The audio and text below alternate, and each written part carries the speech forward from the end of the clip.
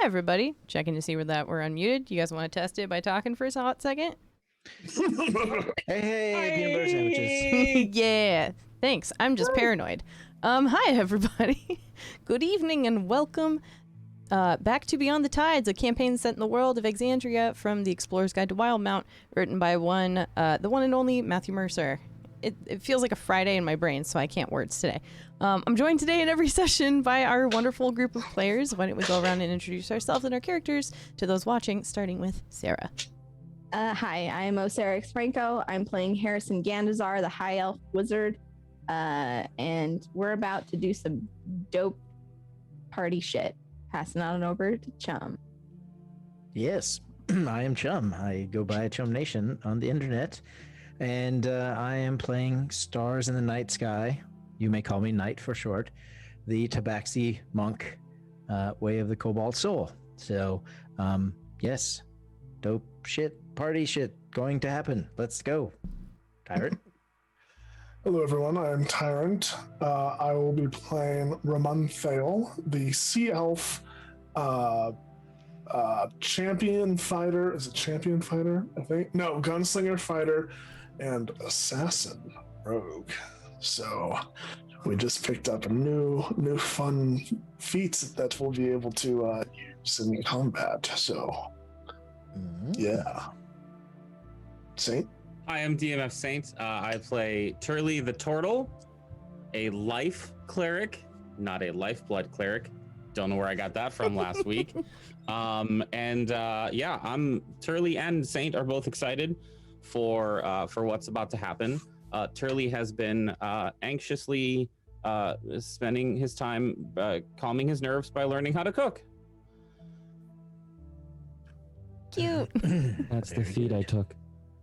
I love that so much. And that brings it back up to me. Hi, I'm Ash. Go by Ash and Rabbit here on Twitch and Twitter, and I'm the DM. I'm gonna panic through most of this, but it's gonna be fun.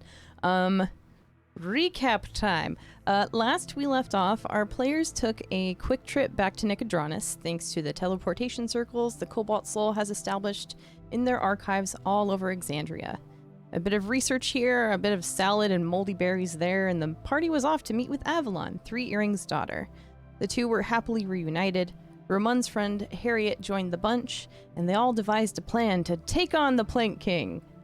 Well, Three Earrings and Harriet agreed it would be a good idea, and the party eventually decided to go along with the plan.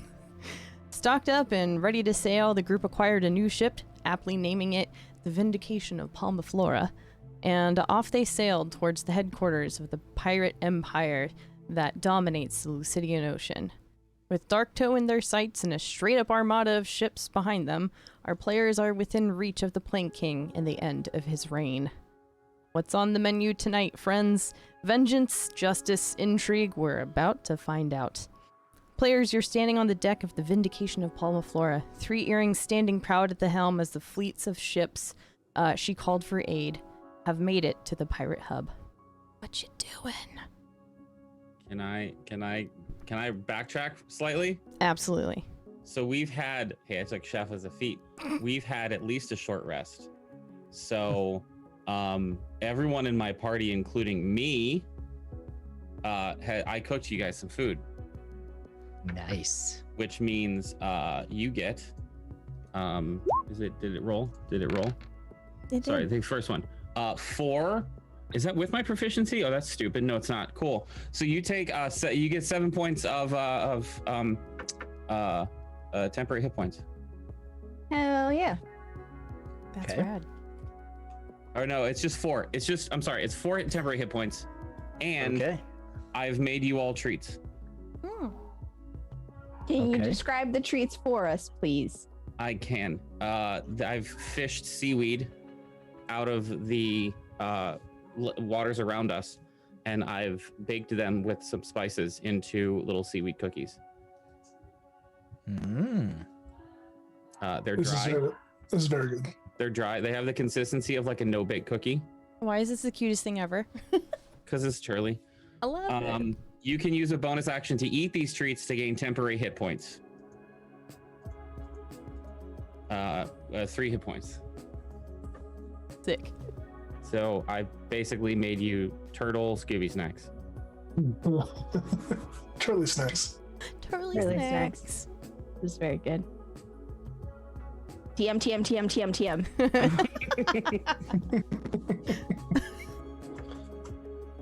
How many of these treats do we have? Each of you have one. One. I can only make 3. And it's 3 temporary hit points. if we No, I'm sorry. need it? No, you each have 2. Because I can do it with 1 hour of work. No, you each have 1. How long is it good for? 8 hours. Cool. I like it. Turley snacks. What are yes. I hope it's good. I'm still learning. Yeah, it's very good.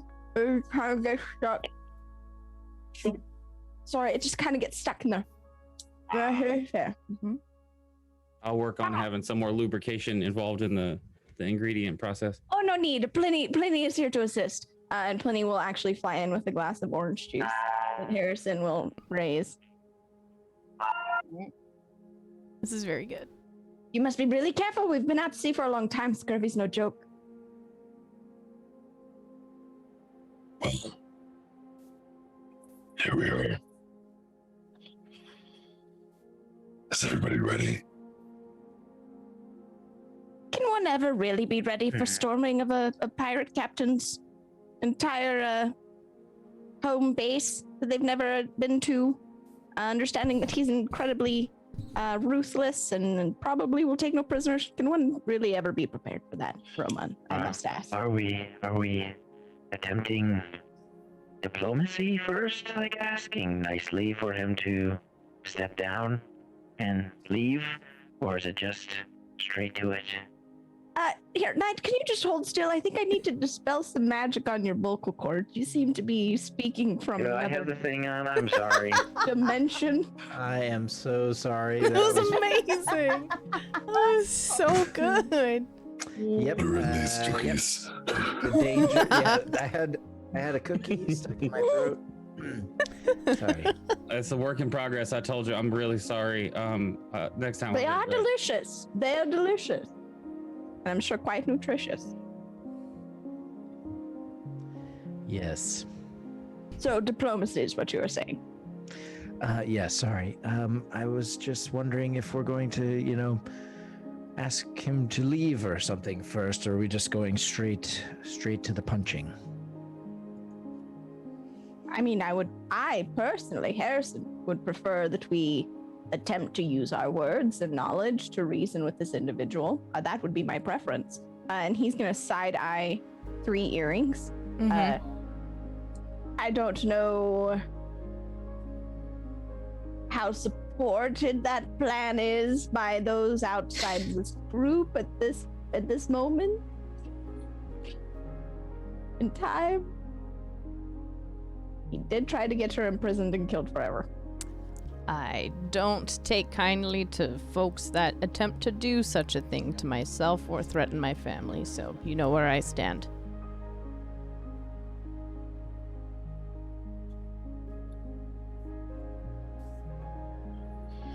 Well,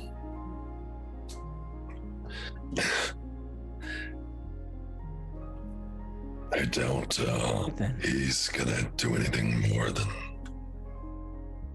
fight. Okay. I was just curious, as all.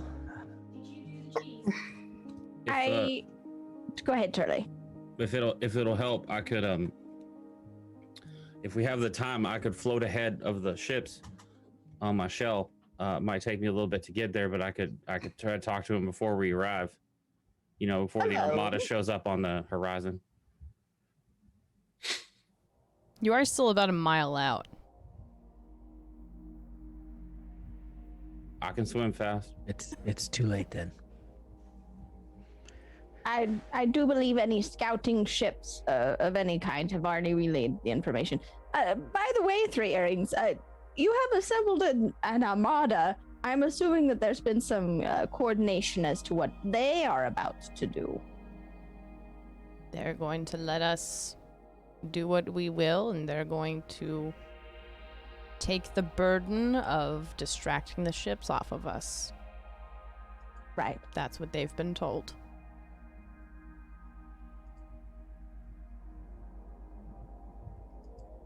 Right then.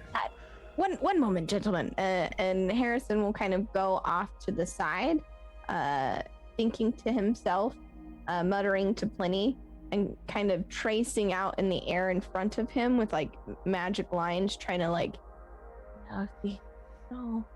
clearly trying to formulate a plan. Very good. Where will the Plank King be in a time like this? Does he have like a inner sanctum or fortress or something? Yes. He has his roost on the very tip top of Darktow, built directly into the mountains. Yes, Turley. When you say tip top, how far up are we talking? 300 feet up in the air. Okay, so do we also have like carts and I don't know, like cabana boys or something that are planning on carrying me and my bum knee up that incline? You'll be fine.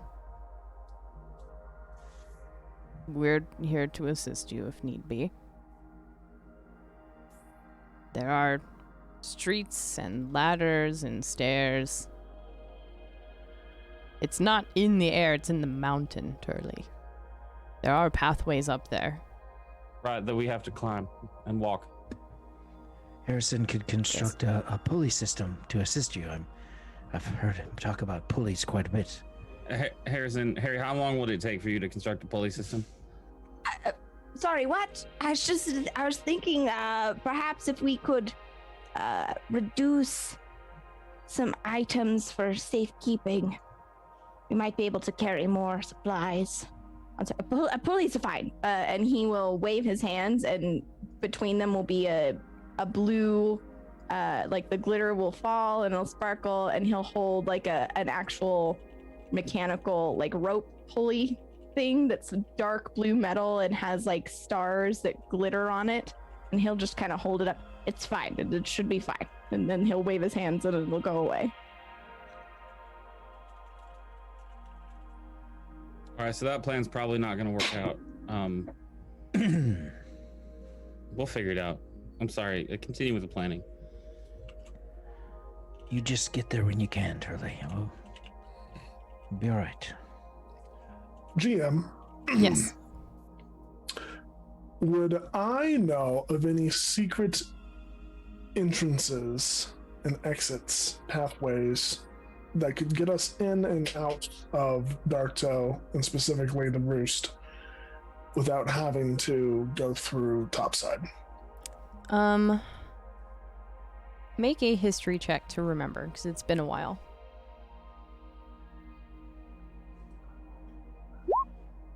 17.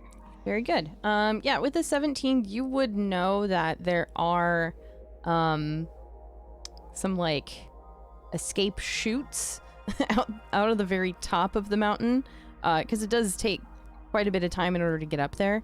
It is, however, just like it's basically like a slide. That's an emergency escape hatch, last ditch effort that gets you to the very back of the island. It's built in such a way that it is nigh impossible for anyone to climb up, though. It's part of their safety concerns with it.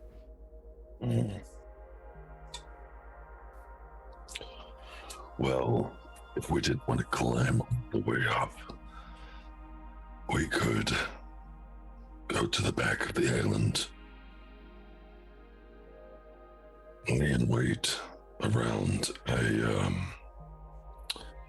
sort of escape chute, hatch slide, and then if we could scare the Blank King enough to try to escape, he would fall right into our trap. Real quick question, Ramon. I'm sorry. Do you need me for this planning right now? I feel like it's more tactical than my services are able to help you with. Guys, I'm not feeling. I'm just not feeling so well. I kind of want to sit down for a second. That's fine, Turley. All right. And Turley kind of limps his way to the front of the ship and sits off the bow. Is the Plank King the type to flee in extremis?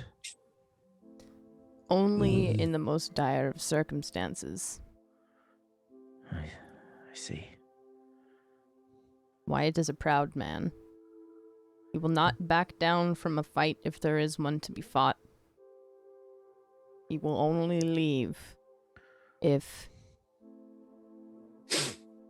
Darktow as a whole is completely outside of his grasp.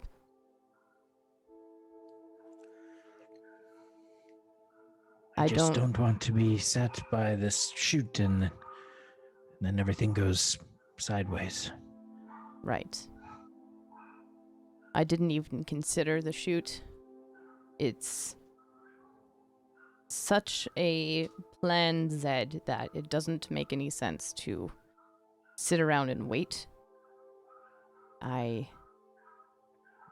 am burning with vengeance, Roman. You have to understand that. As much as I would like to play the long game and wait it out, to have several ships empty their teams onto the island and have them scurry up to Wyatt's roost, fish him out, and send him down that chute.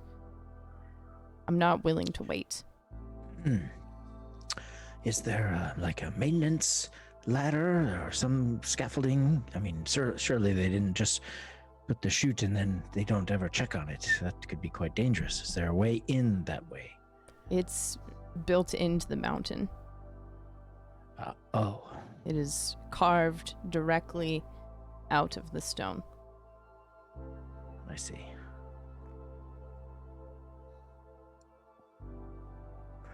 So through the front door then? It's the only way. It really is. Okay. Hey, Turley comes back. Hey, do we have a plan yet? Well, I'm glad you asked, Nope, Turley. actually, I'm sorry. I need to go back. And Turley just kind of goes back to the front of the prow of the ship and sits back down. Knight's going to start limbering up, start stretching.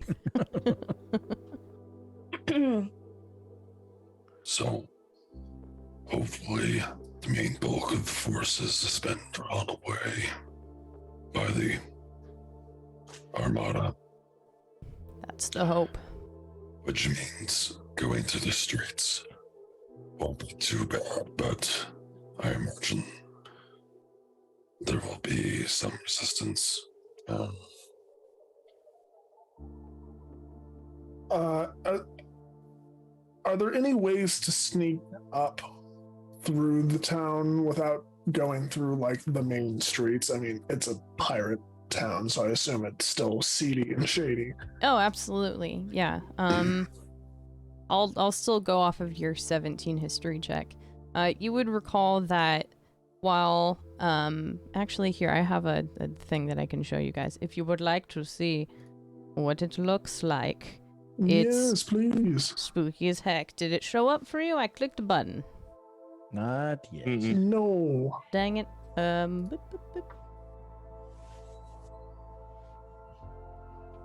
If I just do this. How about now? Yep. There it is. Sick. Hey guys, that's Darktow. Nice. So it's literally just like built into this craggy surface.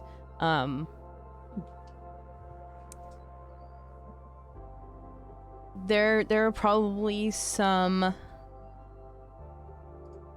like tide pools that are situated below that you can like climb up the rock face if you really wanted to be super sneaky. But as part of safety measures in order to keep the place secure, there are, defense mechanisms built into the edges of all of the cliffs to prevent people from just hiking over it.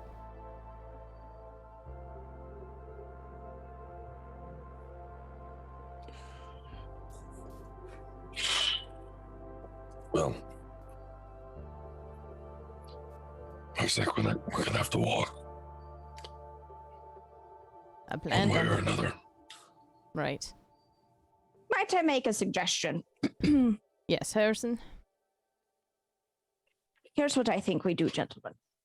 I think we assemble the Armada to draw out as many pirate forces as possible. We use this as a flagship operation, splitting into 3 small tiger teams. Ourselves, 3 earrings in another group, and then Heidi in another group. We divide and conquer, each trying to make their own way. Given Turley's condition, we can attempt to try and take the smoothest route. I have some spells that I think we might be able to leverage, as well as a very easily managed pulley system that we can put up and down as needed to navigate through the area.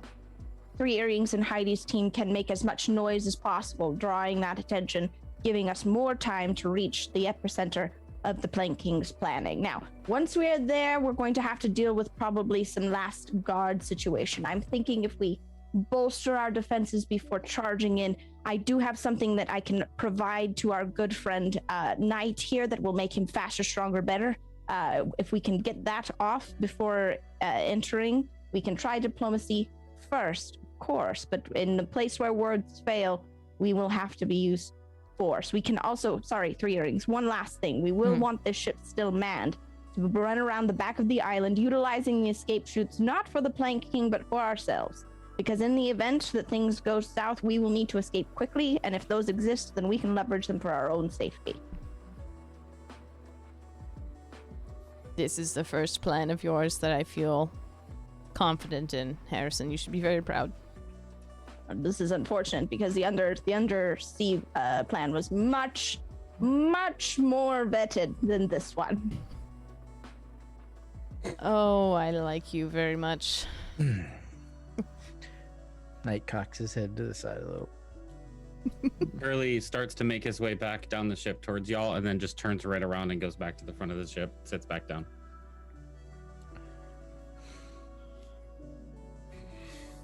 You had something, Knight? No, that's good.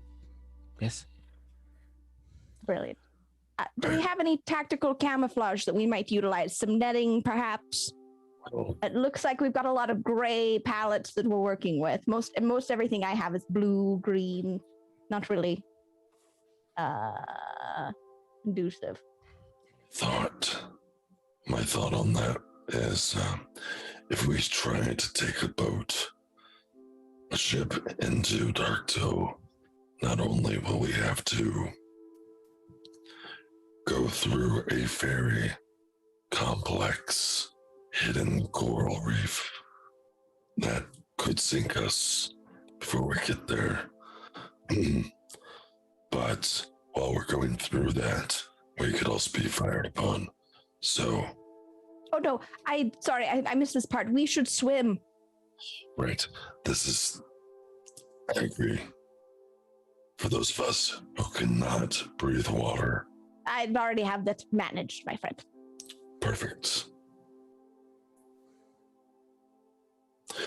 Harrison will look over on the deck to Turley and see that he's still sitting there and call over, Turley, can you breathe underwater, friend? Kinda. Not for very long. Is that it? Yeah. Why? No reason. Yeah, I should have us all covered. Great. I propose then we wait for the Armada to catch up so that we can slip off the ship and leave it behind. Three Earrings, how long will it take you to get your crew assembled so we can divide into these different tactical forces? Well, if I may make one addendum to this plan, it is a very good plan, and It does not nearly have... Listen, short time, didn't really have a lot of time to add all the gadgets and gizmos. I didn't even factor in Roman's gun for this one, and I really think that's a missed opportunity. Are there any mirrors in your plan? I purposely did not include them because we didn't have any, Turley. mirrors would have been nice. That's a joke. We literally could have lit the Darktow establishment on fire from here. Yes, it's unfortunate. We could have burned them out, but here we are. We should go back and get some mirrors, I think. I think we have time. Yes, Knight. I think we have. If that actually could work. We would just need I could conjure a lens to help channel the power of, sunlight, and we could have, yes, from a distance. However, I don't know if that's necessarily doable at this point. Well, probably not. The sun is going down. It isn't as strong as it was earlier. I do like the plan. Yes. Are there pineapples on the island? Maybe in pantries and homes, but not native here. But this changes everything.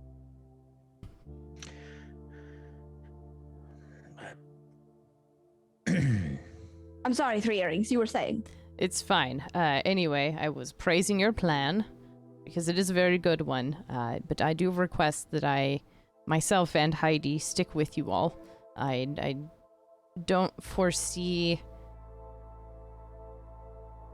being as effective split away from you all. I've seen the power which you all hold, and I selfishly need to use that for my own benefit. My crew here is... I feel in the time that we've grown to know them over the last week or so, I have also been able to gauge their effectiveness, and they will do just fine on their own, creating a distraction for us. Maybe Harriet can tag along with them, and Harriet will kind of like poke her head out from the captain's quarters and, yeah, I'm fine with that. That's okay. Great. Perfect. So Group A, Group B. We will be Group A, I suppose. Semantics. And then logistics and all that. Is that okay? I don't see why not. I think that's perfectly acceptable. Could we call ourselves the A-team? That would be... This is acceptable. That's better. Okay. Fantastic. The A-team, and then that will be the B-team. Yes. As deduction says. Turley limps up. Which team am I on? I'm sorry. What did I miss? You're with us, Turley. You're on the A-team, Mr. T. All right. I'm sorry. I had the first batch of the food I made for y'all was not so good. Seems to have upset my stomach a little bit. Thank you for being the tester for that, I suppose. Otherwise, we would all be in the state that you're in prior to this siege. Thank you for taking that. I think it's all out now. I don't think it's going to be a concern during the battle. Turley, are you not a cleric? Can you not? I felt like, I mean, yeah, sure, but it was like kind of a food poisoning thing, I think. And so like it would make me feel better, but it would still be in my system. So I kind of just decided to let it, flow, let it ride. so to speak. Yeah. Right. Oh, gosh. It's Do you require a barf bag? I've been making them. No. I've gotten really good at it. No, thankfully it went the other direction. But I do feel much, much better. I feel much lighter too. Like there's been a load taken off my shoulders. How much of a load would you say, Turley? God, I must have lost at least 17 pounds on the bow of that ship. Harrison does some really quick math and then just starts beaming. Oh, this is excellent. And now if we can find that pineapple, we will be unstoppable. I hope so. Also, thank you, GM. Absolutely. Oh my god. Hey, what's that mechanic you let your player do? Just shitting. Just shitting. Let him lose 17 pounds by having diarrhea off the bow of the ship. Oh, it's very good. They were curious on how they can make the weight limit for levitation. What would you do to fix that? Just poop. I was like, what is he going on about? What is he talking? 17 pounds? What is it? Very precise calculation. This would be very good. Oh, this is amazing. It's a large turtle. He probably ate a lot of food. Yeah. Come on. He can hold a lot. Of course. It's all right. He's a big guy. All good. Yeah. It's all water weight.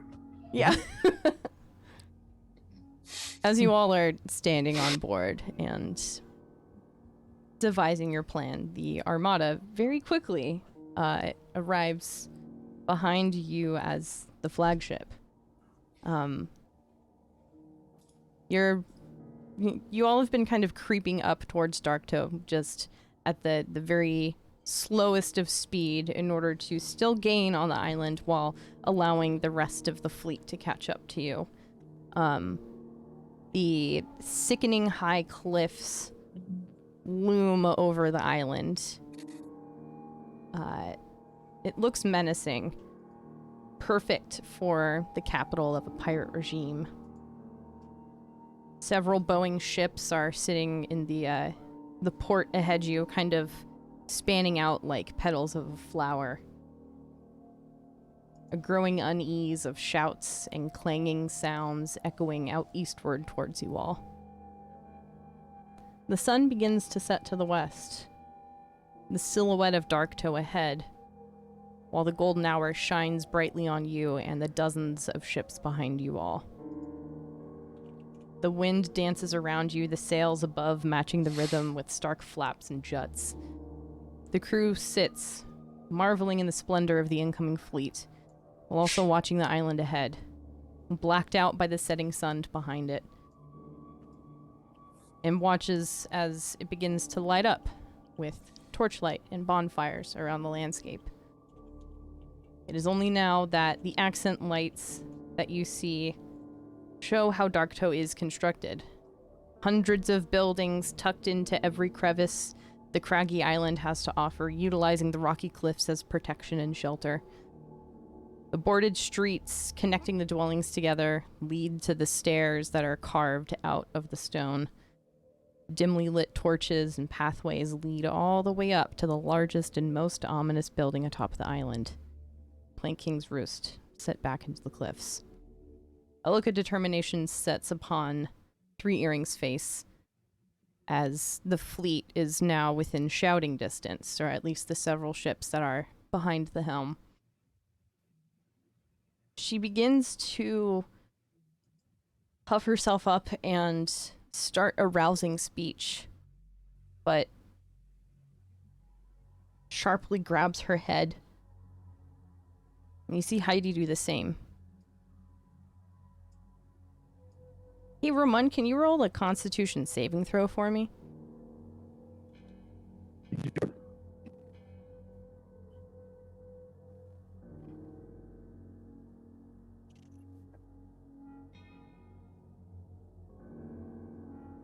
The one time I fail, 9.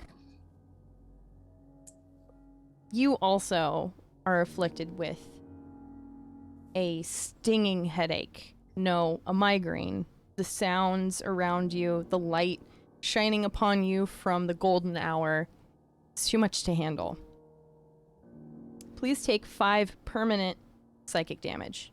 That takes away part of your health total.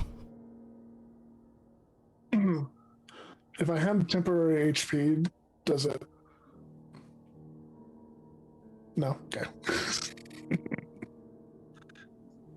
As you're sitting there, gripping your head, trying to fight back this pain, the rest of you see Roman, Three Earrings, and Heidi all just doubled over.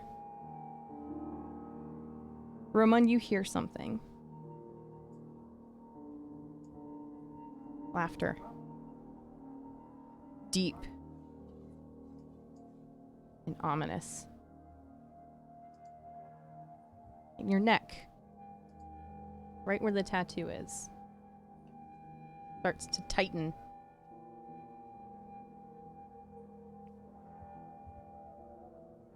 A moment passes and you and the two pirates are free from whatever held you.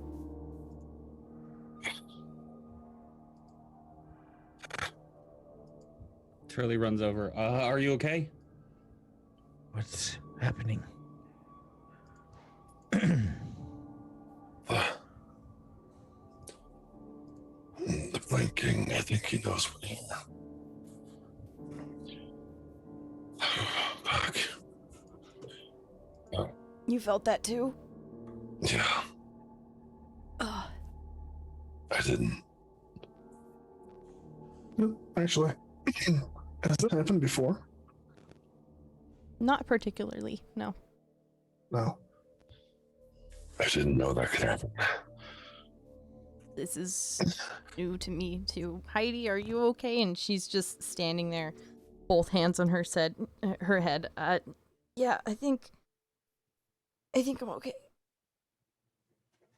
I think we need to just go. We need to get going. What are we doing?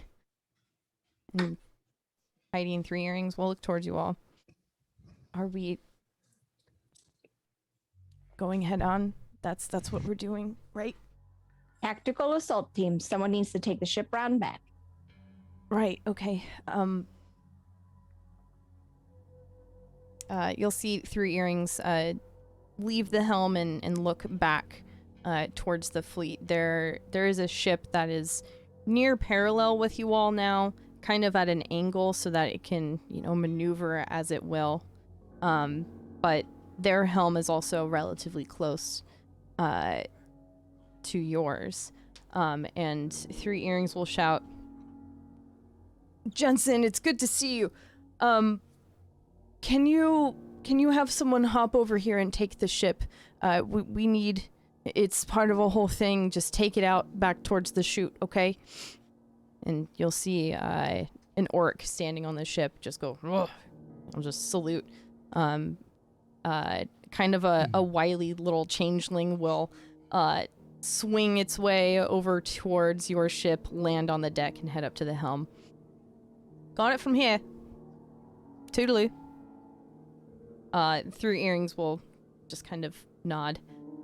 "We can swim, we can take the rowboats, whatever you wish to do. I'm here with you all." Well, I think for our particular team, let's see how many we've got. 1, 2, 3, 4, 5, 7. I can cover our team. No, Turley, that's not how magic works, but I appreciate the consideration. I could take 3 others with me as long as they are capable swimmers. Very good. Don't worry about me, I can breathe. I could take 4 others as long as they're capable swimmers. That might cover us. And Heidi will look and kind of point at herself, Three Earrings, Turley, and Knight. That Mechanically I can cover 10 individuals. Oh, okay, so cool. Harrison's just trying to figure it out if we can, whoever's going to be a part of the tactical assault. I don't think we need to get in the nitty gritties of it. Yeah. But Harrison will cover as many people as he can with water breathing. Okay. Ideally we would take about 10 minutes for this. Sure, that's whatever you need. And you'll see Harriet shouting to part of the crew that's still on the ship, as well as the ship towards your right, the one where the changeling swung aboard from, gathering people for her assault team. The other ship will lower one of their rowboats, Heidi, climbing down off of the side ladder of the starboard side, kind of hopping into their rowboat, looking back up at you all. We'll see you guys on the ground, right? make it to the top, and then they just rowboat away. For expediency's sake, unless anyone has anything else they want to do within this 10-minute time frame, you cast water breathing to everyone within the group that requires it, and you are set. Were you guys just going to essentially like dive off of the boat and just start swimming straight towards Darktow? I think so, pretty much. It might be easier, and we'll have a lower chance of being detected if we walk along the floor of the ocean. It'll get shallower as we go.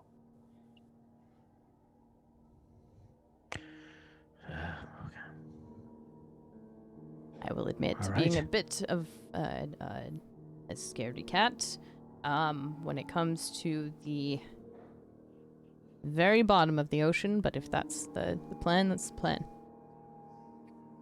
Do we need to go that low, Roman?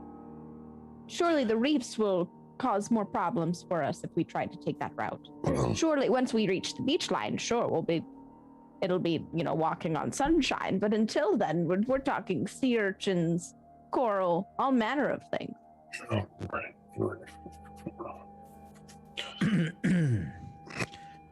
Oh, I mean, we can swim underwater the whole time because we'll be able to breathe, so should be all right.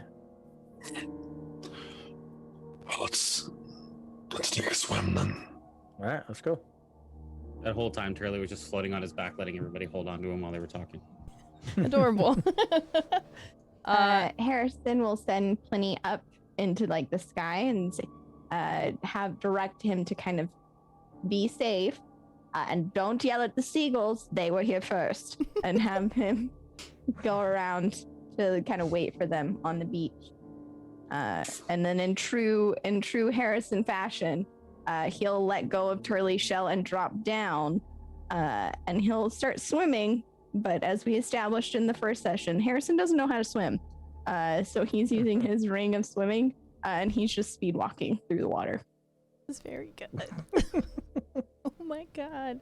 Okay.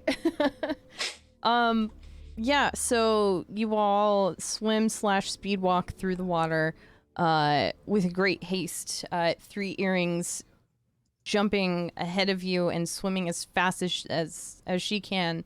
Very likely following behind you, Roman, since this is kind of your element. It takes you guys the greater part of 25-30 minutes to make this swim. It is about a mile long. So while you are able to breathe underwater, it is still a bit tiring. So it does take a bit of time to do so, especially with Harrison and his speed walking, sweating underwater. It's very good.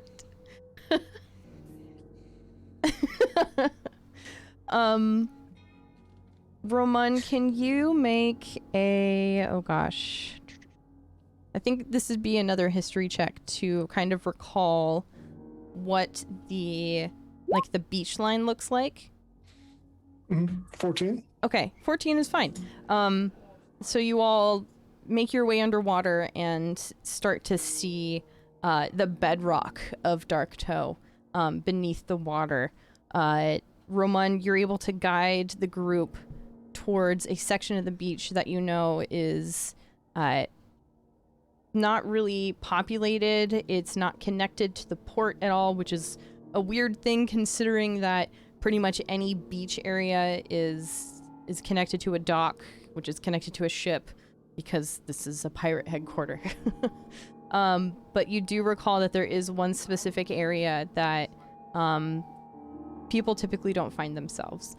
So you guide the group to that area. You're able to come out of the water and into this kind of tide pool-esque area. I would like everyone to please roll a stealth check as just this merry band of adventurers suddenly shows up on Darktow. I'm not comfortable with the energy.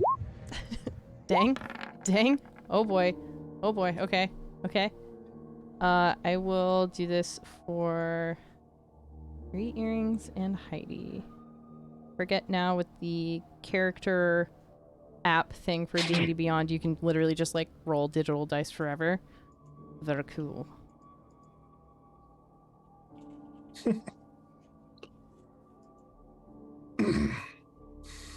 Okay. You feel very confident in the fact that you've brought your group to this area and that this isn't a very heavily scoped out or patrolled part of the island. I have a map if you guys want to see it. Let's see, where is it? Yes. You're gonna be at the very bottom of this map. And I'm sorry I don't have like cool light stuff on here or anything. It's just like sweet looking super dark night tide pool stuff. Confirming that's beneath us, under the water. This is all above water. So the little pools that you see, Got it. Cool. those are just pools of water. Understood. Yeah. So like this being a tide pool area, it can fill up with water, but it isn't at this point. The music's still playing. It is. Huzzah. Very cool. Has that always been the token for 3 earrings? It's a new one. I like it. Thank you. I had to draw in the little Very 3 cool. earrings on her ear though. It's very cool. I like it. 3 earrings will like wring out her fur and do the cute little like cat shake kind of thing. I can assist with that. And Harrison will go over and prestidigitate the water out of her fur for her, just really quick, like a little blow dryer. I would imagine it is exactly like that. You're just sticking your hands out and it's just she'll kind of puff up a little as the air has expelled all of the water from her fur, leaving it nice and clean, still a little bit salty though. She'll just kind of shake and it'll settle around her. Right? So this is Roman, you've done a good job in remembering this area. It's been some time since you were here. So thank you for guiding us here. If we continue westward, which is like north on the map, there's a bit of a space in the crag in which we can climb up. Just it's not bad, Turley. I know climbing probably isn't your favorite thing. It's just a 10-foot climb, and it will bring us onto part of the streets. Are we ready? Let's do it. Yes. Do we have a choice? Not really. Then I'm ready. And Heidi will kind of start making her way through here. 3 earrings following. It's fairly cramped, so that space over there is a bit wider for those that might need that. We'll meet you on the other side. They just make their way through. Feel free to move your tokens if you'd like. How tall are these like passages, the upper parts? They're like 15 feet tall. Some of them at their tallest like 20 feet high. So it's fairly cramped in these little spaces.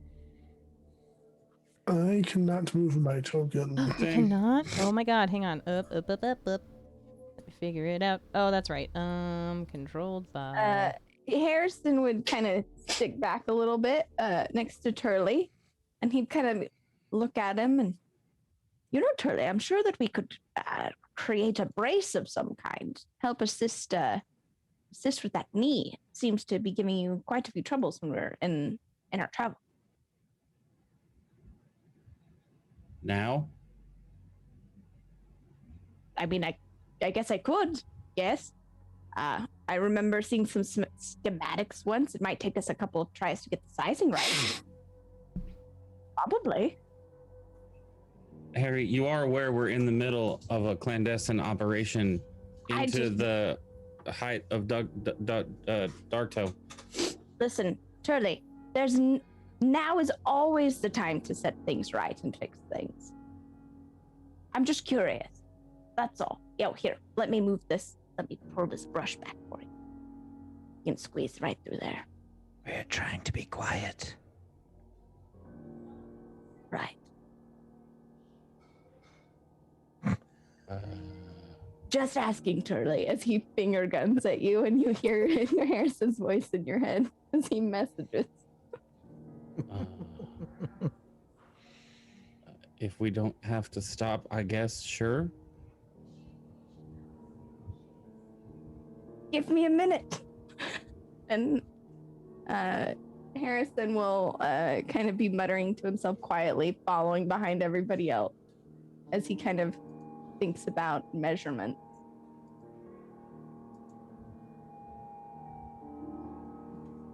Turley keeps looking at you with a very concerned expression as he walks forward.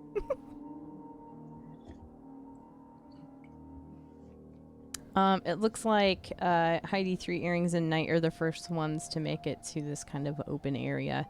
Heidi will kind of scout around, just kind of looking for another route and point back towards you, Ramon. I think you're next to the way that we need to go. Right, yes. It'll twist and turn up here, if I remember correctly. Yes. Yes, keep going. Knight's gonna climb up on top of this one. Oh, whoops, sorry. I just, It's grabbed all right. your token. I was covering Heidi up. Yep. It's all good. So I'm gonna keep an eye or try and see from above here. Okay. Roman, just as you pass that area, you hear a faint shifting above you. And Knight, you are able to see this. Oh, dang it. Sorry, I'm on the wrong layer now. This guy shows up. Kind of a scout-looking pirate. He was, like, hanging out up here, but he jumped down. He'll just say, "Hey, who are you?" When he jumped down, did he see me immediately with my 20 stealth? No, not immediately, but he did see Knight up there, even with the stealth. Like, you guys were, like, eye shot of one another. So is he above me right now? Yeah, he's, like, kind of hanging on the edge here. As he's confronting Knight, like yelling at Knight, can Roman scamper up the side of the thing real quick and try to pull him down into the ravine? Yeah, feel like this is just a straight up strength check, unless you can make an argument for, like, athletics. I mean, I would have to climb up the side and like use my leverage against him to pull him off, so.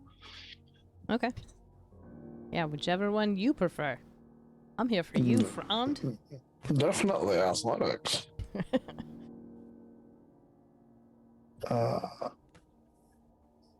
Preferably acrobatics, but I don't think that's gonna work. 17. Hey, not bad. Yeah, you, excuse me. Oh, the water. You very easily scale this wall, and grab this guy kind of by the scruff and huck him down onto the ground. He's completely cut off guard, by what you've done, and, lands on his back, but very quickly, gets into, like, a crouch stance. Says, "Hey, what's wrong with you?" Could I have like pulled him down and like landed on top of him? Or even now, since he's in a crouch stance, could I like kick his legs out from try to pin him to the ground and put a hand over his mouth or something? Yeah, absolutely. Go ahead and just do like an attack or like an unarmed strike to see if you're able to actually hit him. Okay. That's how am I not proficient with unarmed strikes? I guess that's a feat, isn't it? I think so. Unless you a monk. Right. 15?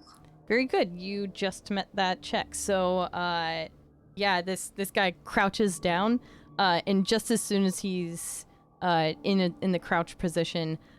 You kick his feet from underneath him and are very swiftly able to cover his mouth.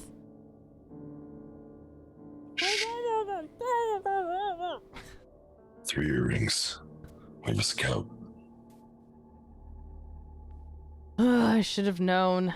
And Heidi and 3 earrings will kind of come up towards this guy. We don't have time for this. We need to keep moving. Shall I put him out? Do what you must. And the guy goes...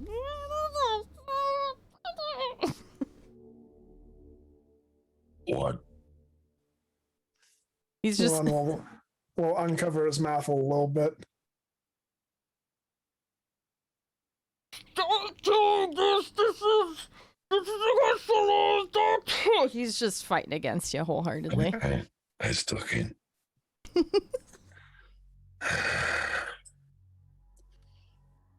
I'm sorry, Harrison. Did you like punch him or murder this man? Oh, I murdered the man. Oh, cool. Yeah.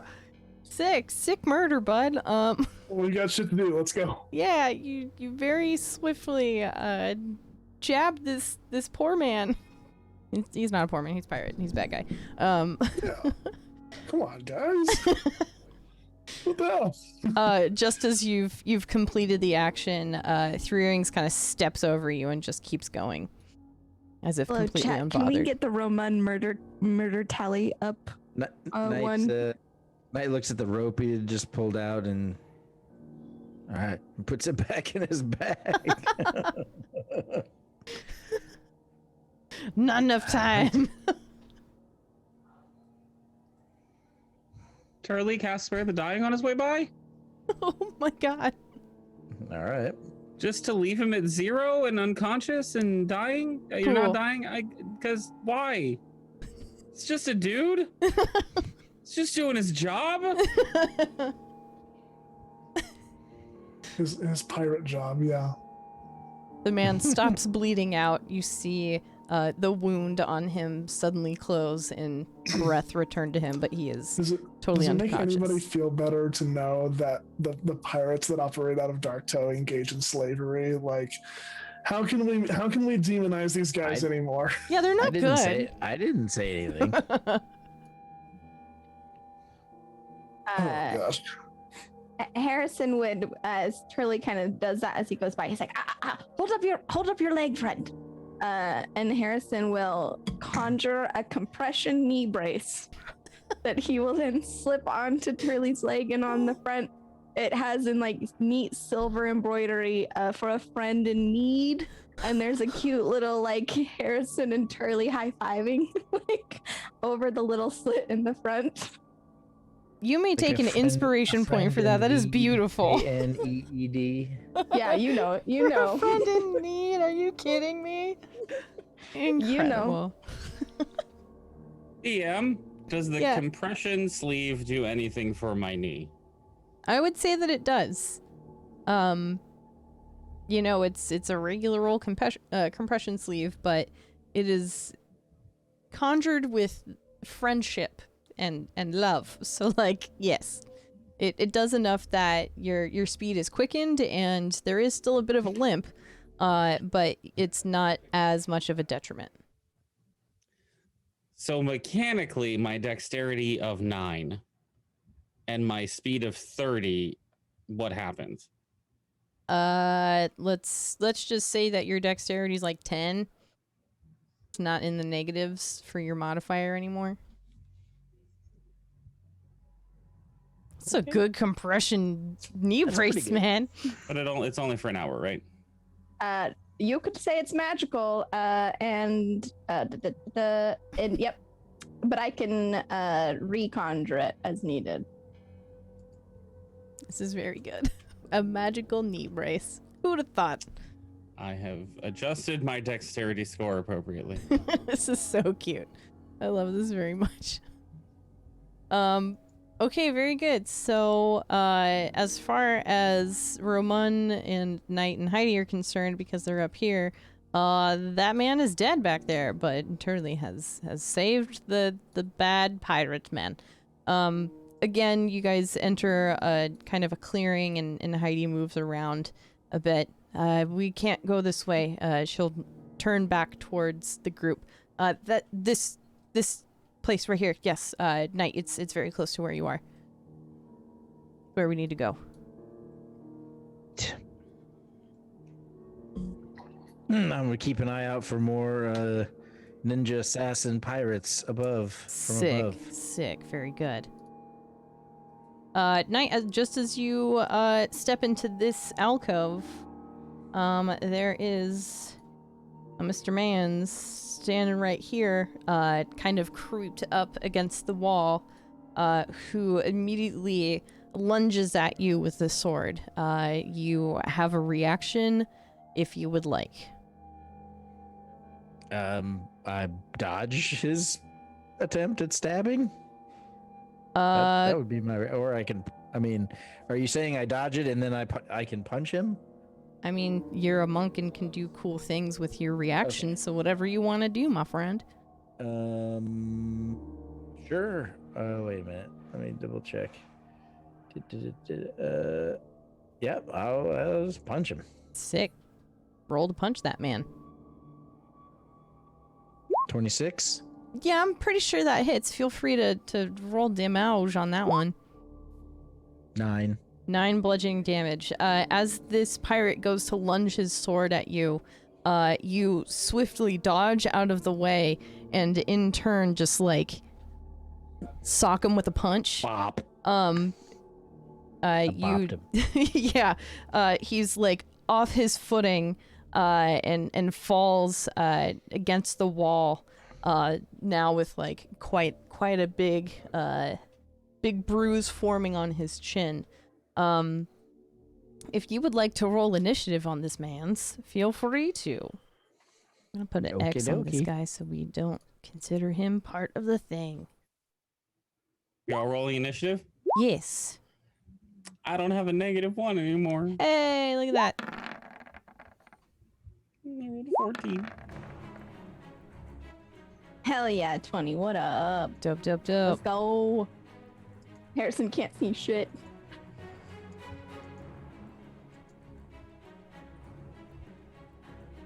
Oh, I like how it has the parentheses advantage there.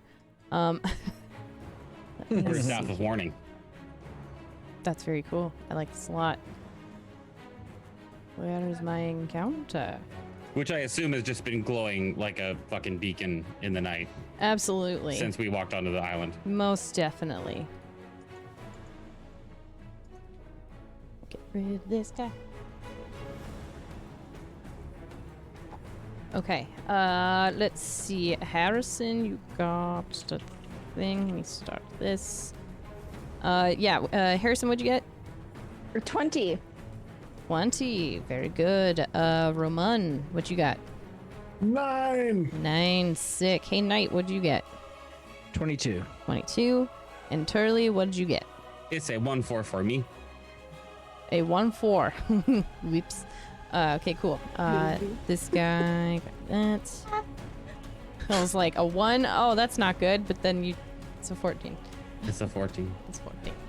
This is fine. Okay, cool. First up is gonna be Knight. What you doing, bud? It's just this guy right here. As far as you know. I'm gonna bop him again twice. Okay, do the bops. Oh, that looks like it's real good. That's an at 20 and a 21. Both so hit. I got a 28 and a 21. Very good. Roll damage for both. First one is that right? It would be. That rolled 12. poorly. 12, yeah. 12 for the first one. I was Cool. just looking at the underlying roll. And 6 for the second one, so 18 total. Okay, cool. Yeah, this guy is not looking great, especially considering you already bopped him once. Is there anything else you would like to do here? No, I'm not gonna waste any key points on this guy. I'll just stand here and see if he can muster up the courage to hit me. Okay.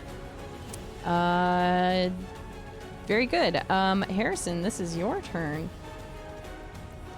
Harrison, hearing kind of the sounds of a scuffle in front, is going to stop mid-explaining the brace and how it works. You see it constricts around the muscle, providing support, and is going to look ahead, hearing the scuffle. And, oh, no time. Is going to try and scoot around Turley. 5, 10, 15, 20, and then like kind of just meander around, like looking at, around everybody. Can I see the pirate from here, like over shoulders and whatnot? I would say so. Like Heidi is considerably short. She's a dwarf. It's okay. That's just how she's built. 3 earrings would have kind of gone into like a crouch stance. So you can see over both of them. Okay, awesome. He's gonna see that individual and be like, "Oh, let's hope he went for a swim recently," and put his hand out and cryogenic beam and cast Ray of Frost. Cool. I like this very much. Cool, because puns. Anyway. That was bad. I'm sorry. Oop. A 10 to hit. Probably not gonna. That unfortunately does miss. Good. The Ray of Frost kind of glints off of this guy's leather armor and hits the wall behind him, and he kind of goes, "Oh," because it's all chilly behind him. Yeah, Harrison goes, "I didn't account for the crosswind." Okay. And that's going to be Harrison's turn. Okay, now it's this guy's turn, and he's not very happy with everything that's happening here. He will first shout ahead of him, "Oi, we got some baddies over here!" And then no, we don't. We really don't. He will take his sword that he attempted to hit you with, Knight, and make an attempt once more. I'm gonna get my dice out on my phone because I'm a lazy panda. Does a 21 hit you? Yeah, that one does. That does hit. Okay. Let's see. That is 9 points of slashing damage to you, sir. Okay. And he'll just kind of try and scoot around you while still being within arm's reach of you. And that's going to be his turn. Turley, it is up to you now, sir. Hi. So, I don't know what the fuck's going on right now. I'm in the back, right? Yeah, you're still chilling. You did just hear someone that you're not familiar with kind of screaming. You saw, you may have seen like the affected glow of the Ray of Frost from where Harrison had moved past you, like, "Oh, gotta go." Like, you're aware something's up. So 5, 10, 15, 20. Cool. I would like to, with my quarterstaff of warning, glance around and see if I can tell if there's anyone, I don't know, in like this area over here. Cool. Kind of situation. Yeah, if you'd like to do an old perception, do the dang thing. I would love to. Very good. Here is my perception roll of 24. Cool. Yeah. From where you're standing, you do in fact see a dude. Kind of hiding in a corner over here, kind of just waiting for his chance. But now that you've recognized him and kind of called him out with your sight, he's now stepped into the light. Step into the light, Carol Dan. I would like to. We are surrounded currently. There's people from behind us. This is a war of two fronts, as they say. Help. Help. And I believe perception and talking. I don't have anything I'd like to do as a bonus action currently. Okay. So I think it's gonna do it for me. No problem. Thank you for your turn. It is going to be this guy's turn over here. 5, 10, 15, 20, 25, and 30. Cool. Let's see if he can actually see you. He can. Very cool. Absolutely not cool though. This pirate dude will make his way towards this little tide pool here. See that you are not from here, Knight. and he'll kind of kneel down and shoot his little crossbow at you. See if it hits. I don't believe a 9 hits you. Is that right? 9. Okay, so that misses. He is going to try again by like bonus action reloading this thing, and then as his second attack attempting once more. 23 to hit. You're muted. Yeah, that hits. Okay. Let's see here. Black missiles, yes! Hold on. Yeah, we need to know how much damage you do, though. Okay, let me see. It would be 16 points of piercing damage. Luckily, it's 1d10 plus 12, so 4 plus 12 is 16. If you reduce the damage to 0 and have a free hand, you can spend a key point to make a ranged attack. I'm not going to do that, but I'm going to catch the arrow and reduce that damage to 0. Very cool, yes. I literally have something written into my notes, highlighted at the top of every session that says, shoot your monk. I have yet to use this. The other people never hit me with the ranged attacks. They kept missing. I'm like sitting here waiting to use this the whole time. Hey, this guy did it, and he just freaking caught it, and that's amazing. He's a little taken aback. That's his turn. Roman, it's up to you now. Oh, it's my turn now? It is your turn. Which means purple and green haven't gone yet? Mm-hmm. Good to know. Roman, noticing Turley has turned around and has said something like we're surrounded or something like that. Roman is going to almost seemingly disappear into the shadows and will just kind of bounce back and forth around and appear right next to this man. And Roman will just take his attacks on him. Because he hasn't gone yet, Roman gets advantage on all of his attacks. This is great. Is this a feat that you have? This is one of the assassin things.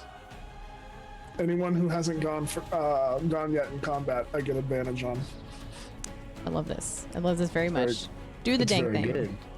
We're doing the dang thing. Heck yeah. You know what? Wait, hold on. Okay. I'm gonna roll it like this. Well, I don't think either of those are gonna hit. But I did realize that I can just roll with advantage in D&D Beyond, which I didn't realize before. Oh yeah, sorry. That's a whole thing that has been recently discovered. Weirdly, it doesn't populate in there's a way to do it. With that. Yeah, there's a way to do it. You have to essentially not do the disadvantage advantage within D&D Beyond. You have to go within Roll20, click on the little Beyond 20 thing, and there's an option to ask every time when you roll. It'll default to normal, but then from there you can say advantage or disadvantage, and it'll pop up in Roll20 as if you had a character sheet in there with advantage and disadvantage.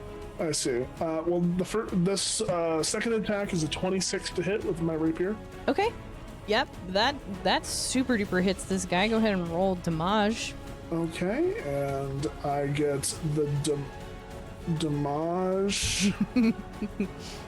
I love mispronouncing things. It brings me so much joy.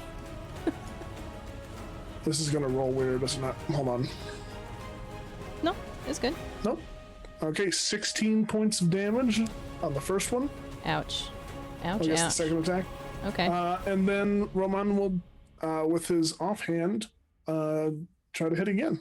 Okay. Go for it. Swoop. 19 to hit. That does hit. And this is just 15 points of damage. Just 15. Well, wouldn't you know, that's enough to totally murder a man. The rapier hits twice, and the first one hits, and he looks genuinely concerned for his life. And as the second one hits, he just kind of cries out in agony and crumples into a heap.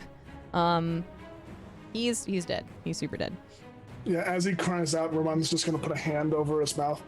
Shh. And just lay him down. Very good. I love this. All right. Anything else that you're doing?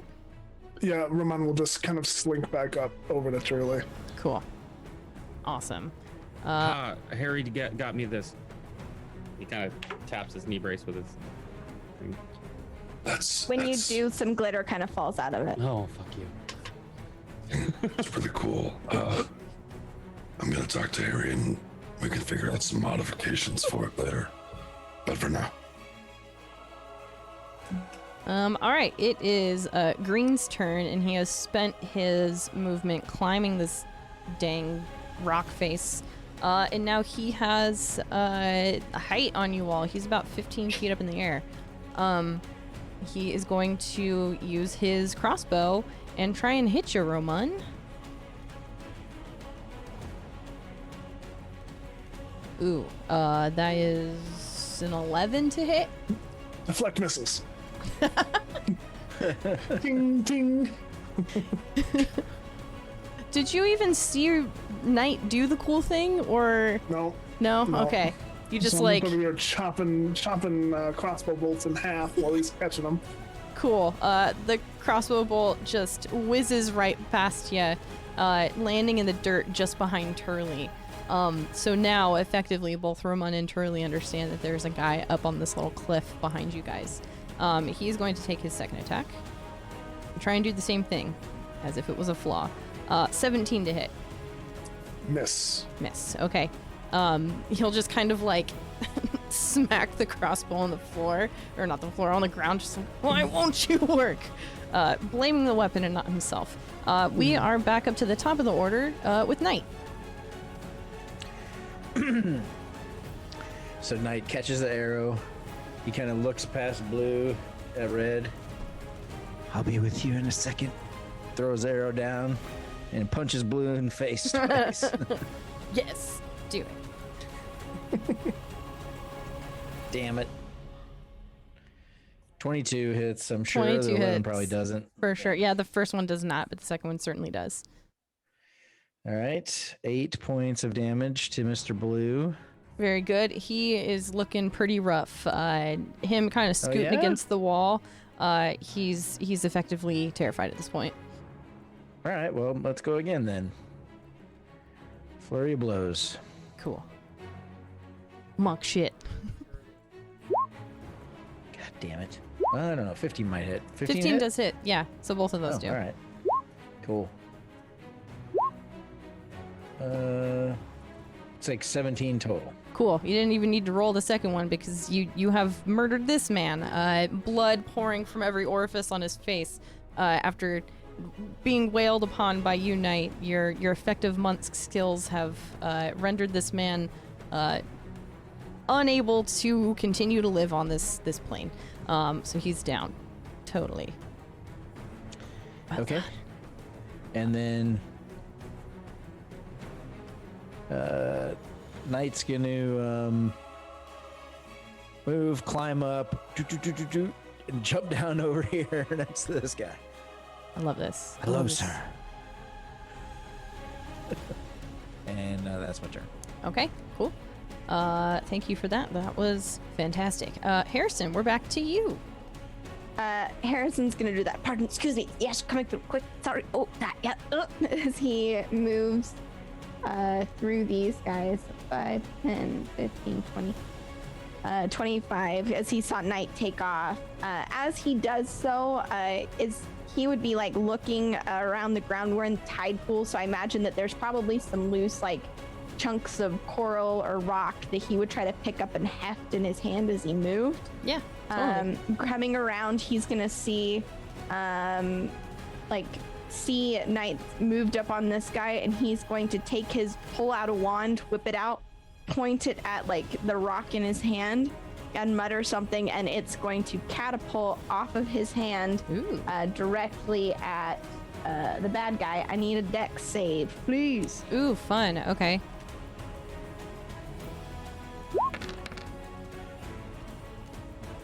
Ooh, he only rolled a 6. Hell yeah. So he's going to, that rock is going to just kind of like spiral in his hand for a second. And then like there's going to be a little illusory like catapult that like flings it out at a jarring speed. Let's see. You failed save. So he's gonna take that 14 bludgeoning. Oh boy! Wow. Okay. Cool. As it just like cracks into his shoulder. And Harrison will yell out, "You know, you could join us if you'd like." That's his turn. Very good. No, you can't. I look at him. It's a long application process. You wouldn't make the cut. Turley, it is your turn. Turley will tap Ramon on the shoulder and turn around with his back toward Ramon and say, "Hey, could you loosen my shell a little bit for me?" What? Can you just loosen the shell, quick? Quick, do it. Sure. I can on my turn, I guess. I don't know. It's narrative. It's themed. So as Yes. you grab onto his shell, you notice that the kind of like the spikes in like back of Turley's shell are actually they like your hand kind of and it kind of moves a little bit and it pops off. And he has a shell underneath it, but it's also a shield. And he asks you to hand it to him. Mechanically, Turley's had a shield this whole time, and Saint forgot and didn't have it equipped. So now he asks you to hand him the shield, and will now equip Turley's turtle shell shield. Morbid, I love it. Thanks, I appreciate it. I literally have nothing else to do right now. Everybody's out of range. I'm not blowing spell slots. Nobody's hurt.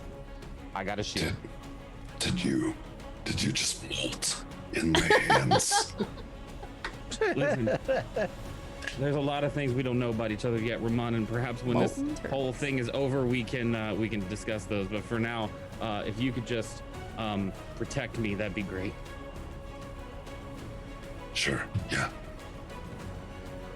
DM, my AC is now 19. Damn. All right. Cool. Because I'm a dumb and forgot, it is now Three Earrings' turn. My bad. She heard the arrow from the crossbow bolt, or I guess the crossbow bolt, whatever, slam down to the ground next to you, Turley, so she is aware of the guy up there. She's going to kind of move over here, crouch down a little bit, and throw a dagger up towards this guy. Let's see if she can do the thing. Yeah, she rolled a 20. Not a natural one, a dirty one. So yeah, absolutely hits this guy. Let's see the damage. Damn, girl getting max damage. She hits this guy for 12 piercing damage, or slashing, whatever you want it to be. As a dagger flings from her paw directly up towards this guy and hits him like right in the shoulder and just gets stuck right in there. She'll maintain her crouch and look over towards Heidi and say, "We need to go," and start making a break for it.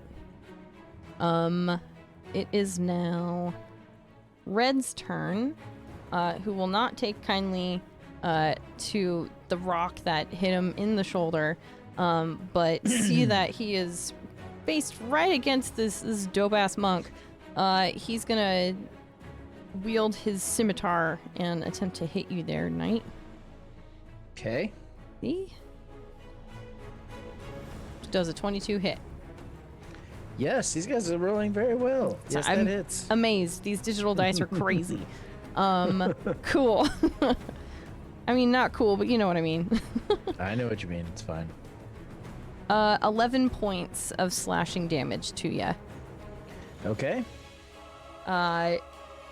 And then he will also kind of make a break for it, so you get an opportunity attack as he tries to break away. Oh, hell yeah. Where you going, sir? 25. I'm pretty sure that hits. 7. Give him a little thump. And what a good thump that was. He is not looking great at all. But he is going to run over here towards his friend and just reach an arm out and say, "We gotta go!" Ramon, it is your turn. Roman, kind of shaking his hands off a little bit after helping Turley, will look up at the pirates and will actually, as Turley's turned around, will kind of jump up onto Turley's back, crouch, and backflip up however high and try to land in front of, actually in between the two pirates. Okay. Yeah, the one guy is like still on the ground. He's just reaching up. But yeah, this is fantastic. I love this very much. I won't make a roll for that because this is dope as hell. Cool. So what you doing up there? As soon as he lands, he kind of lands with his both of his cutlasses out just in front of him. He looks down at the pirate on the ground and then just takes a big old slice without even looking at Green. Okay.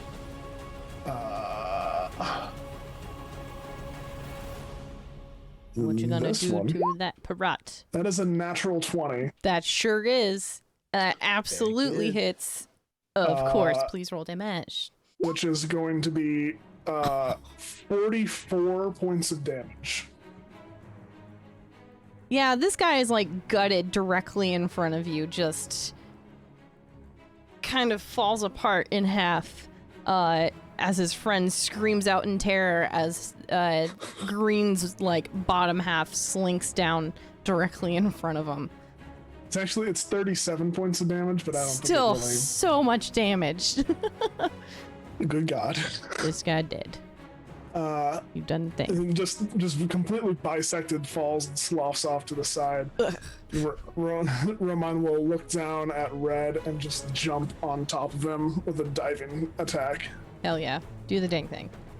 Do the dang thing. I want to say that like the top half of him sloughed off the other side, so he's just like his top half's over here, his bottom half's over here, and then there's just like entrails stuck up here.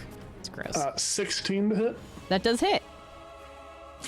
And this one will be 14 points of damage. Jesus Christ. Yes, the rapier goes directly into his shoulder, basically through his neck and down into his chest cavity, cutting off his airway and all the fun gory stuff. You have murdered this man. Or rather killed. It wasn't premeditated, whatever. He's dead.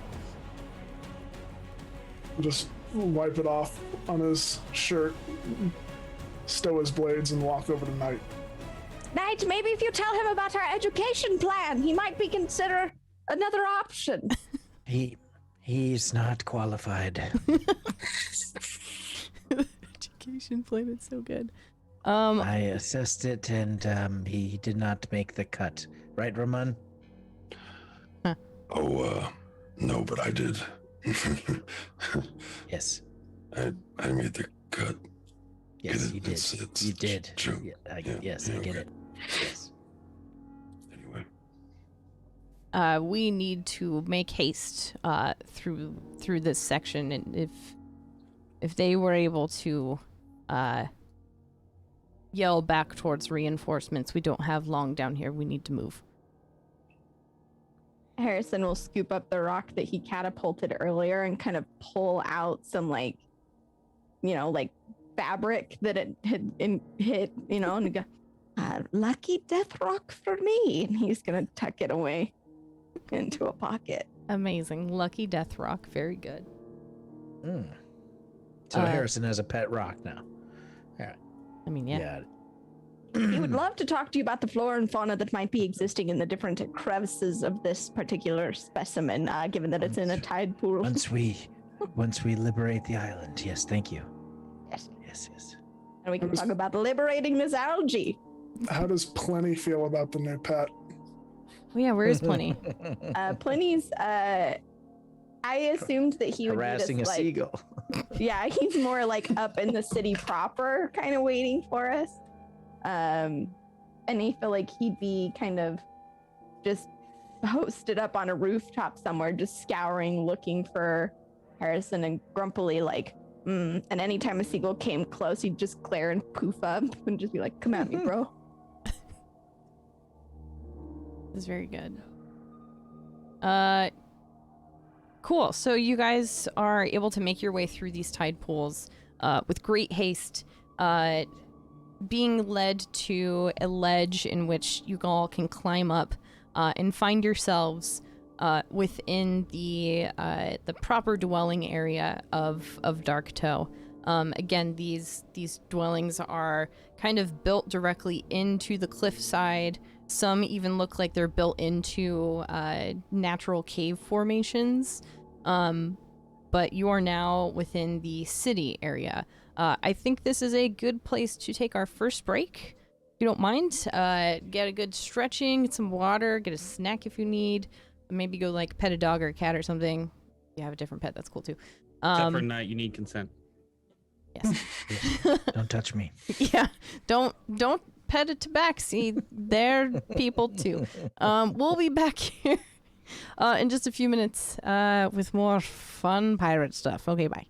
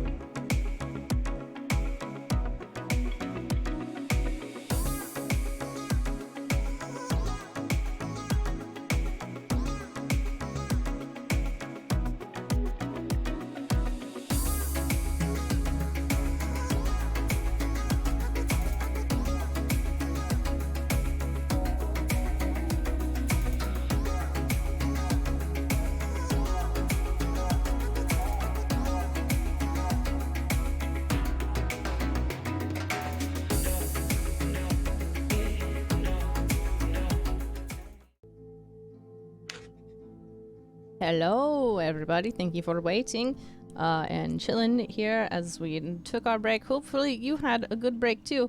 Anyway, we're back to it. So you guys have made your way through these tide pools, fought some pirates who were there to monitor, scout, whatever, and have now made your way to the city proper within Darktow. So, where you guys come out of, it's still fairly encapsulated, so you are still kind of hiding a little bit. You're not completely out in the open, but you have a couple different paths to get up. You can take the route that is out in the open, lit by torchlight, the fastest route, or you can take the slower route that has, it's a bit darker. The stairs are a bit harder to climb because they're newly constructed, so they're still fairly rough stone, but is less populated. What you trying to do? Turley was like the slower route, but then you said stairs, and Turley likes a faster route now. Stairs, my nemesis. Harrison, once we've kind of like popped up on the surface, would kind of look up around, and a very grumpy Pliny would kind of circle and eventually come down on his shoulder. And Harrison would, yeah. So did you see anything, or were you just cursing out that poor goal? I told you, Pliny, that they were here first. I understand it had the best viewpoint, but that's not the... Did you see anything? Did Pliny, given his time up here, see any movements of forces that would allow us to better navigate safely to where we need to go?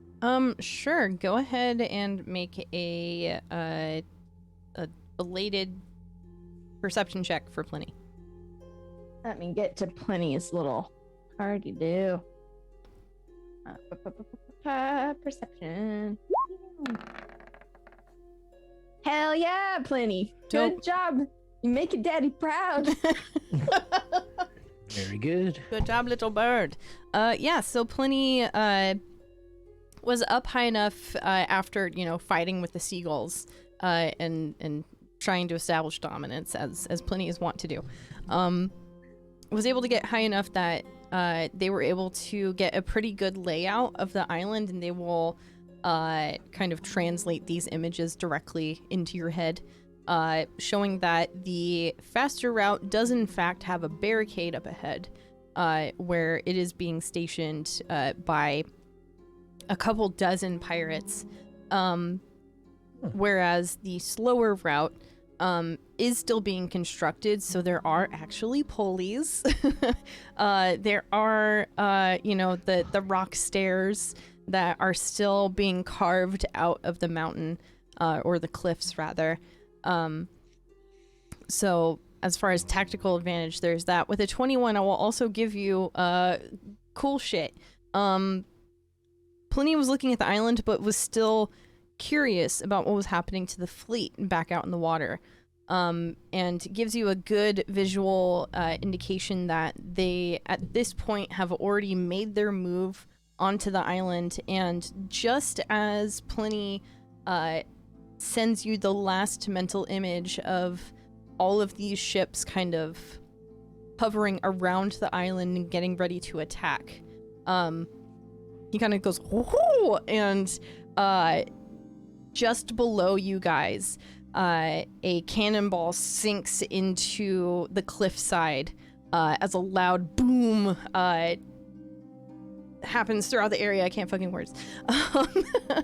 And with that sound, you hear return fire from above you, kind of around the sides. The defense posts around Darktow are now firing back at the fleet, and it has now started an all-out fight here. So you guys are gonna have to be quick and careful, as cannon fire is now barraging Darktow.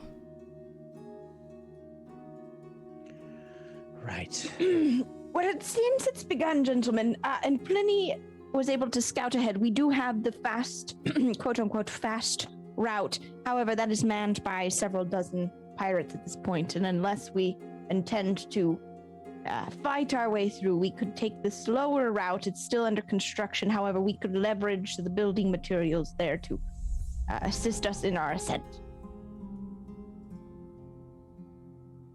Either way, we will be dodging cannonballs, so I hope you brought your dancing shoes. Well, the slower route might be the faster one, and we don't have to deal with pirates. That's my thought as well. So, let's do that. Shall we? Yes. Slower route it is. This way, and Harrison will kind of move out in front using the leaning on his feet of, let me see what it's called really quick, keen mind. Yeah. You can accurately recall anything you've seen or heard within the past month. So Pliny just relayed those images. Harrison's just going to know exactly where he needs to go. And he's going to be keeping out, kind of like noticing where Pliny had seen activity before, utilizing that, and also utilizing the observant feat, which I picked up on this level up, and my passive 21 perception. So good. Harrison's going to try and make sure that we're doing the thing. I hope you're making Akechi proud with that one, because that's very good. 21 passive perception, 19 passive investigation. Not too shabby. Yeah, not bad at all, honestly. Let's see here. Yeah, so Harrison, you are very easily able to guide everyone up these kind of rocky cliff faces, the kind of haphazard stairs that have been carved into the cliffside, leading everyone to this kind of makeshift pulley elevator that's been bringing people high and low before they can actually construct like a plank staircase up to this secondary cliff above. Three Earrings is kind of impressed. Wow, I haven't been here in a few months, and this is all very recent. I'm quite shocked at the just the expediency of construction here. It's always been a thing of Wyatt's, but my goodness, look at this. And as such, with your observant feat and with your keen mind, you are able to stop individuals from getting too ahead, knowing where people are hiding out, and kind of last minute finding out when people might be coming your way. Just for funsies, could everyone roll a stealth check? God, no. It's fun. Rip. Yeah, that's about right. Me and you, Turley. Me and you. 10. 10. Cool. 23. Yeah. I like to imagine that Harrison's very observant, and he's very excited about that. So he's relaying, maybe not as quietly as he should be, back to everybody of like what he's seeing. Oh, and you see, the architecture here it clearly is inspired by the small communities to the southeast of here, like just dumb bullshit. Cool. You guys rounded yourself out enough with these rolls, 3 Earrings and Heidi included, to stealthily make your way up this cliffside. You guys find yourselves, after probably about 20 minutes of climbing, within like a stone's throw away of the Plank King's roost, the building in which he most often finds himself in. There are a couple guards that are maybe about 50 yards ahead of you guys. You guys are hiding behind one of the last dwellings up here before making your way up there. They're kind of just standing guard at the front door. How many you said? 2. 2? Mm-hmm.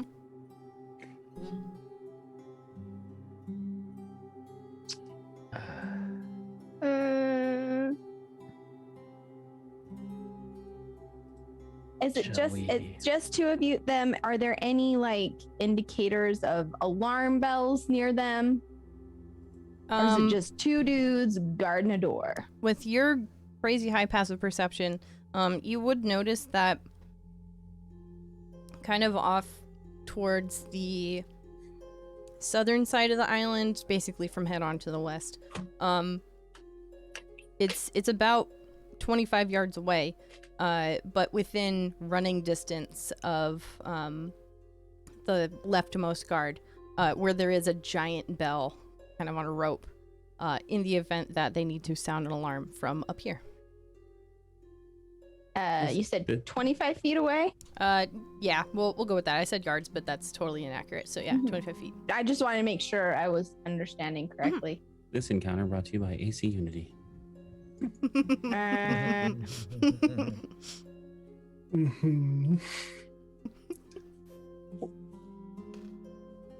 Harrison he can see the bell. I hear the bell. Harrison is going to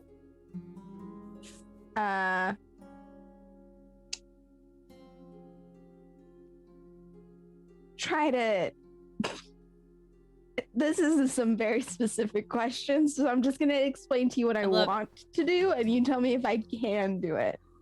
Harrison would like to use a mage hand. If he can see the bell, to use it to go into the bell and try to disengage the I guess it's called a clapper, right? Or whatever's inside the bell, whether that's like tied by a rope or whatever. He wants to like disassemble via if he can't do it via mage hand, understood. But if he like the idea is that if they do go to sound the alarm and he's unable to just remove the clapper entirely, that he has mage hand inside the bell stabilizing the clapper so it will never touch the sides. Okay. He would like to silence this bell. Can you make an Arcana check for me? I surely can. The 12. God, I have a +7. No, I'm using my inspiration. I'm using my inspiration for this. For the bell. That's better. 17. Hell yeah, man. You would know that with your mage hand, you can do, kind of finer movements, kind of at will. You know for a fact you would be able to hold on to the clapper inside the bell and like prevent it from actually hitting the outer side of the shell of the bell, I suppose. It might be a bit tricky to disengage the clapper if you're unfamiliar with how this bell itself was constructed. You would need a good eye to kind of see how the mechanism works. Because not all bells are made the same. They're all very similar. Yep. But you would first have to get a good look inside in order to confidently remove the clapper from the bell. Understood. Harrison will have mage hand kind of on standby, and he'll like shrug his shoulder and have Brittany, I need to get a closer look. Well, you're smaller. Well, they'll see me. Listen, I've been working on that spell for a long time, but I haven't got it figured out yet, and you know that. So just... Huh? Well, no, it won't go. It's fine. It's fine. Just go. And he's going to send Pliny to try and get a better look at the mechanism, and then he'll turn to everyone else and say, I can cover the alarm bell, but I think it previously established I'm probably not the best one to talk to ruffians, especially if we're not actively recruiting. Were we planning on talking to them? I mean, we could. We felt like it. Look at Roman and say, were we planning on talking to them? Roman looks at 3 earrings. Were we planning on talking to them? It's possible that they can be swayed to our side, but don't necessarily know we have time for that. And as she says that, more cannon fire hits the island, shaking it beneath your feet, even kind of ringing the bell slightly, not so much actually ringing it, but you know, the clapper kind of hits it like a wind chime is being hit in the wind. We do need to work with some expediency here, so whatever it is you'd like to do, act upon it. Well, I would say if anyone's going to talk to them, it would be you, Three Earrings, but if we don't, they're not going to listen to me. I think I'm the last person anyone here wishes to see. If it was the will of the Plank King to devise a whole plan to stage me for murder or set me up as if I was the one that did that, I don't think I have a single soul on this island on my side. So we're taking them out. Got it. Use a wish. I could try to scare them away first. Okay. Let's just try talking. And Harrison will get up and just start casually strolling up to them like his little speed walk. Trying to see what the deal is. Do they reach for weapons as he approaches, or are they just kind of like, we're guarding this door? They kind of look at each other and grab the hilt of each of their swords, but they see that you're kind of coming in peace, so they don't immediately know how to react. Darktow's kind of a small island, so the fact that they don't recognize you is kind of a big thing. And they'll just say, "Halt! Who are you?" Right. My name is Harrison, and I'm just here to pop in and see the Plank King about all of this. The right inopportune time, don't you think? I would like to try and stealth around behind, like, while she's distracting them. Please do make said attempt. Kind of along the side. Okay. Hell yeah. Yeah, the building itself is, like, built into the mountain. Okay. And then, you know, there's giant double doors that are open right now, and the guards are posted on either side. Yeah, with the 23, you are very easily able to slink your way into the shadows. This is probably on, like, the right side of the building, and come up behind it. You're now kind of hiding behind the edge of the corner. The guard that's on the right side of the door is within, like, 15 feet of you at this point. What are you attempting to do there? If it starts to go sideways, I'm gonna pounce on him. Sick. All right. Yeah, I'm on the opposite side. Okay. With a 19? Yeah, definitely able to do the same. It's a little bit harder on this side because of the way that the cliff side is laid out. The side that Knight is on is more rock face versus the side that you're on. It's a bit more open. So you are able to do it, but you kind of have to, like, slink down over the cliff and maneuver your way around it. But you are able to get to the other side of the building. I would say it's a rather opportune moment, seeing how, this seems to be quite a kerfuffle, and I might have a solution to his problems. And you, gentlemen, you might be able to assist me in this cause. Did you start all this? Oh, no, most certainly not. Then how'd you get here? Oh, I swam. The whole way? From where? Well, from the ship, I swam. But listen, that's neither here nor there. Gentlemen, might I make you a proposition? You both seem highly intelligent individuals. Would you agree? Kind of look at each other, really confused and, like, on the verge of wanting to enact on stuff. The guy on the left will say, "Well, yeah, we are smart. What?" Very smart, very intelligent, I can see, because you have identified me as a person worth talking to, and I really appreciate that. These days, people don't know whether they're coming or going or who they should really... Listen, I have a question. Right.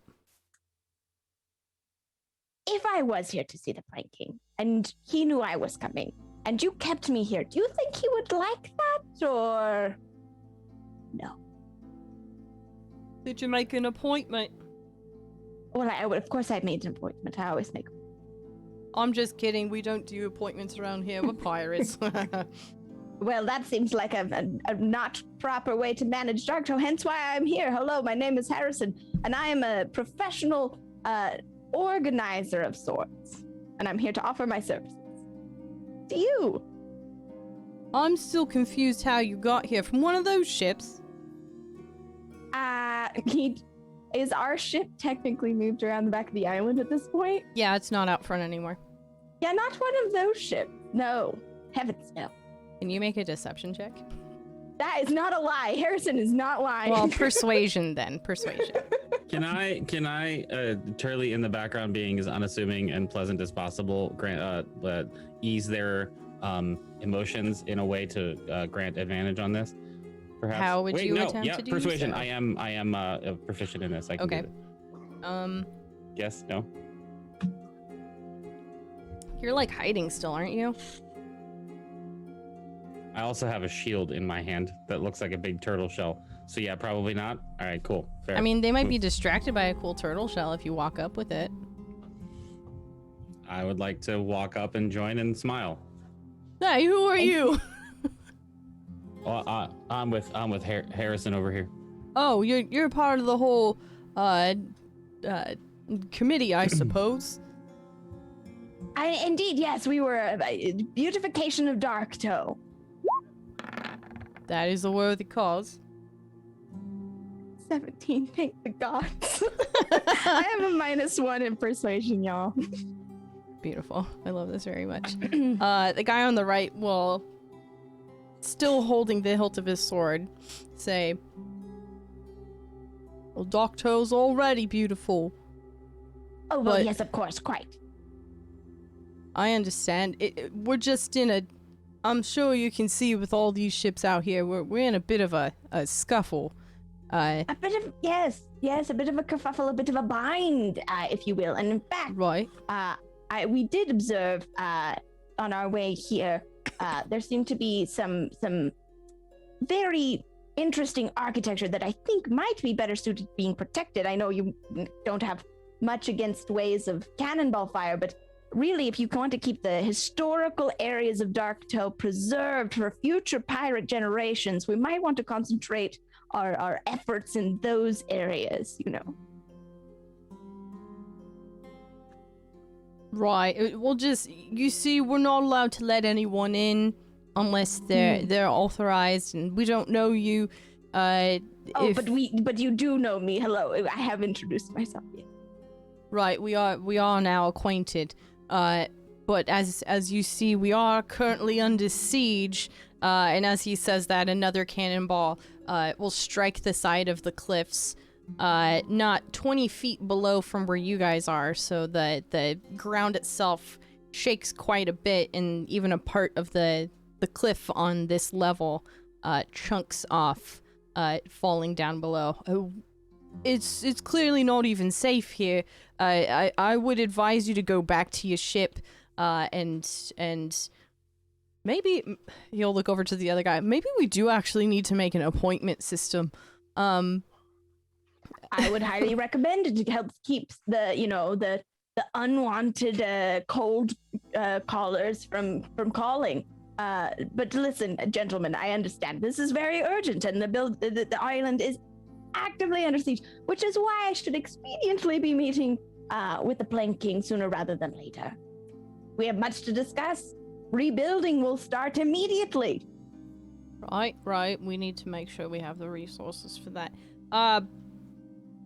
Well, if you don't mind waiting in that hold over there, and he'll point to one of the dwellings up here, which also looks to be kind of a holding area for people looking to come and see the Plank King.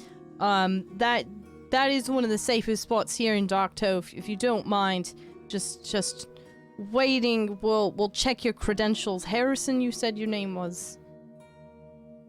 You have no appointment system, but you do have a credential system. Interesting. I really do think we could refine the process here quite a bit. Listen, gentlemen, I promise you, if you do not let me by right now, you will wake up with horrible headaches at best. So you should let me through. Well, that sounds like a threat, and the guy on the right brings out his sword. I'm pouncing him. Cool. No, I'm A moving to promise, knockout. gentlemen. Yeah, it was a promise as they descend. Please roll to stealthily attack. You can both do this at advantage. Would you say they're surprised by us? Yeah, probably. Yeah, hell yeah. This is an automatic crit. Jesus Christ. Oh, yeah. Oh, my second one's not so good. I got a 26 and a 13. Yeah, cool. Both of you, please feel free to roll that damage. Holy shit. 15. 6 points for me. The 13 doesn't hit, right? No, it doesn't. Okay.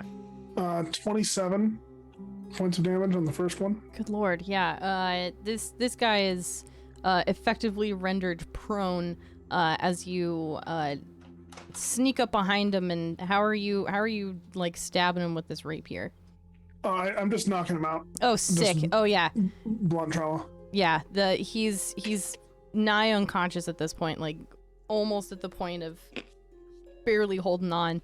The other guy, he's more stunned than anything, and he turns around. We don't need to like go into combat initiative or anything, but he will try and swipe at you, Knight, as he is rendered with a big goose egg on the head. That's 16 to hit. Nope. Cool. Yeah, he swings wide with his sword and totally misses. You are then allowed to do the bopping once again. Harrison and Turley, if you guys want to get in on the fun over here. One guy is almost unconscious. The other guy is fighting back. 16 hit. Yes, it does. Just hits. All right, that's 10 Good God. and 18. So 19 total from mine. Okay, cool. Look at all this ding dang damage. We can keep it non-lethal if we're just knocking them out. That's up to you guys. Are you killing him? I'm assuming the guy that's prone right now that I would have advantage on is going to be a pretty easy knockout. Oh yeah, absolutely. So this one is a 21 for 20 points of damage to knock this other guy out to help. Okay. Yeah, help Knight. for sure. Yeah, this guy is bopped against the head, and he goes prone and is sleeping at this point. He is so out of it. Yeah, both of these guys are knocked out and Dunsky for now. You now have a door wide open to you into the Blink King's Roost. Gentlemen, I suggest we check them for keys. It seems they have some sort of credential screening, which is horrifying to me. I look at Roman and so I just want to be clear. Guards we knock out. Other people we kill. Is that how this works? No. Harry talked to them for a little too long, and I feel like kind of humanizes people a little bit. So, it's like... murder with a conscience. I got it. It's like when you name a farm animal, you know? Ah, yes. It's I like will- a pet. I It will becomes never. like a pet. I will never understand you, Ramon. I don't get it. This was just trying to be courteous to Harry. As Roman is picking the guard up by his legs and like bumping his head on rocks as he's dragging him, Like face down, dragging probably. him over Yeah. to the holding house so that he doesn't get hit by cannon fire. He's just a walking contradiction at this point. Yeah. Sick. I did tell them that they'd have headaches. And I mean, Yes. You weren't inaccurate with that Alright. assessment. All right, we'll search them for keys. You guys do find keys. Yeah, they're like Oh. big ol' skeleton keys that, All right. with a bit of investigation, shows that they unlock these doors that are currently open. Oh. All right. But keys, who knows? It could be Universal's key. You Yeah, don't it could know. be a master key. Yeah. Harrison just wants to make sure that if there's, how did you get in here? Keys. Like, Look, a legitimate form of entry. right. You're very persuasive, Harry. Maybe you should hold on to these keys. I'm sorry, Knight. Was that a joke? As he takes the keys. No, I never joke. Wait. Let me try something. Roman will motion for the keys. Eric. Yeah, he tosses them. Roman will turn to Knight and just ting-ling, ting-ling, ting-ling, ting-ting, ting-ling. Knight is not amused. Knight drop kicks him off the island. Yeah. Where's That's that what's shoot? As you guys are kind of joking around, Three Earrings and Heidi just make a beat straight past you, not even hesitating to move past as you guys try to tempt a tabaxi with jingly keys. You guys following him? Yes. Yeah. Yeah. Okay, cool. Harrison would call for Pliny to return and ask him to relay what the contraption. We don't have to get into it, but Harrison would want to know exactly what mechanics went into the bell, and he'd be muttering to Pliny, "Well, that doesn't really seem like an efficient system." This is to continue on. Pliny will show you the exact makeup of this bell, and you even see like an imprint of the company that made it in there, so you're able to stick that in the back of your brain for further research later.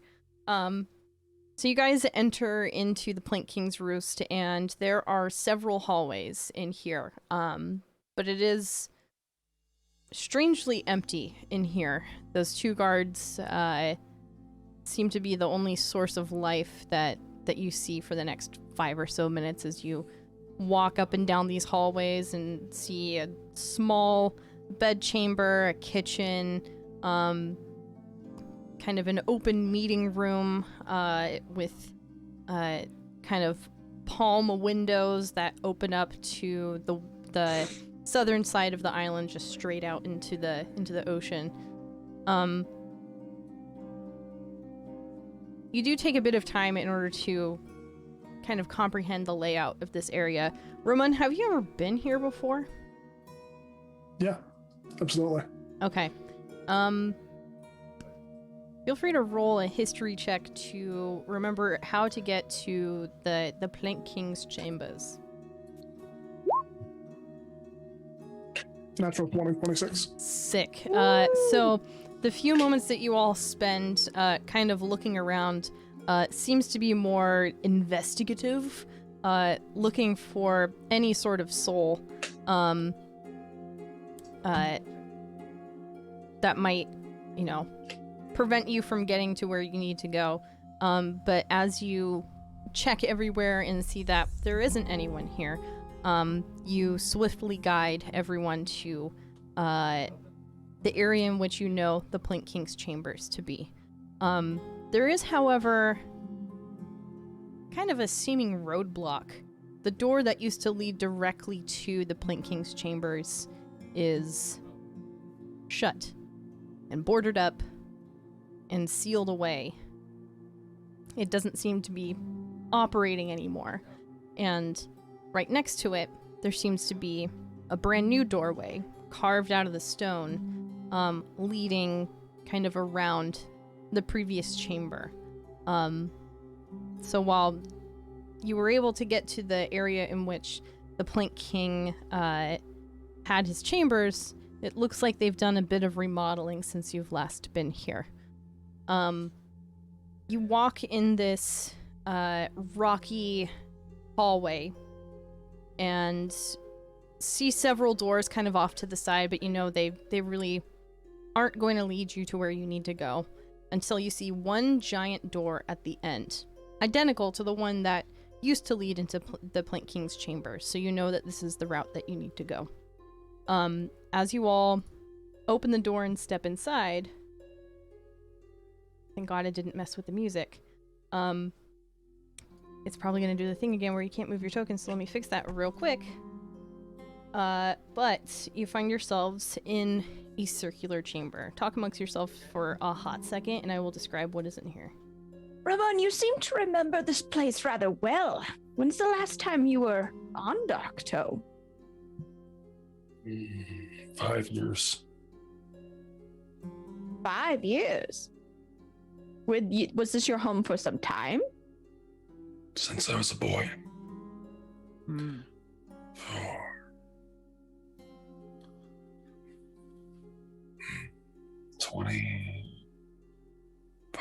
26 years. Good amount of time. Turley, how's that knee brace treating you?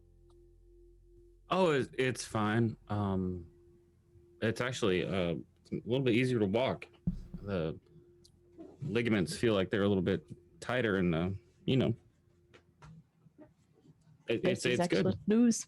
Excellent news. It has been about an hour though.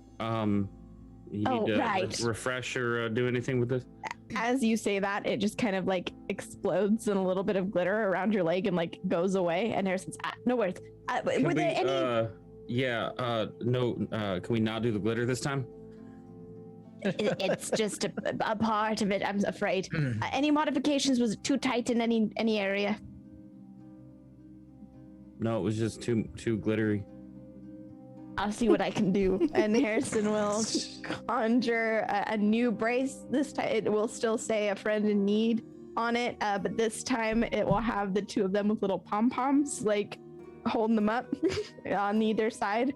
And he'll help slip it on, and as he kind of like lets the material go and it like claps, it's not glitter, it's confetti.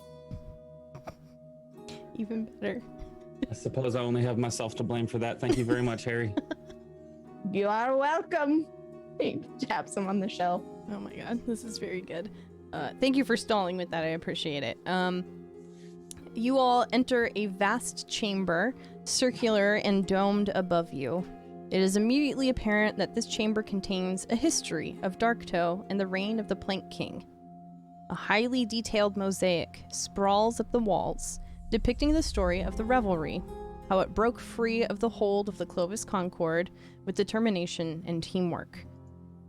The scenes are jovial and moving as they show the start of this new faction, fresh to the shores of Darktow and carving their home into the rocky cliffs day and night by lantern light. Crowds of smiling people, pirates and their families, swirl up the walls as if to say that they are the ones that built this place, that built their home. However, halfway up this mosaic, it seems to shift in both story and style.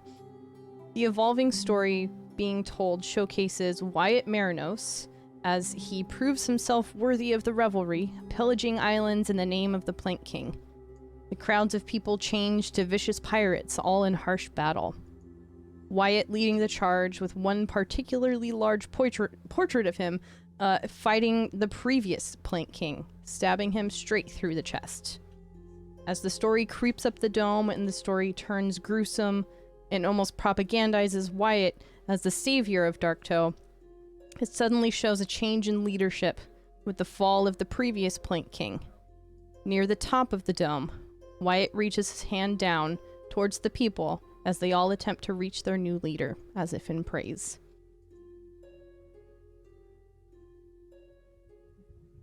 Well, this is also a new commission. Strange, though. It seems as if they've been working on this for some time. Like they changed artists halfway through it. You'll see Three Earrings kind of roam around the room as she looks for familiar faces within the mosaic. Is it accurate, Three Earrings? It paints the Plank King as some sort of benevolent revolutionary. It's true to a point that the revelry was formed because we wished to break away from the hold of the Clovis Concord, but the rise in power in our current Plank King was not so prosperous. It was more devious in its nature. It's depicted here as if it was meant to be, as if everyone supported him in this decision, but he took matters into his own hands and murdered the previous Plank King to take his spot.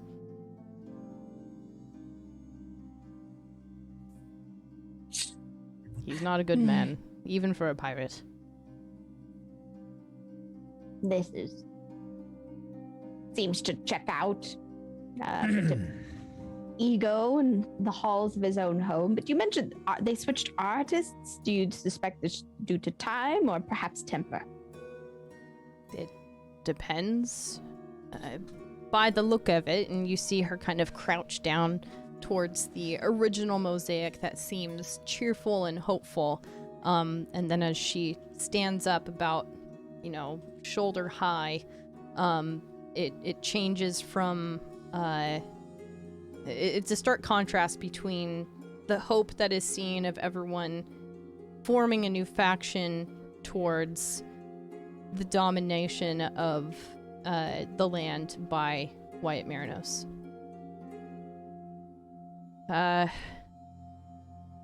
It's very possible that, mid-commission was when Wyatt took over.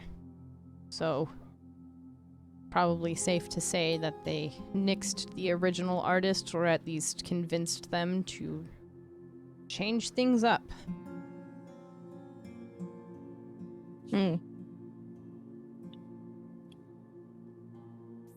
Interesting. I'd like to not stay in this room for any longer than we have to. Absolutely. It's nice to revisit the history, but we have time afterwards to do that if... Well, it's a big if. Shall we? Yes. Yes, I suppose. Just as a passing, Harrison, as he's looking at this mosaic and like understanding that there's a shift in leader and all the stuff that Three Earrings explained, is there any like indication, like is there any repeating motifs of like an artifact or something that the current Plank King like has, like a weapon of sorts? You know what I mean? Like this strikes me as one of those things where it's like everything was fine, and then all of a sudden this weird pendant started showing up in all the pictures. Like, you know what I mean?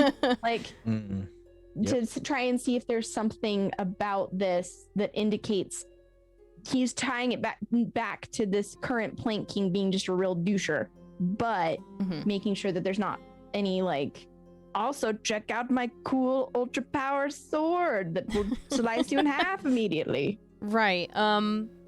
With your passive perception, you're very, very easily able to see some points of interest within this mosaic. First of all, you see the original Plank King holding on to kind of an orb in his hand, as he it looks like he's standing amongst his people and they're all cheering him on. This same orb can be seen in the hand of Wyatt near the top, as he reaches down and his other hand is grasping the same orb. You will also notice that the beginning story of Wyatt, as he showcases his skills through pillaging and plundering, he looks like a normal guy. If it hasn't been dictated prior, Wyatt Marinos is a Goliath. So he's big and burly, and if you know Goliaths at all, they can't grow hair. Which changes when it looks like he usurps the previous Plank King, and he is now depicted with long dreadlocks. That's the only major change with him. Gotcha. Sorry, and as they're kind of walking, Harrison would walk and talk at this point. I don't think there's any reason to like stick around the mosaic, but I couldn't help but notice there seemed to be an orb. Is that a symbol of power? Kind of like, too anti-establishment for like a traditional crown. You gotta go with something a little bit more. Ooh, look at us, we're pirates. We've got this powerful orb. I have the talking orb. Yes, the talking orb, as we so affectionately call it. Yes, it is more of a profession of power. It's very rarely seen within the revelry and on Darktow as a whole. It's really only brought out in bigger, more celebratory festivals and conferences. It is kept away where not many people often reach the area in which it is kept. I hate to ask, but does it command the powers of the seas or have any offensive abilities? Because if this is an ancient artifact that he might currently have in his possession, nice dreads, by the way. But listen, is this a weapon? Not as far as we can tell. Okay, that brings me some comfort. Yes. Do not be worried by this strange orb. It's funny you mentioned. Said no one ever. Yeah. Yeah, right. It's funny that you mentioned the hair. He stole that. Pardon? Well, look right here, and she'll point towards the previous Plank King. Do you not see the dreads on his head right here? I'm sorry, are you suggesting that he scalped the previous Plank King and is wearing it as some sort of trophy? That's exactly what I mean. Ew. DM? Mhm. Turley has keen mind, and the player would like to know if he can forget the mosaic now that he knows this. It's a big No, no we have from to me, my remember it. dude. Yeah. You are I have to remember it. to remember it perfectly. only for what, 30 8 days or 30 days? Yeah. 30 days. Okay. Gross. It's not fun. Yep, it's not a thing that we're proud of in our history here, but he insisted that the previous Plank King had him, and he couldn't do it on his own, so he took it from the place he knew where he could get it. Well, Harrison will nervously, because elves don't traditionally have facial hair either, he'll nervously kind of like stroke his own mustache and just kind of curl it up at the ends real nice. Right, well, this is disgusting and unfortunate. I told you, he's not a great man. Not the least bit. Right. I think there might be some mental illness here, but we'll manage as we can. Absolutely. Well, I'm ready to move on if the rest of you are. Yeah, I don't want to stay here anymore. Yes, please. Okay. Roman, as you go to attempt to open the door,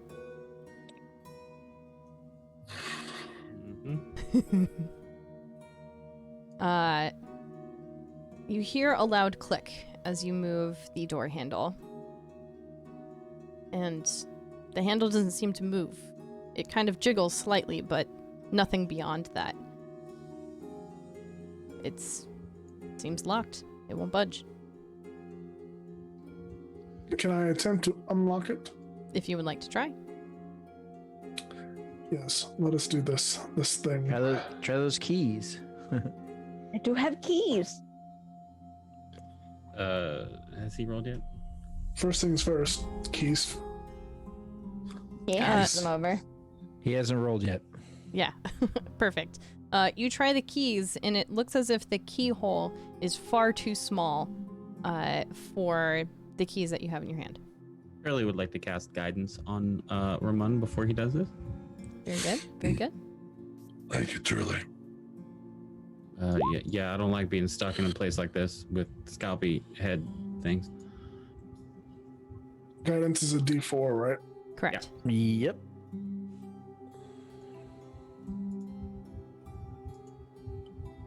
That's a 13 on my plus 10. Oh no! Oof. Oh, buddy.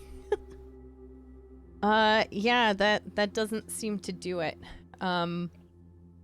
Even as you're attempting to unlock the door with your thieves' tools, You hear a faint wisp of wind all around you, and a symphony of scratching rocks as red sand begins to pour from the eyes and the mouths of the mosaic people in the wall. Thousands of entry points are now quickly flooding the room with sand. The sand itself rapidly reaches the grate in the middle of the room, and as soon as the first bit of grain falls through the grate, another loud click is heard, and the grate snaps shut, preventing the sand from escaping. What would you like to do? Oh, I hate this. Roman, can you pick the lock faster, perhaps? It doesn't seem to be working. All right, give me some time. All right. I'm gonna search the walls for any hidden switches. Okay. Do a perception thingy thing for me, good sir. Can I help him with that? If you would like. I would like to also look around and help him with that. Please have advantage. Okay. Do the dang thing. 16. 16. It's kind of hard to see what with the sand starting to cover the bottom portion of this mosaic. You do notice that there are lanterns that the people who are constructing Darktow within the mosaic are holding. It's a mosaic, so it's just like little ceramic pieces of yellow and white and orange. But over several of them, you see kind of a little glass dome over them. Like over the depictions of the torches, or? Yeah, like where the light Okay. would be coming from. Okay. Hey, Nat, let me try something on that thing you found, and I'd like to cast light on it and see what happens. Very good. So the little lantern that you point at glows, like anything that you point at with your light spell. And suddenly all of the little lanterns in that part of the mosaic that wraps around the room all light up. And you hear a click. The sand is still coming. I would also like more to unlit torches. No, everything that was a torch or a lantern or a bonfire or something is now currently lit up. I would also like to introduce a sand mechanic. You all now have 3 options for your moves. You can clamber and roll an athletic check to try and stay on top of the sand as it starts to fill the room. Oh, hi, thank you. You can perform a normal action, but your feet will sink into the sand 6 inches. Or you can extricate. You can pull someone out as an action. And the DC is dependent on how deep you have sunk into the sand. So with all of you standing here, I would say at this point you are all, if you haven't been actively trying to get out of the sand, you are now 6 inches deep in the sand. Which isn't really that bad. It's probably only like 8 inches high at this point, but the sand is coming out pretty quickly. I mean, I feel like Knight and I were moving around and we would have been on top of the sand as we did this. Maybe. DM, gracious, wonderful. You're looking great today. Hey, hair thanks. color, it's perfect. Hey, thanks. No, you're still 6 inches in the sand. Motherfucker. Can I try to unlock the door again? Is that possible? You can try. Okay. I don't like the sound of that. That's a 22.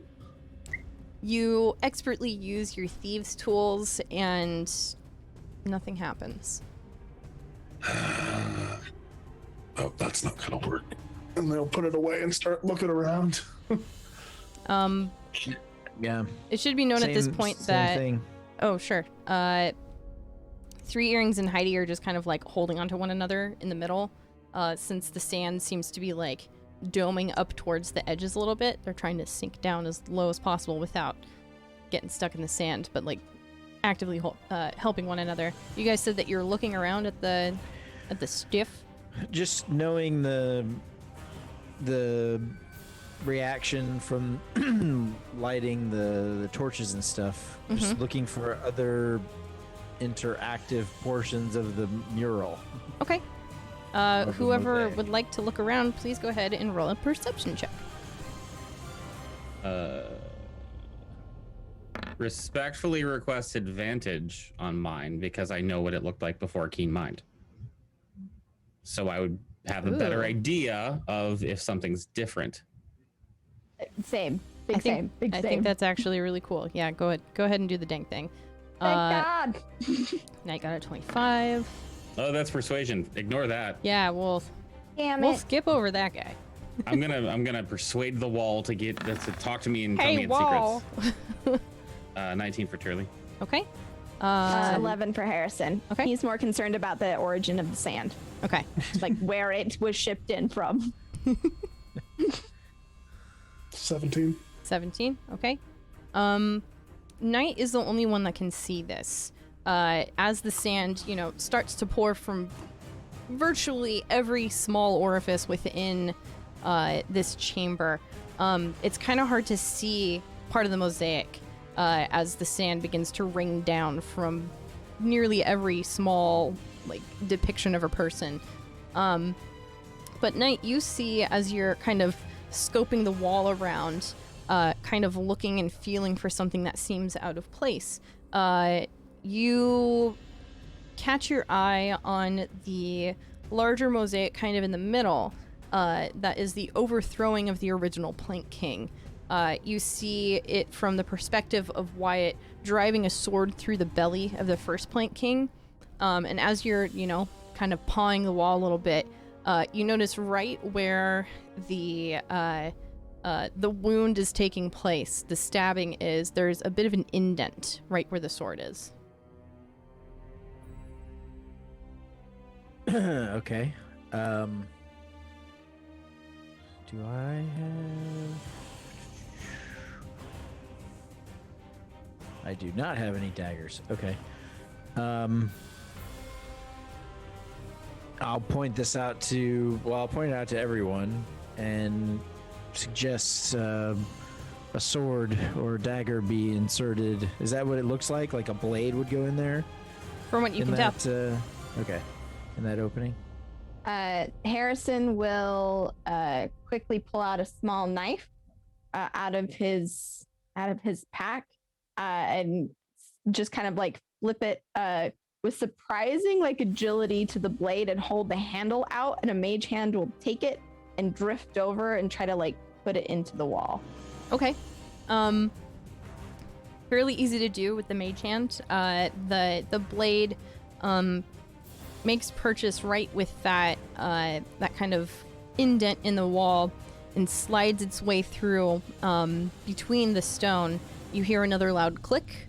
The sword is stuck though, but you do hear another confirming click, and the sand begins to rapidly fall. Oh. I think that made it worse. Okay. There's gotta be something else. Everyone that didn't make the initial intention of staying on top of the sand, you are now another 6 inches deep into the red sand. Yes. All right, I'm gonna climb out of the sand. So now Okay. we're a foot in. Yeah, that Did you Harrison say would we're probably do rolling? Yeah. Either athletics or acrobatics to try and get out of the sand. Okay. Not animal handling. Nope. Absolutely. the same. 25. God damn it, Harrison. Look, it's not 27 flips out of acrobatics. Ooh, cool. Really got a 5. Harrison got a 6. I'm right there with you, bud. Harry, I'm not used to this. I think the knee brace is messing me up with this. Oops. Weigh me down just a bit too much. Knight and Roman, you both are able to make it outside of the sand and kind of keep your footing. But both Turley and Harrison, you are now another 6 inches deeper into the sand. At this point, I think you're only a foot deep. Mhm. That would mean that your movement is now limited to 5 feet. Yep.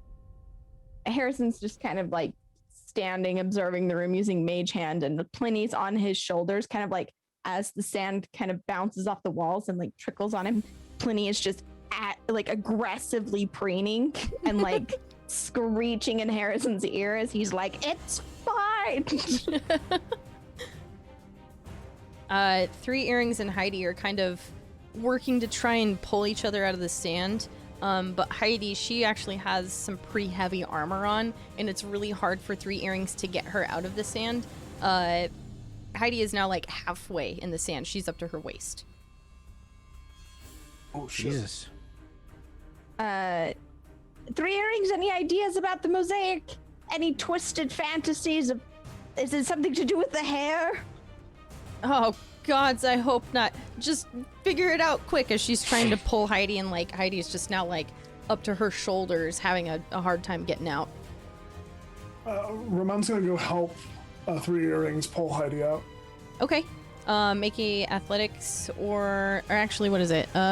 Make a strength check to try and get Heidi out of there. Can I give 3 Earrings advantage instead?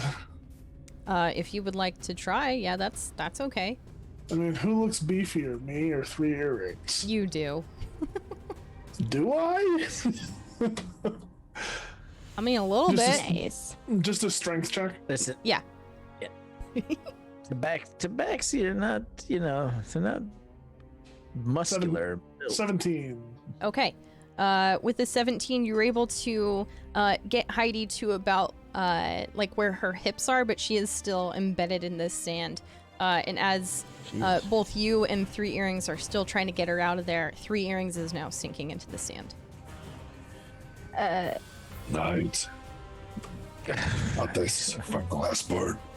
GM, yeah, can we try and figure out, like, looking at the mosaic, see if there's anything else we notice, like, about, things on the wall or any other clues? You're welcome to do so. yeah. It just comes at the cost of sinking into the sand. Yep, understood. Harrison's, that's... I would like to help Harrison with this, given the fact that I've found 2 of the things so far. Mm-hmm. Yeah, if you want to do that. Come on, my dude, I got a +6! What the fuck? Well, roll one more. I'm helping you. I'm scared.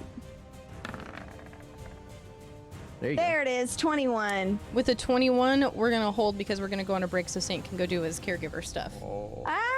You could have. I was just DMing you what my actions were gonna be while I stepped away. You can keep going if you need to. No. Break. Yeah, we'll take a quick break and Okay. have everyone on edge about this. Hang tight, everybody. Don't sink in the sand. Okay, bye.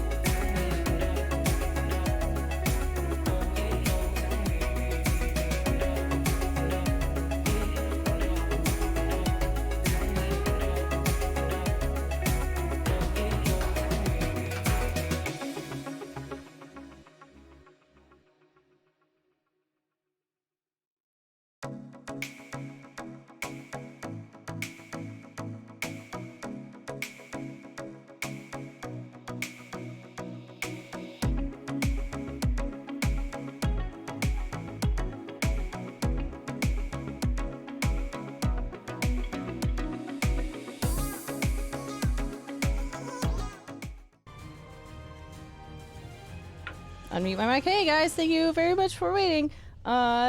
We discussed some fun things behind the scenes, but we're back and sinking in sand. Last we left off, Harrison had made a 21 perception check to see if there was anything else in the mosaic that could give them a clue to help stop the dang sand.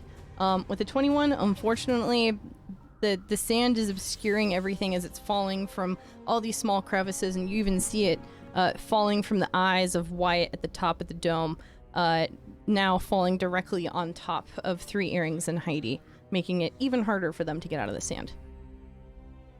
Right. You are now 6 inches deeper in the sand.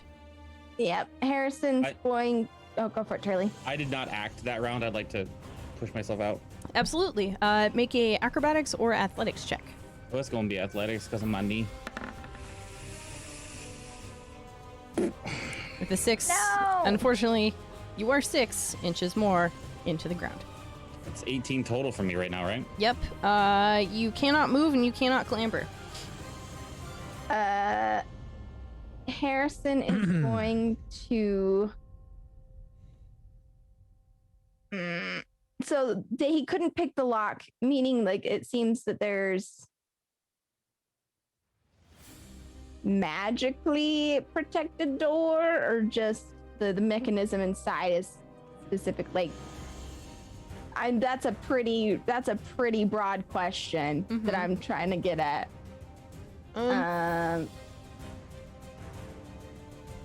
don't know that you would really be able to tell if it was like by magical means or something, but you know. we're just gonna go for it. Harrison, understanding that any clues that we could have from the mosaic are gone. He can't see the grate beneath him anymore. He can see the door. He's going to look at the door and kind of pull out his wand, noticing all the sand that's getting in his pockets, and be like, "Oh no!"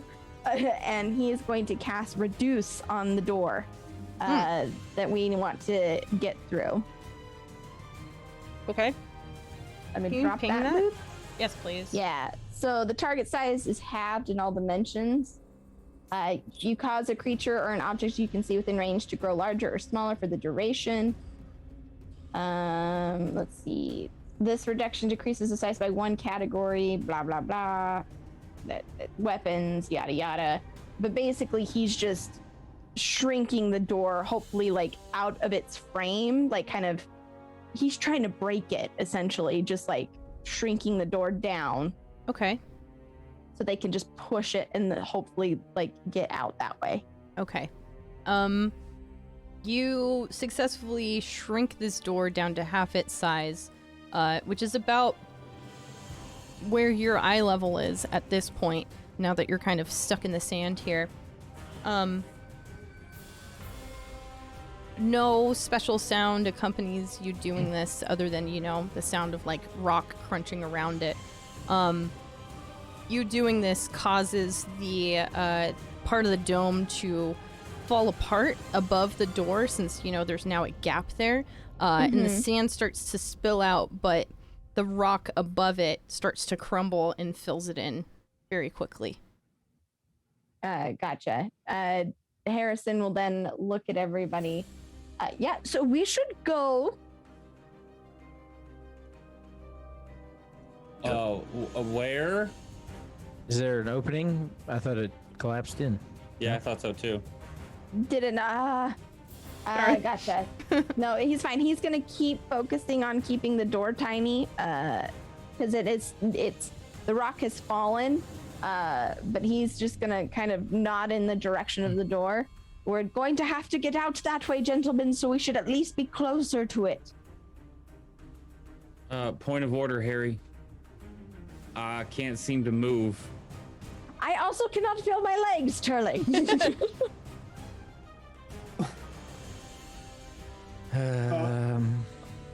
What's everyone trying to do? Reminder, Turley, you can't move and you cannot get out on your own. Harrison, I think Neither can Harrison. Yeah, I think you're at the same point. You would require help in order to get out. Go ahead and place yourselves. You should be able to move your tokens now, where you would have been at this point. Harrison was kind of looking at the so I feel like He was kind of over by a wall. I mean, where was the light that I touched? You can't see it anymore. I know, but that's like, where I would have been that's standing. where Oh, he for would've sure. been. Sorry. okay. It's dependent on wherever you want to be. The light would have happened everywhere, but it's literally anywhere within this dome against the wall. And I'll say I was halfway to the door then. Okay. And against the wall. Sure. Knight, which one do you? Knight, get Turley. Okay. I will go over and try to assist Turley out of the sand. And Okay. I will help Harrison. Okay. Strength checks for the both of you. I would like to cast guidance as he grabs my hand on him. Okay. Okay. Any guidance for me? It is a touch that. spell, so no. I gotta roll the d4. That's another one. Hmm. So 20 for Knight. Okay. And that looks like an is it just an 11 or are you just It was just an 11. okay, that's fine.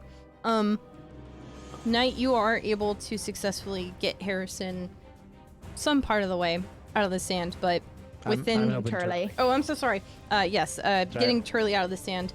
It's a little bit hard because he is a now 500-pound turtle. At least he had that bathroom break earlier and didn't make it any harder on you. You're able to get him to let's see. Like he's still like 6 inches deep in the sand, but he's not completely in it anymore. So he is able to try and get himself out. And Roman, you're having a really hard time trying to get Harrison out of the sand here. At this point, Harrison, it's now like up to your collarbone. You are now considered grappled.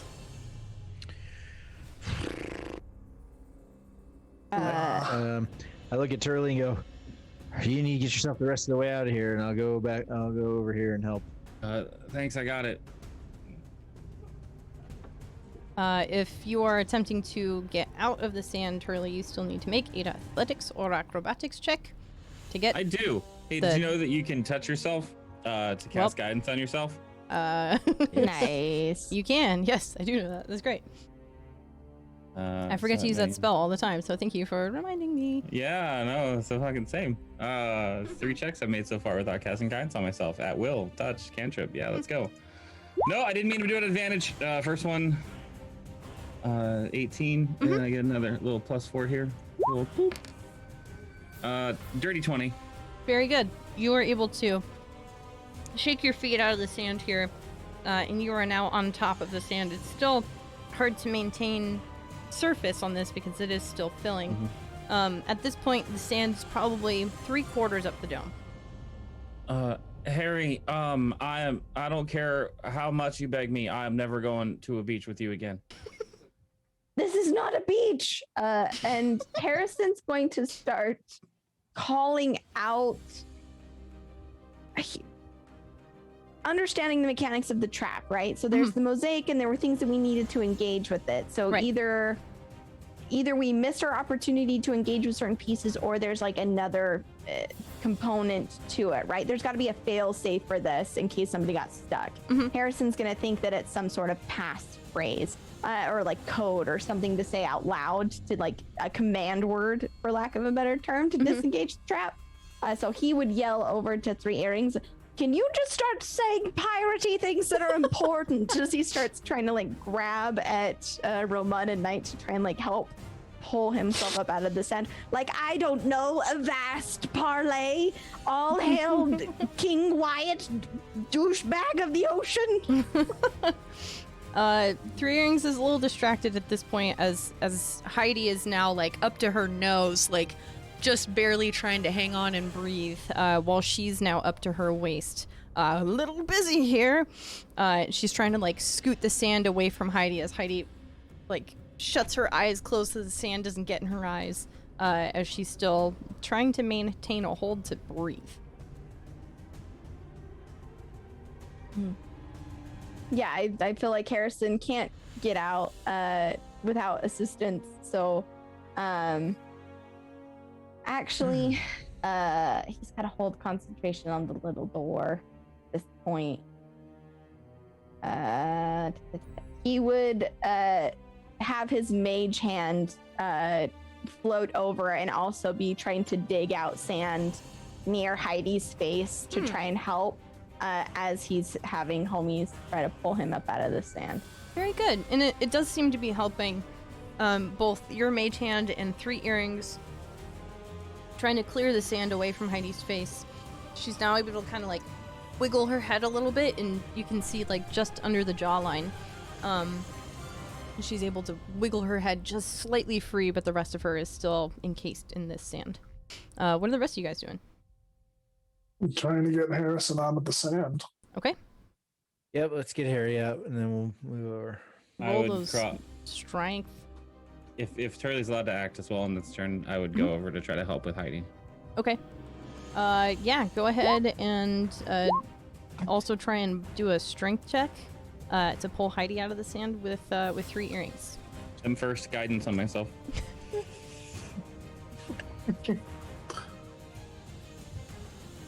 17. Okay. 12. And There you go, Turley. 17. Okay. 18. 18. Okay. Yep. So we'll go in order here. Roman and Knight trying to pull Harry out. It's still really hard. Harry, you're at like 2 feet underneath here. Or, no, sorry. It's like, it's up to your shoulders. But now, even with them trying to pull you out of there, you're like right neck and neck with Heidi at this. It's now up to your chin. And then Turley trying to help 3 earrings get Heidi out of the sand. Even with an 18, you both are having an extremely hard time trying to pull this dwarf out of there. You're able to like get your hands into the sand to try and grab a hold of her, but nothing seems to be working, and the sand kind of goes over her face, and now it's just her nose that's poking out for breathing.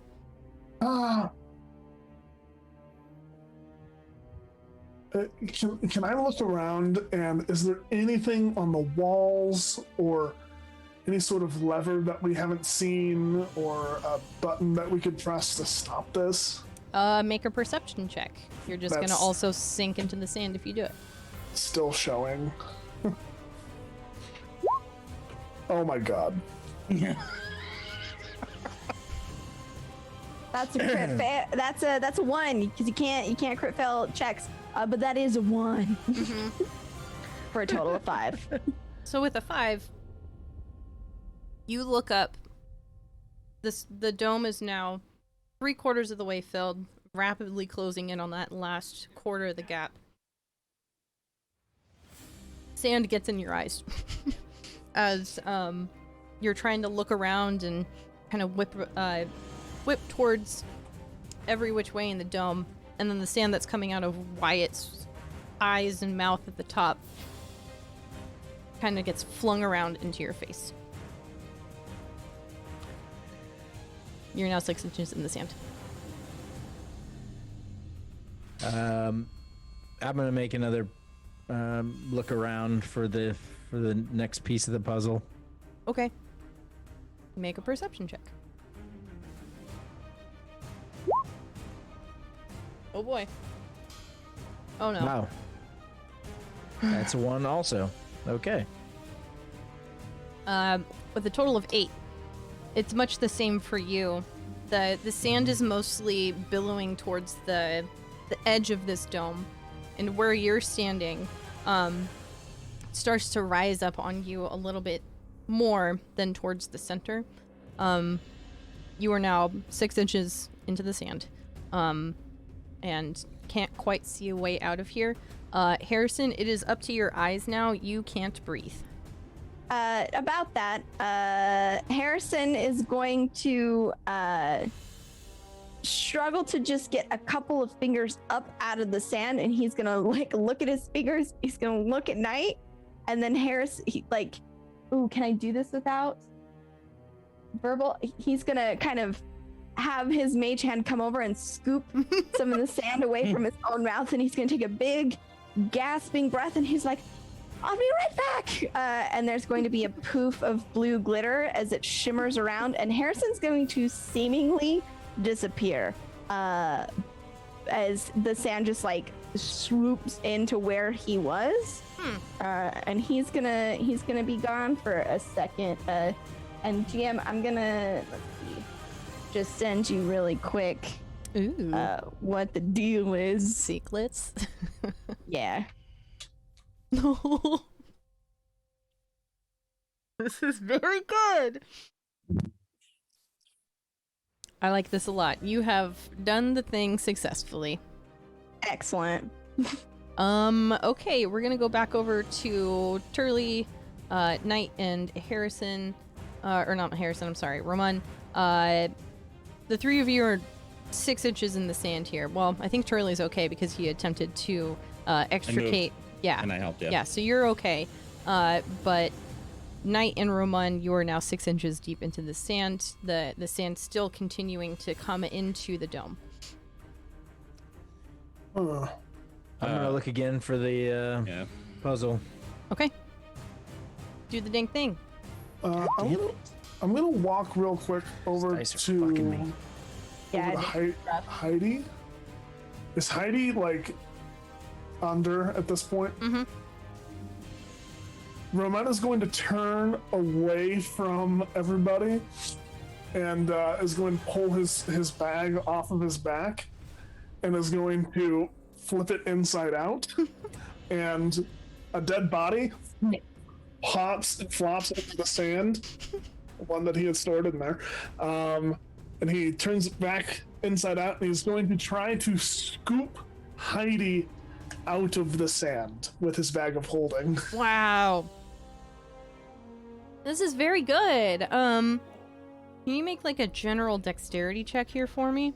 Now that I can do. Cool, okay. I shouldn't have said that. I'm gonna get another one. 17, okay. 17, okay. I'd like to think that you are successful in this. There's now a dead body being covered in sand. It's, almost the same as when you found it nearly 2 weeks ago at this point. But it has rotted a little bit because this is just a bag of holding, not a bag of colding. So it smells.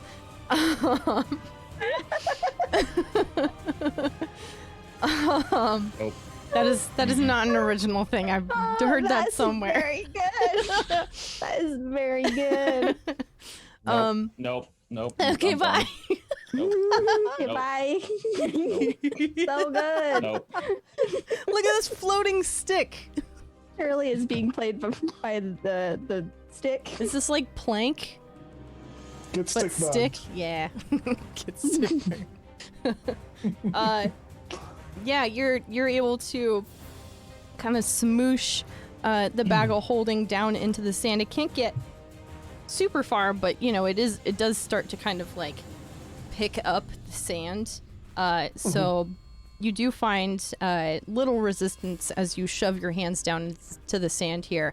And as you like get to Heidi's arm, she'll kind of grab onto your hand and get pulled up as you hoist the bag up. So now you have like half of Heidi in this bag. Half of Heidi in the bag. Yes. Upper half or lower half? Upper half.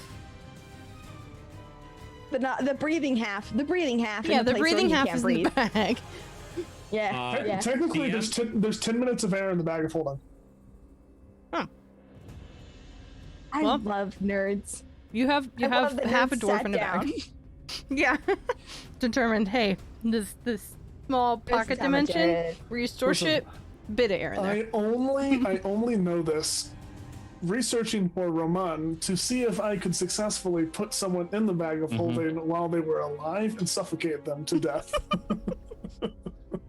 This checks out. So Harrison kind of went away for a second and the sand filled in. Knight, next to you, you'll see a little like stirring in the sand. Nothing ever actually pops out. There's just like where Harrison was, there's like a little divot in the sand that just kind of moves like a strange little, like almost like a shark in water with a fin, except there's no fin, as it moves across the sand and approaches the door where Harrison had done the dang thing. Harrison would like to try and find a hole. I understand that like rocks have fallen, and is there a hole that he could now, in his form, get through?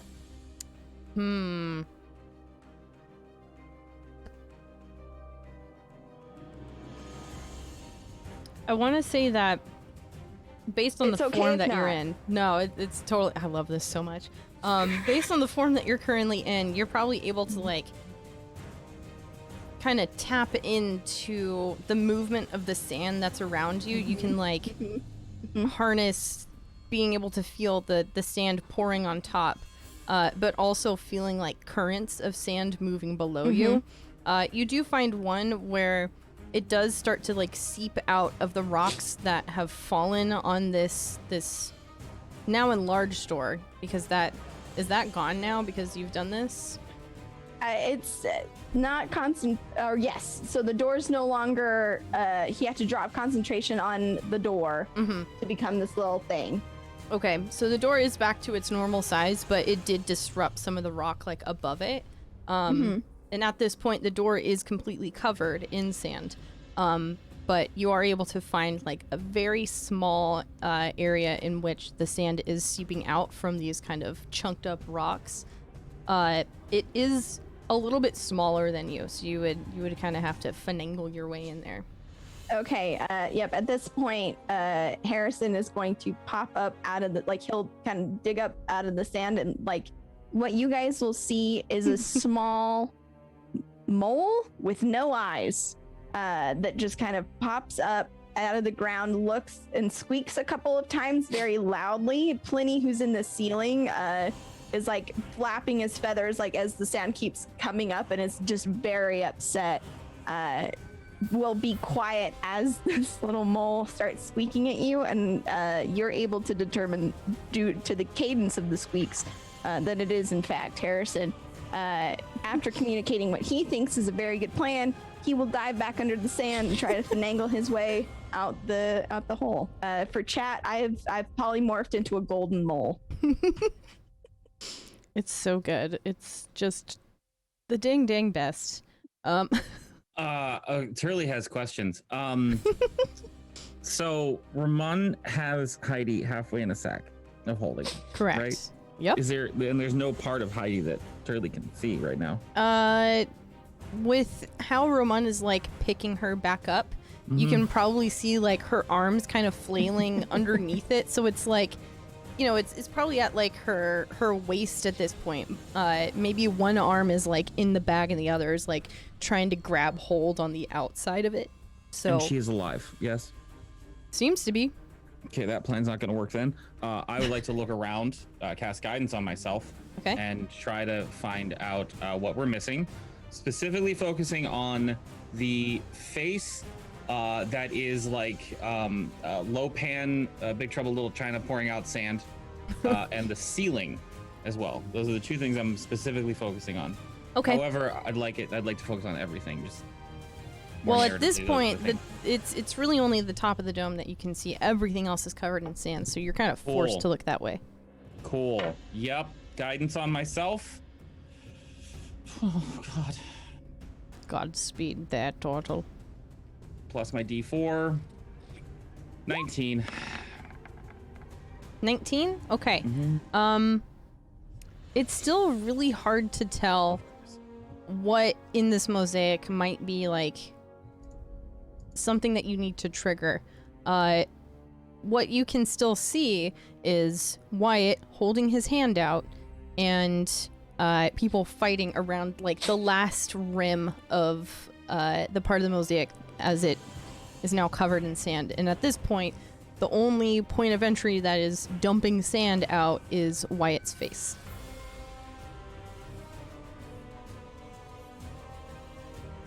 You're now 6 inches more in the sand. Hey, his hand's out, looking for something. I don't know what to put in it though. Yep, I need to get myself out of 6 inches of sand, and then I'll try to move over there. Okay. Athletics or acrobatics.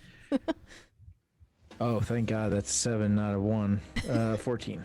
Cool. Yeah, with the 14, you're kind of struggling to get out of this sand as it's like, entering part of your clothing and stuff. But you are able to remove yourself from the 6 inches of sand that you have found yourself in. Okay, and I'll move wherever towards the mosaic where the hand is outstretched. Mm-hmm. What are you doing to this hand? To the hand? Mm-hmm. Well, I mean, if I have to make an action Give it a fist to bump it, or a high five. I'm just kidding. yeah, I would look at it first to see if there was a opening or something, or like a indentation where it looks like a button or something. With you being this close, you don't need to roll a perception check. You're like right next to this thing. You can tell that with the hand itself, there is a small indentation in the palm. Okay. I'll put a gold piece in there. Nothing I happens. don't know what to put in there. I take my gold piece back. And grab an orb, an apple, something. A pineapple. A pineapple? Well, An orb. Or a pen. pen, pineapple, apple, pen.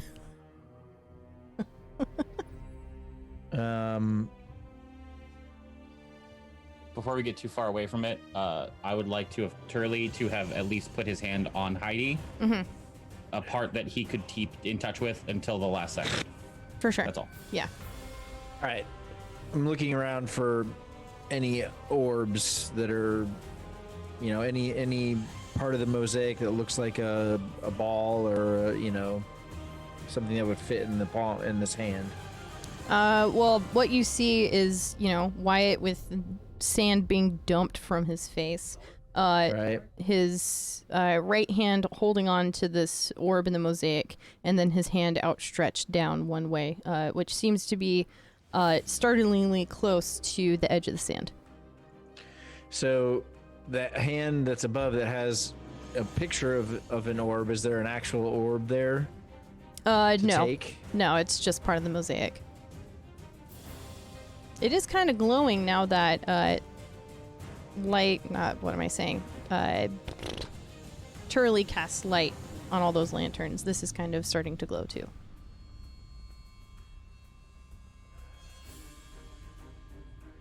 Take his hand. What is the...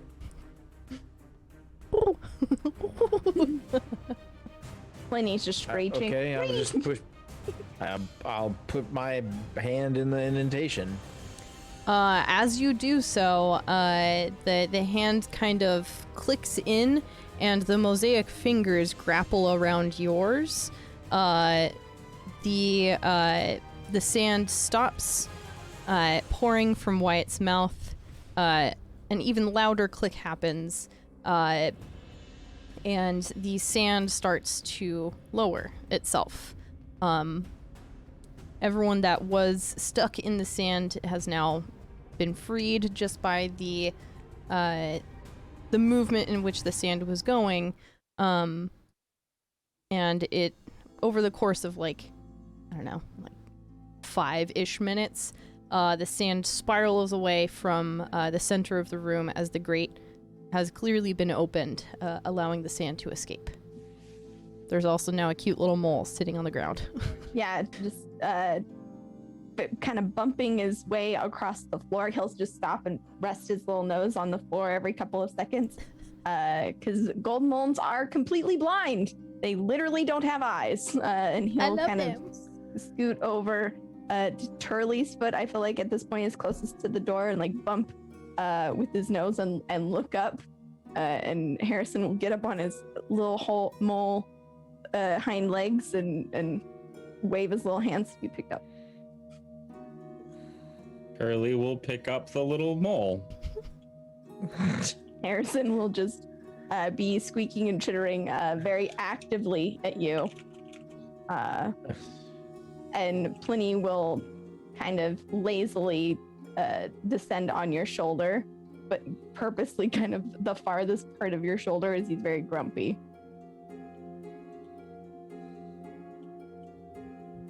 I don't understand what's going on right now, y'all. Did I drown in the sand? Am I dead? I mean, almost, but no. What is confusing? Do you not see the mole and an owl that suddenly is okay with sitting on me? Well, that's Pliny, and I'm pretty sure that's Harrison. Like Hamtaro.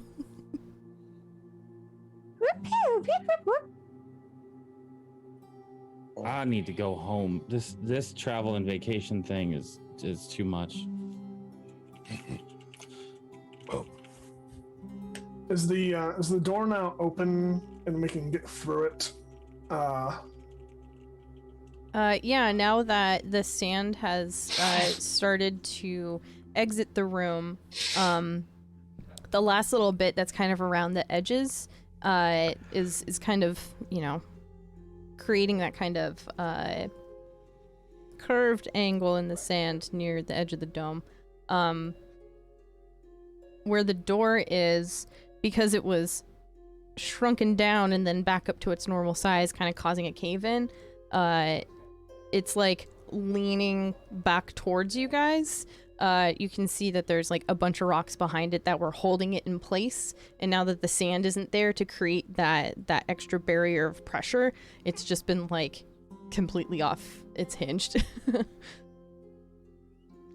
Is Heidi still in the bag? shit. You like pull the bag off of her and all this sand comes out with it. She just like spits it out. That took you long enough. Oh gods. And Three Earrings is just like wiping sand away from herself, getting it out of her fur and like making sure that Heidi's okay. His plan was much better than mine, though.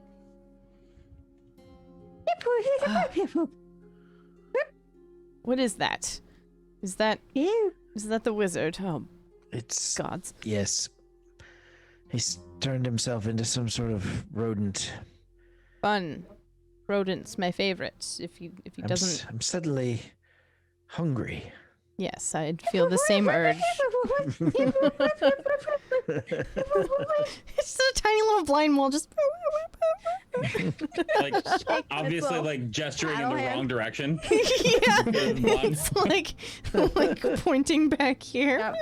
Yep. Oh, God. Roman looks at Mole Harry Mole. Lord. And then at his bag. And then Harry Mole. And then his bag. And just shakes his head. Pliny glares at you. Seeing all of this go down, Pliny is just looking at you with just absolute hatred as you do that. And you get the sense that the bird will be like, fucking try it. Give it a shot, man. I'll gouge your goddamn eyes out.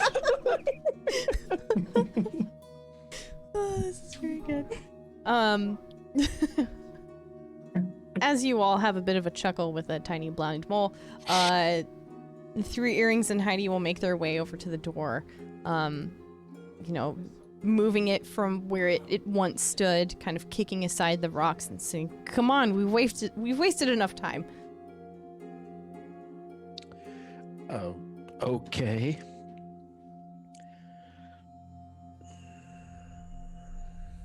Let's go. Sick. Are you just gonna stay a little mole for a minute?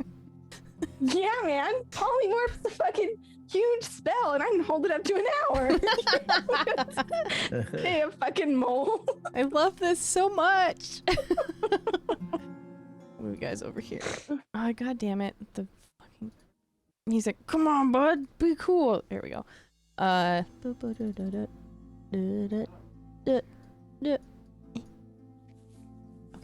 You guys exit the mosaic dome and walk towards, in one narrow hallway, towards a much bigger door. It's 15 feet away. The doors are easy enough to open. Giant oaken doors, kind of with a similar story carved into them, but at this point Three Earrings doesn't give a shit about it, and she just like slams them open like a la Aragorn in Two Towers, just like, I'm here to fuck shit up.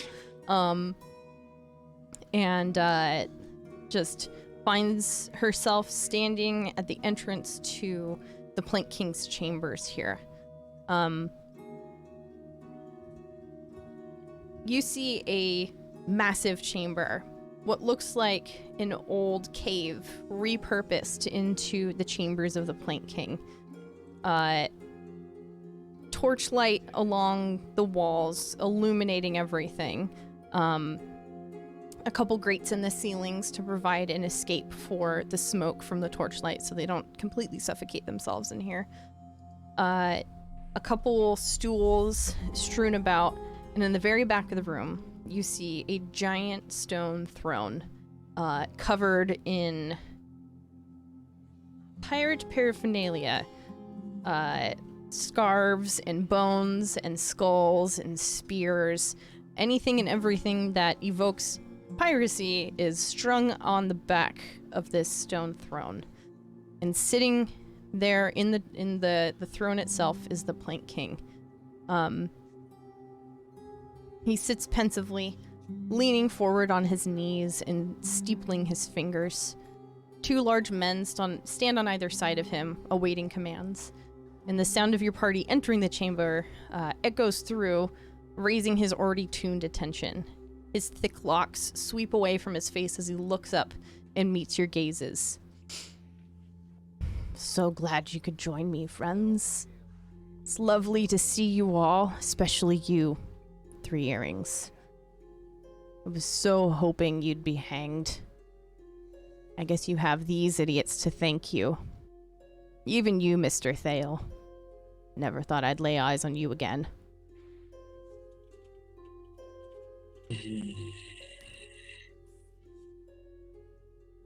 He'll grin, and the flash of his teeth is unnerving. Have you enjoyed my little messages? Plank King will smile even wider, the wrinkles around his mouth multiplying as the fire behind his eyes grow.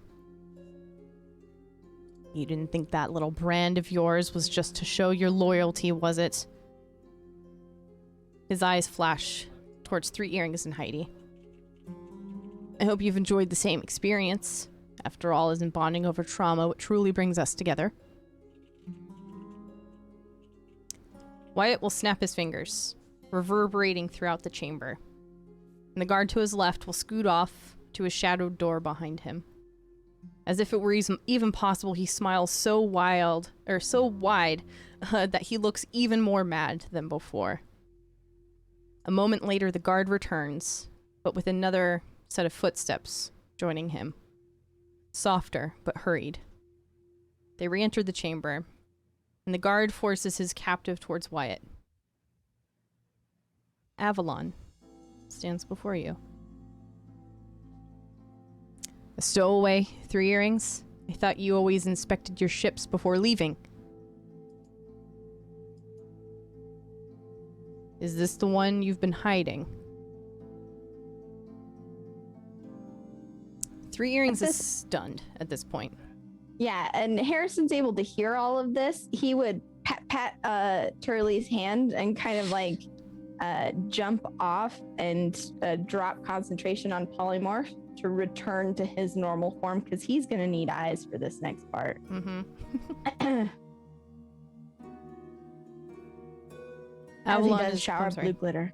Of course. As always. Blue glitter. Yes, love it very much. The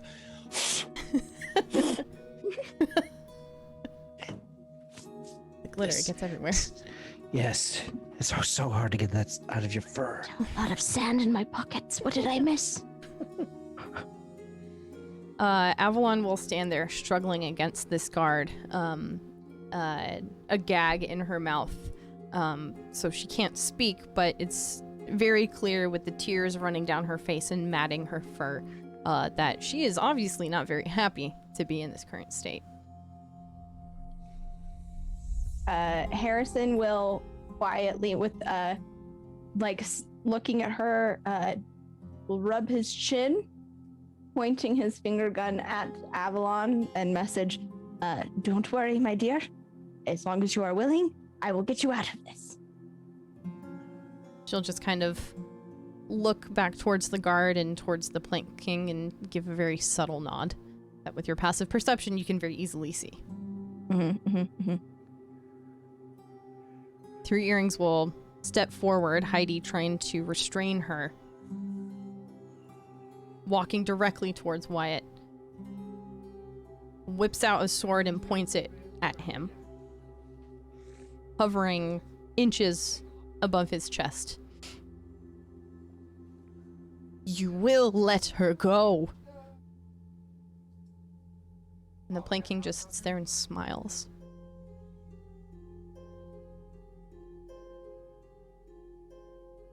Family reunions, love it.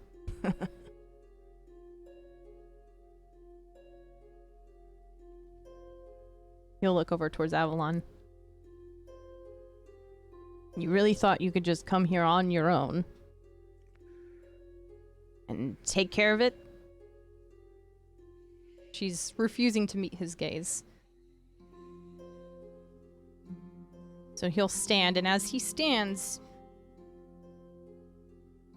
Turley, Knight, and Harrison finally understand the gargantuan size of this man.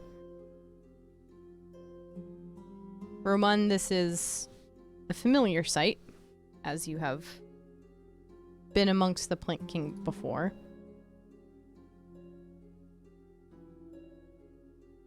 But this Goliath stands before you at a shorter 8 feet tall. The dreads on his head slinking just below, or just to hit his shoulders. And as he moves, you see a slight bit of skin clutching to the edge of the dreads. Completely different color than his own skin. I know. That's canon. I'm so sorry. Welcome in, Raiders. Hi. Hello, everybody. Welcome on in.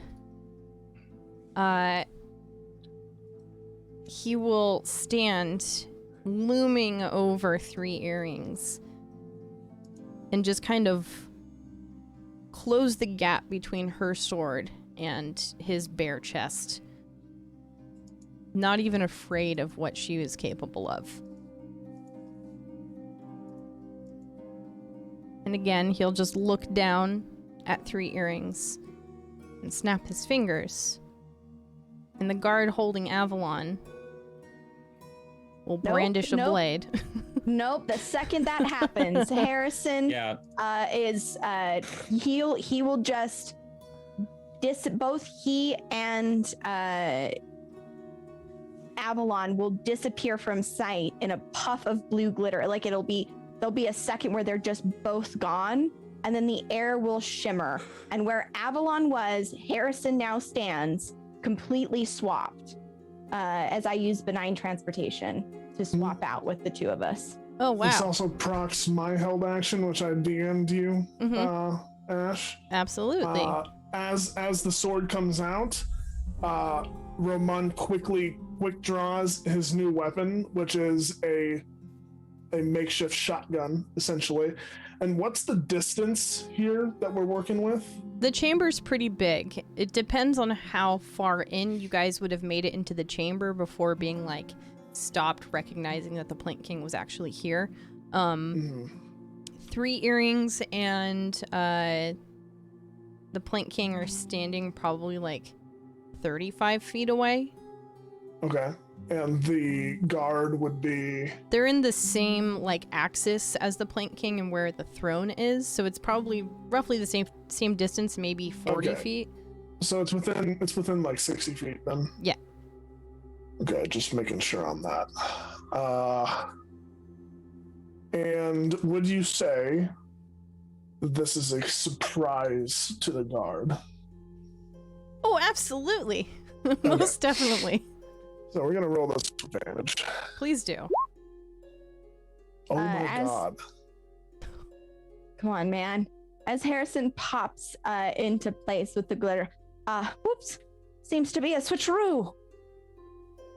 Yeah, you've definitely caught the guard off guard.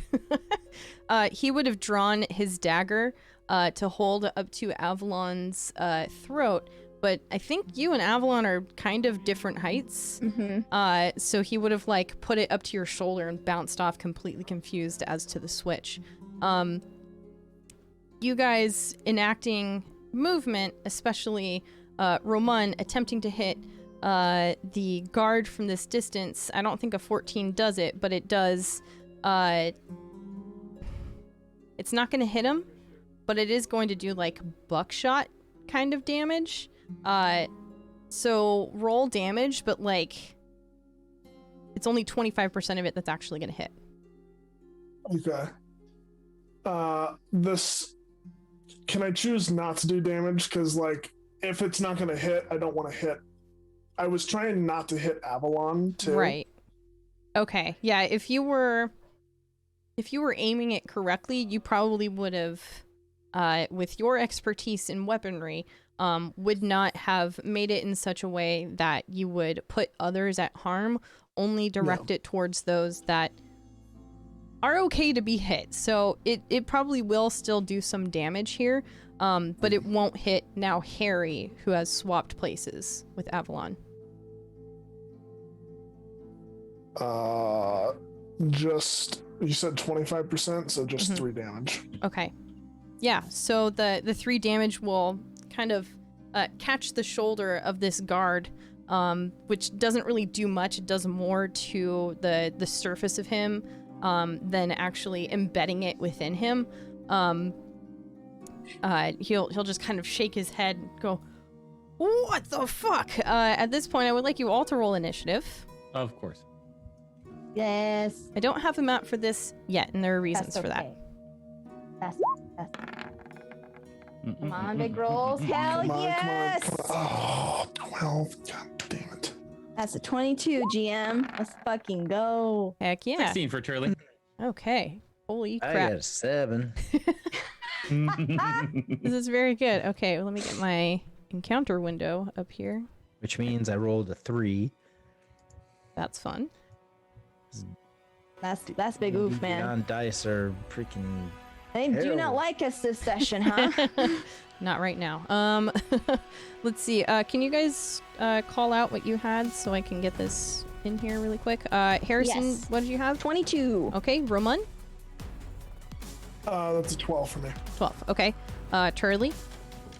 14, I think I rolled, or 17. What did I roll? 16. Sorry. 16. Okay, thank you. And Knight?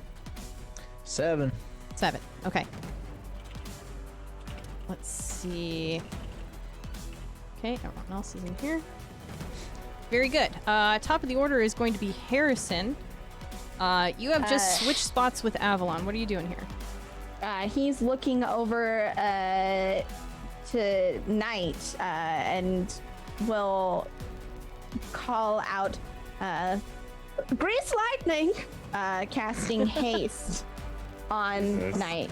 I'm going to display that in there so you know what it is. But basically, your speed is doubled. You get a +2 to your AC. You have advantage on dex saving throws, and you gain an additional action on each of your turns. That can be attack, dash, disengage, hide, use an object.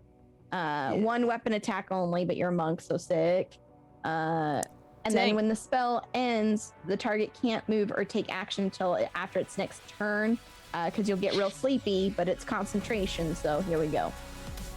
Okay.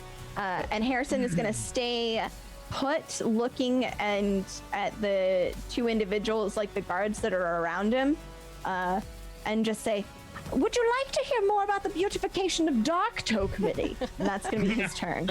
Okay.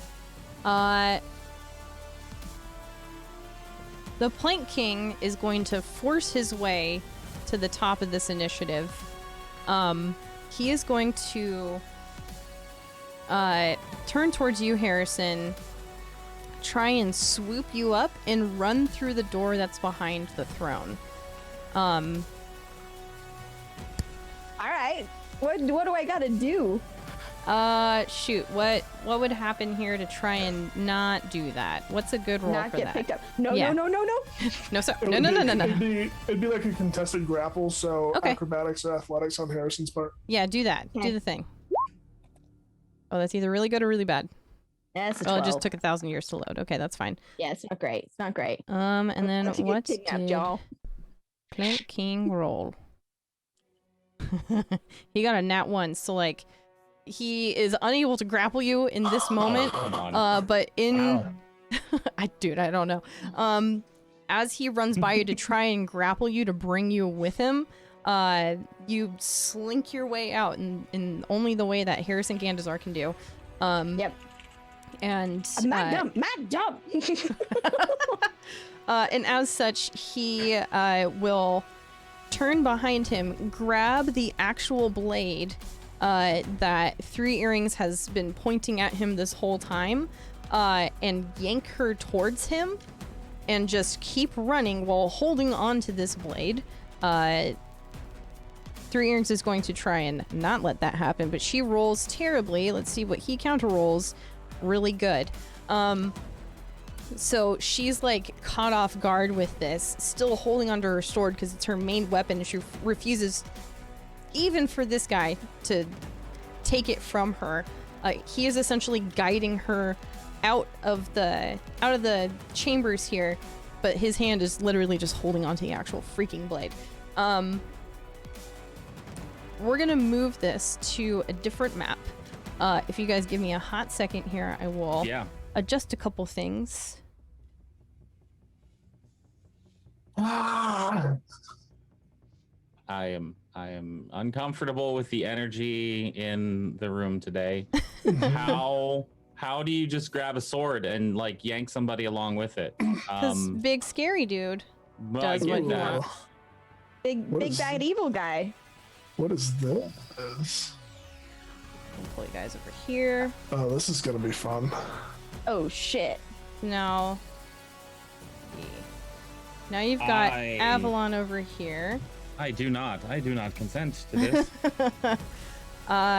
And he would probably be over here at this point, just pulling her with him out onto this rocky kind of crazy altar out here. It has started to rain at this point. The cannon fire has not stopped with the barrage of the fleet of ships that followed you all here to Darktow. Wyatt the Plank King is still running here. We're gonna go back into regular initiative order. It is now Three Earrings' turn. I'm sorry to interrupt you if you wanted to do something. Could you move Harrison where he should supposed to be? Yeah, so let's see. Oh, yeah. You're probably a lot further ahead. Because wouldn't I be next to the guards? I swapped out. Yeah, so this was narratively you all chasing after the Plank King here. Gotcha. The guard, well, the two guards would have run after the Plank King along with Three Earrings, and then you all would have followed. You would have had a bigger head start because you were like 30 feet ahead of everybody, so you would be here unless you wanted to stick back with everyone else or strategically place that. Nope, that's perfect. Okay, I will allow you guys all to move your tokens if you can. If I'm not, hang on. I totally thought I like copied and pasted everyone's tokens so that I do that too, man. I do it too every time. It's the piss. Oh, I can move myself now. Who would have thought? Come on, controlled by thing. Where are you, tyrant? Turley definitely would have been keeping himself and Avalon like in between the Frey and Avalon. Mm-hmm. Moved you and then you. So toward the back. Okay. I can't. Why? There we go. There you go. You should be able to move your tokens now. Thank you for your patience. For people watching, they have entered from kind of like this creepy area down here, followed all the way to this spooky altar on a cliff. Very cool. Anyway, we're gonna go back into initiative order. It is Three Earrings' turn. She will try to like shake off the Plank King here. She's literally just gonna try and jab him now that his attention is getting out here. She's going to make a attack with her scimitar. That does not hit, unfortunately, so she's still kind of stuck in here. He is going to make like a contested trying to hold onto the blade, and he still maintains his hold. So she's just like holding on for dear life, sticking her feet out into the ground to try and halt him from moving, but this is a big Goliath, y'all. Moving down into the order, it is this guard's turn. He is going to try and hit Three Earrings with a crossbow bolt. Misses, decides to sit there and focus on fixing his crossbow. This guy over here, it's going to be his turn. He's going to try and do the same thing, recognizing that Three Earrings is holding on to and being pulled by the Plank King. He does hit, and she takes only 6 piercing damage, but it's still something. Where is she? There we go. We are down to Turley. It is your turn, sir. Oh boy. Turley. Trying to think about how best to do this. Talk to me about Avalon. What's Avalon doing right now? She is trying to free herself, or at this point, having run this way, she would have freed herself of the gag, but her hands are still bound.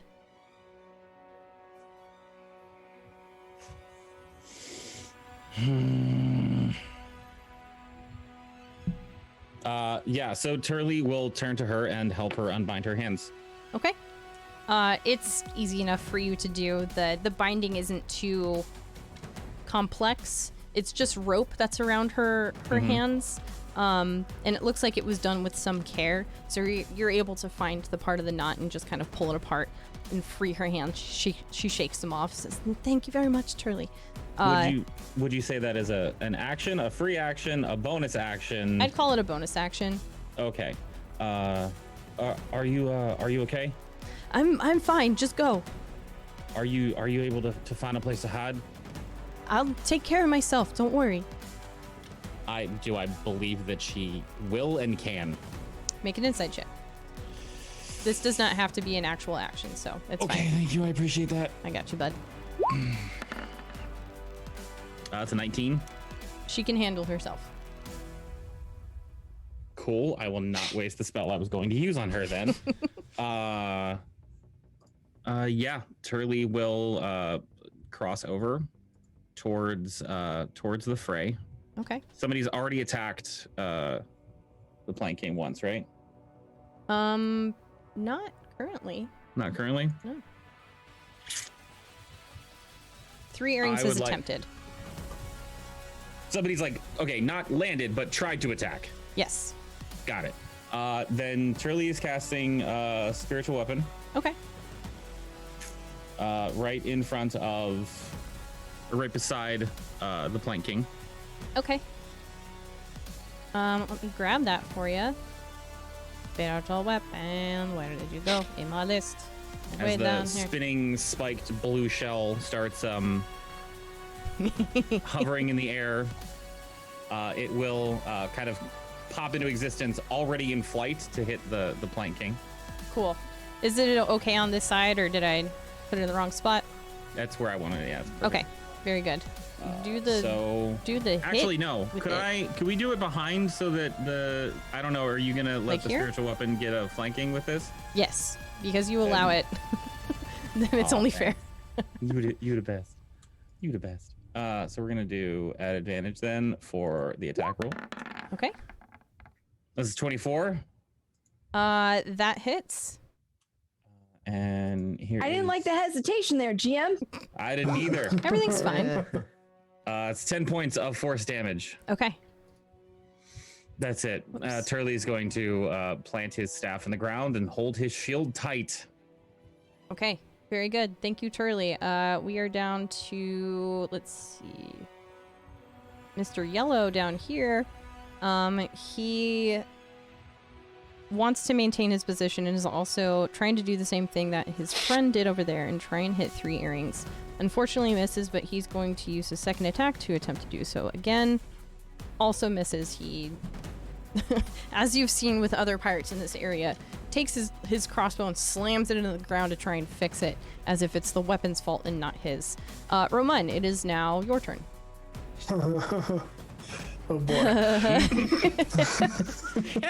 Help me, Listen, I know my first thing. 1, 2, 3, 4, 5, 6. We're gonna get up a little closer. And I can clearly see all of the grunts, all the minions, yes? Absolutely. Alright. First attack action. I'm reloading the blunderbuss. He flips it open, clicks open, and this time he reaches down to, you can see a new kind of bandolier type belt that's along his waist. And he pulls out a very large shell, about this big around, Okay. that has red paint on it. And he grabs it, slams it in, clicks it up. He aims at Pink. Wait, hold on. Actually, which one of these guys on the left hasn't gone yet?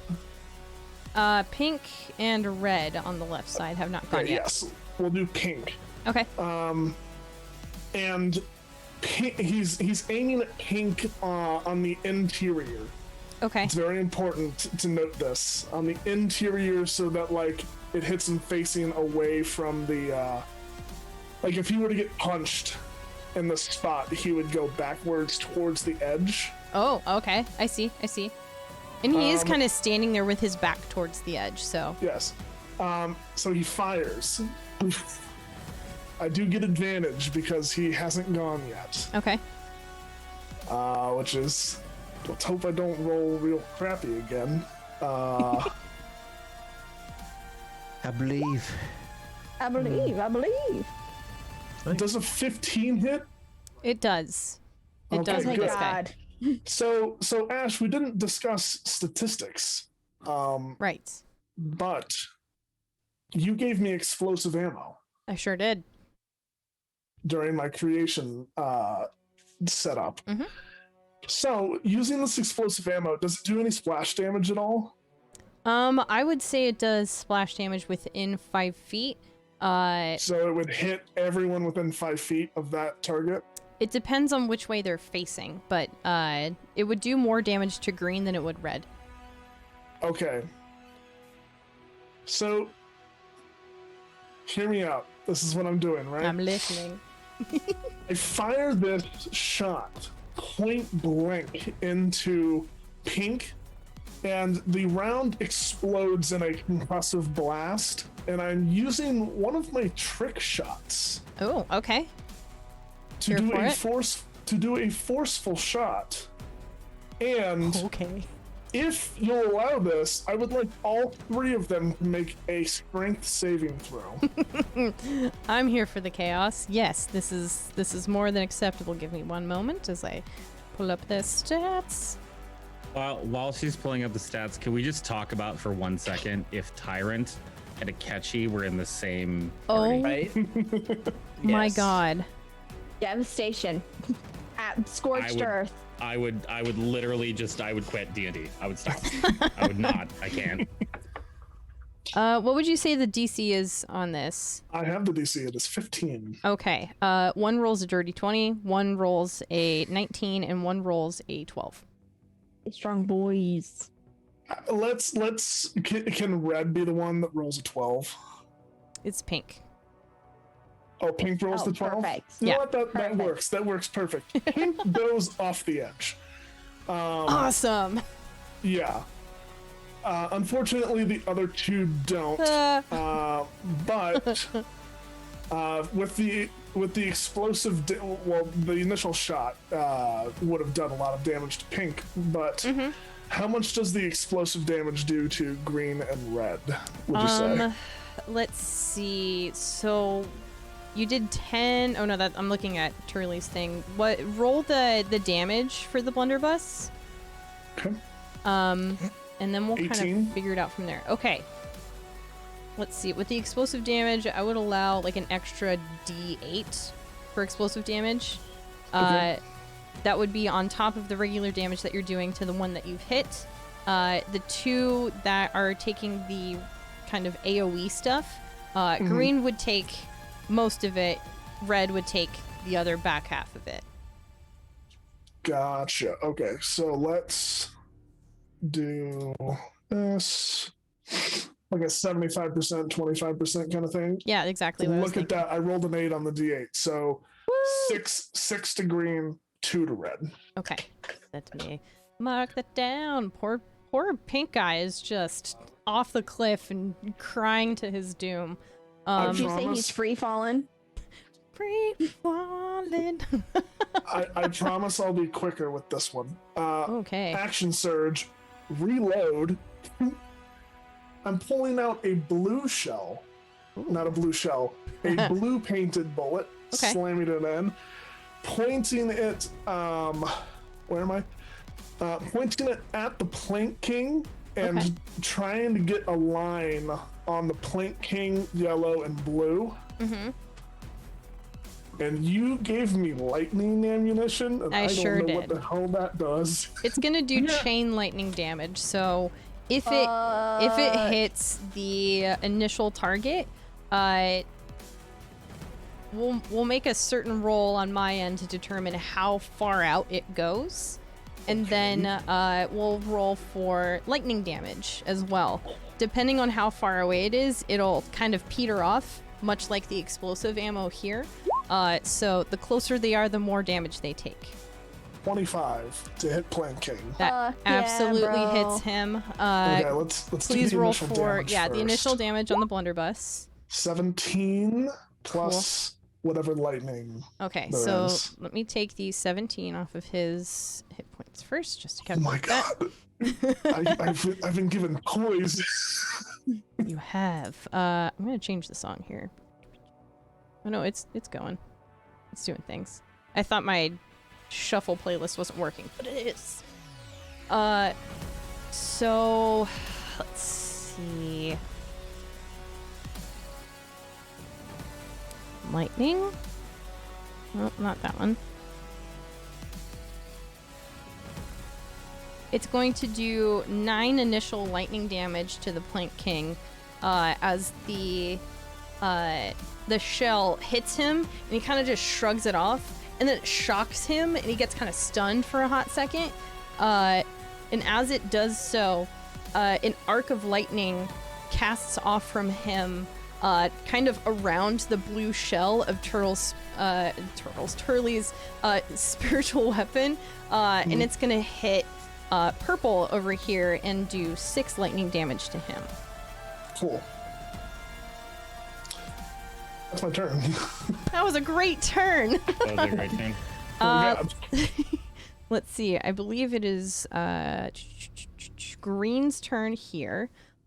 He doesn't take kindly to splash damage from explosive ammo, so he's going to get down on one knee and shoot his crossbow towards you, Roman.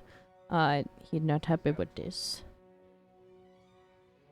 Yeah. Oh, dang it. Oh, sorry, I was trying to change the music. It's just like stuck on one song. That's fine. I don't think an 11 hits you, does it? It does not. No? Okay, he's going to bonus action, reload his crossbow, try and hit you once more. Oh no. 24 to hit. Yeah, it is. Okay. 7 piercing damage to you as this one finally meets I want to say this is like your hip. It just kind of glances off, but it still does a fair chunk of damage there to you. That's his turn. Knight, it is your turn now. Okay. Okay.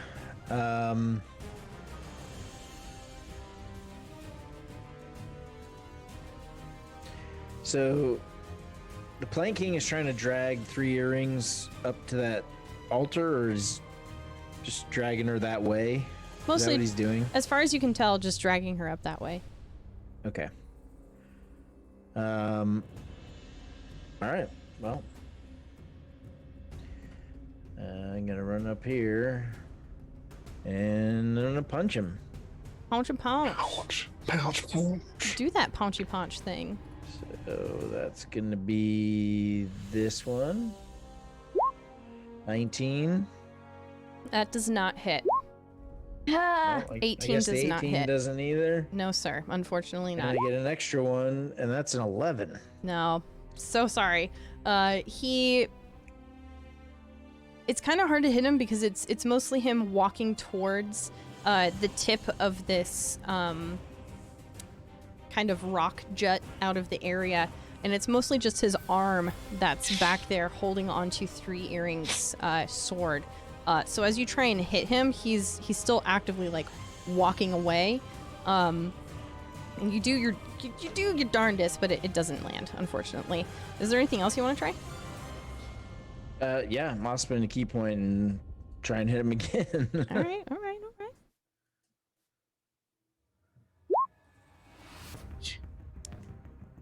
21 and a 24. 21 just hits. oh, thank God. So That's 21 and 24 nine. do both hit. So that's 18 total and extract aspects. Okay. 1 second here.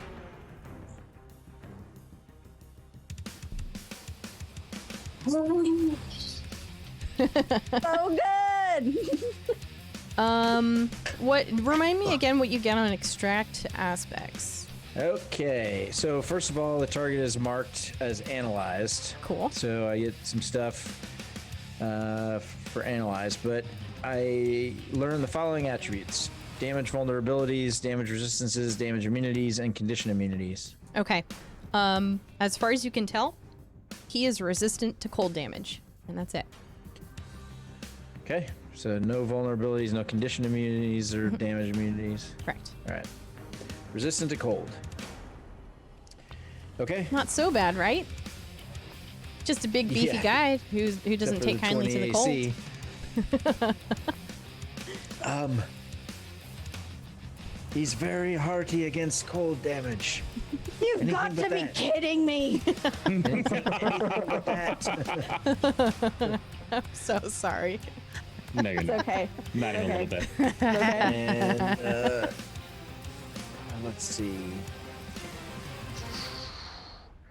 I am going to, let's see, I moved 1 to 15 feet. I'm actually going to stay there. Okay. That's my turn. Okay. Very good. Well done, good sir. It is now the Plank King's turn. Seeing that you are trying your best to punch you are trying to punch him. Ramon has done a bit of damage to him, has shocked him with lightning, and now he has this giant spinning blue turtle shell ahead of him. He's a little annoyed. He's going to try and swat away the spiritual weapon, which, doesn't really do anything. But he is going to let go of 3 earring sword, kind of do a spin attack with one of his weapons. We're going to see if it hits you. I don't like the word that you used. I don't like that one of its weapons. I don't like that. Does 18 hit? Me? Yes. Oh, someone else has a 20 AC, so no. Ah. He's going to try again.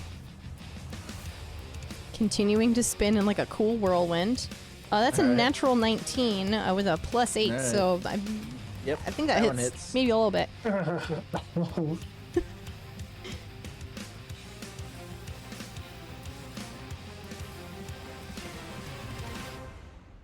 That is 16 points of slashing damage as this scimitar finally makes purchase on you. It also does a thing. I gotta read up on it. I forgot. Hang on. 1 second. Talk amongst yourselves, like shouting across the battlefield if you would like. Of course he's resistant to cold. Why wouldn't he be? All right.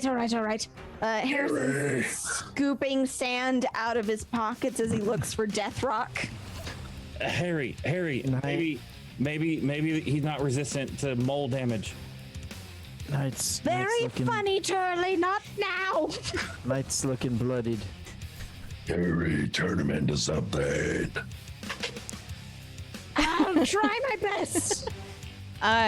He is just gonna kind of stand there and smile at you, Knight. I would like for you to make a Constitution saving throw for me, please. Oh no. Welcome to the Constitution 15. Saving Throw Club. 15. You just meet it. So you feel seeping necrotic energy start to kind of pour through your veins, but you're able to shake it off. However, the 16 points of damage that you took cannot be healed by regeneration, magic, or any other means. It has to be either a short or a long rest. So those 16 hit points are effectively gone for you. So he took my maximum down with that? Not technically, it's just they can't be healed otherwise. So just like keep track of you can only get them back. Yeah. Technically. Yeah, because like that means to reduce my maximum. Okay. yeah, Then we'll 'cause do it that. would, Yeah, that sucks. Okay. 16 points.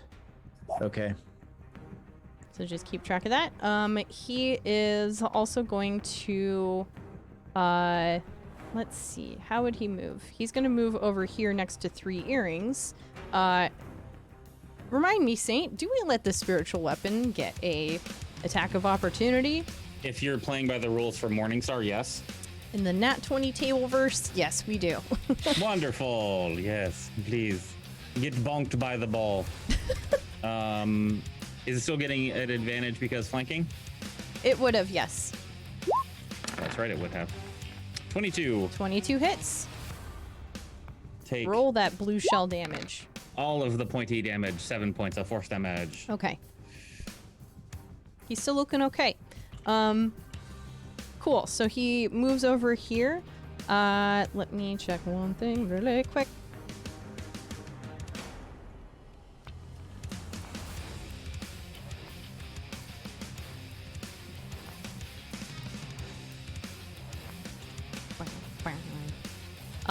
He is going to kind of in a swirly move spin around 3 earrings as if kind of like doing a maneuvering dance around her and huck a dagger over towards you, Roman. Let's see if it hits.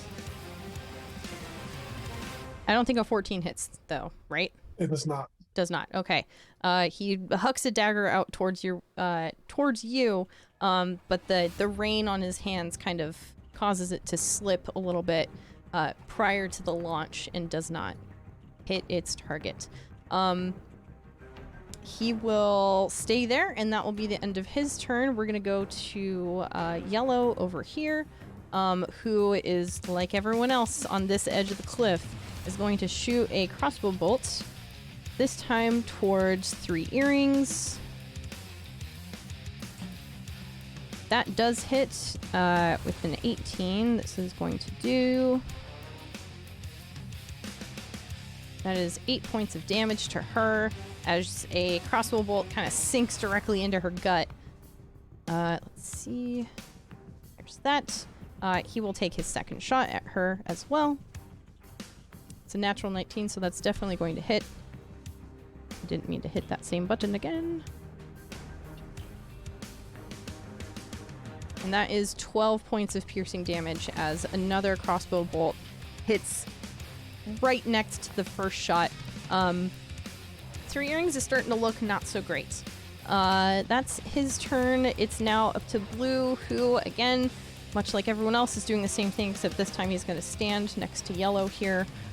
He's going to shoot at you, Knight. Who's shooting at me? Mr. Blue down here.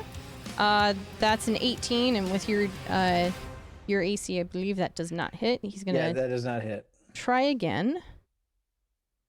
That's a 19, so dang monk. Dang, look at you go. He is once again blaming his weapon, slamming it on the ground. And we are moving over to Heidi, who is going to rush up towards her friend here. She's going to use her 30 feet of movement to get up here. She's going to toss a dagger out towards Wyatt here. See if that hits. That's a natural 20, so of course that hits. Let's see how much damage this does.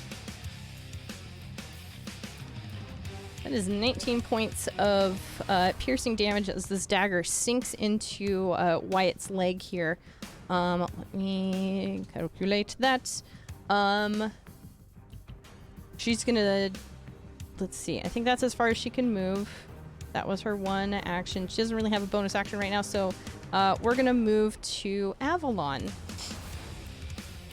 who is also gonna try and move. She's gonna go and stand next to you, Turley.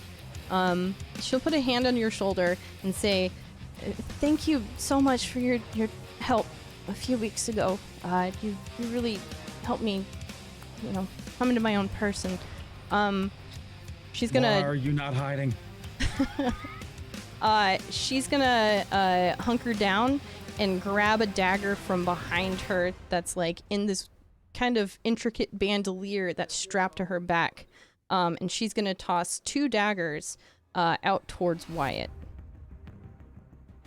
See how that goes. One's a natural 20 and one is an 8, so only one will hit, but it's gonna do some good damage here. Why are you not hiding?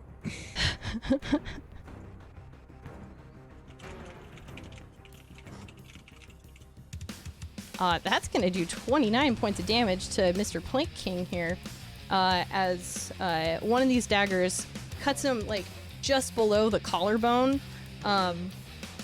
It should be noted that this Goliath is not wearing much, if anything, mostly just like a little bit of armor around his shoulders, his arm guards, and then like his waist down is covered in armor, but the rest of him is just like bare-chested. So a fair amount of skin is showing this friggin' Goliath. Okay, cool. So there's that. And we are back at the top of the order with Harrison. Thank you for waiting. Timeout. There we go. Thank you, friends. Doing a gander.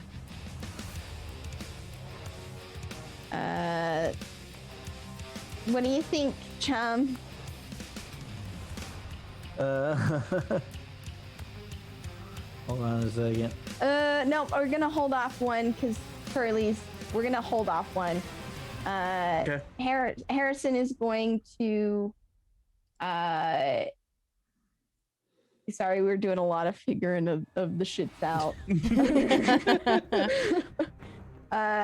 Harrison is gonna go ahead and, knowing what he's planning to do, is going to take a couple of steps back behind Turley, just like back stepping.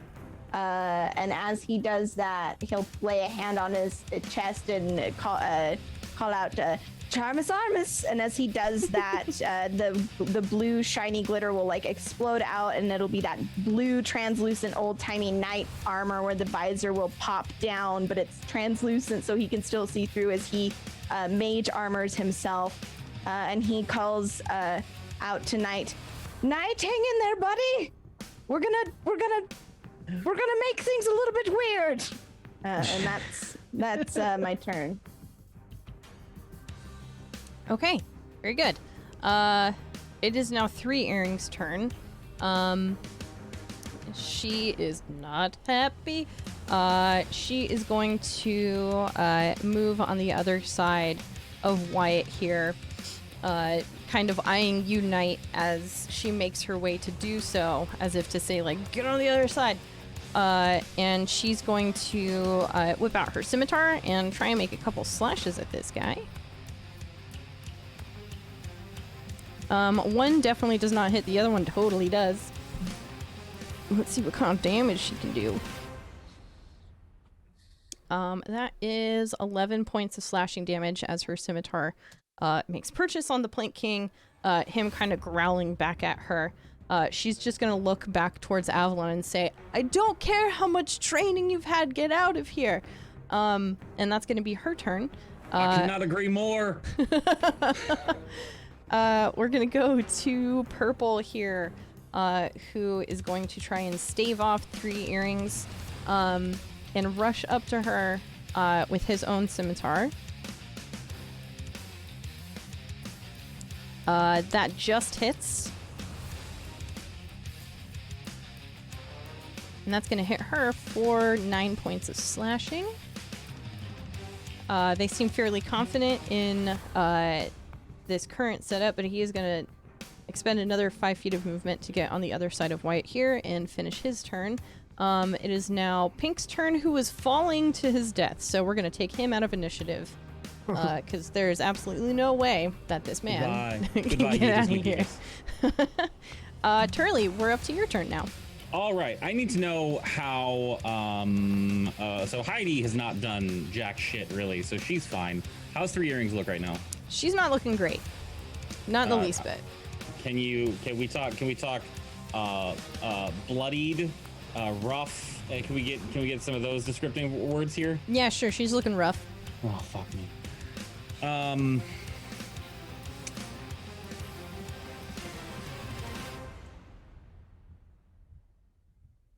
Yeah, okay. Turley is going to move up. So 5, 10, 15, 20. Is going to go 25 to there. Oh, shit. That's movement. Yep. Bonus action, I'd like the spiritual weapon to come in. Okay. So, like right here? Flanking and bonk bonk. Bonk bonk. Bonk away, good sir. Bonk. Yeah. Bonk, bonk. Apparently my spiritual weapon has the sound effects from Law and Order. I love it. You love to see it. Bonk, bonk, bonk, bonk, bonk. For the spiritual weapon, it's going to be a 12 to hit. Unfortunately, it does not hit. Yeah, but Plank King just kind of waves it off. Can I use my free action to reverse the 1 and the 2? That's a very good cool. argument. I'll consider it for the next arc. Okay. All right. Yes, please. Please. I would also, as my action, I would like to use Channel Divinity. Okay. Preserve Life. Yeah. I would like to give... Life Clerics, baby.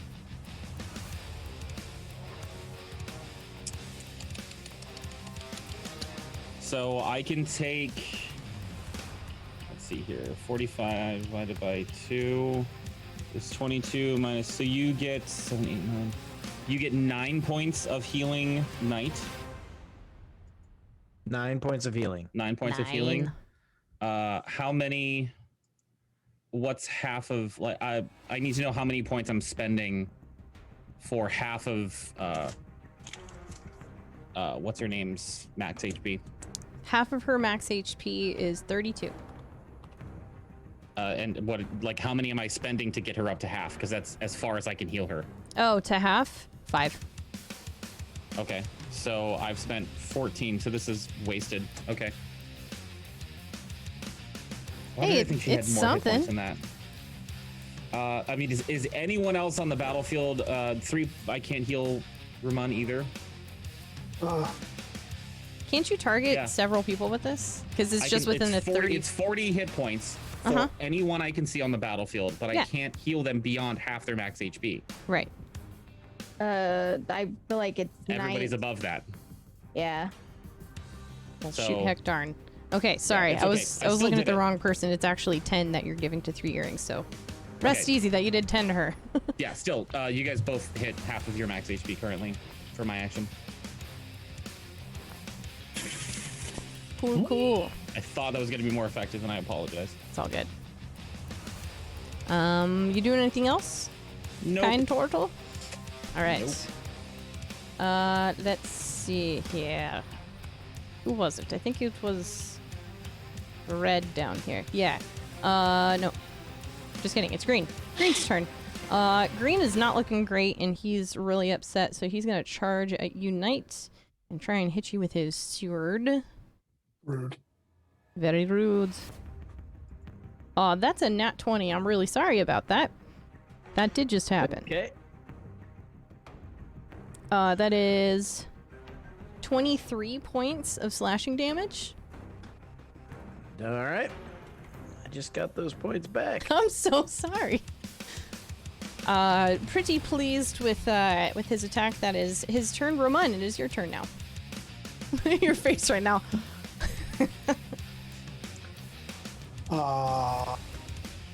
Welcome to the big bag of this How is Knight looking? Well, with the hit point reduction, yeah, I'm about 1/3 health. Okay. Hanging in there. Okay. Yep. Roman, who would have used his bonus action, important to note, at the end of his turn because he forgot to do that, to reload the gun. Seems natural. With a, let's say, a electric shot, a lightning shot. I kind of liked how that worked out. Cool. And he is going to shoot blue Okay. with the lightning shot. Sure. Let me roll that quick. Boop. Well, that was a 10. Yeah, I don't think that hits, unfortunately. Having missed a couple times now, Roman's just gonna throw the gun down and pull out his pistols. Sick. And he's going to take one shot at green. Mm-hmm. And why are my pistols not showing up? Hold on. No problem, no problem. There they are. Okay. It's because I have them in a different area. Boop. 15 to hit. That just misses. Just misses green. Yes, yes it does. Well, shit. Okay. Attack green again with the bonus action. Okay. 26. That, it hits. Amazingly, yes. That's 21 points of damage. Jesus. Okay. The sneak attack. You say green wasn't looking too hot, so hopefully 21 damage. Yeah, Puts him on his ash. He's no longer of this world. He's he's just like really happy to be dodging out of the way and just kind of like giggling at you as you miss your shots, and then he just kind of like looks towards you and you hit him smack dab in the middle of the head. Goodbye, Green. Watch out, Knight. Whoops. Wait, that's not my voice. Watch out, Knight. Is there anything else you're doing on your turn, good sir? Yeah, Romana's going to What am I watching out for? walk right there. Okay. Look at this like cool formation you guys have. Harrison's just like chilling back here, living his life. Love it, love to see it. Okay, very good. We are gonna move down to red here. He is going to step away from the edge and up a little bit, having seen his friend make his final flight, and try and hit you, Knight. Again, I'm really sorry, that's a nat 20.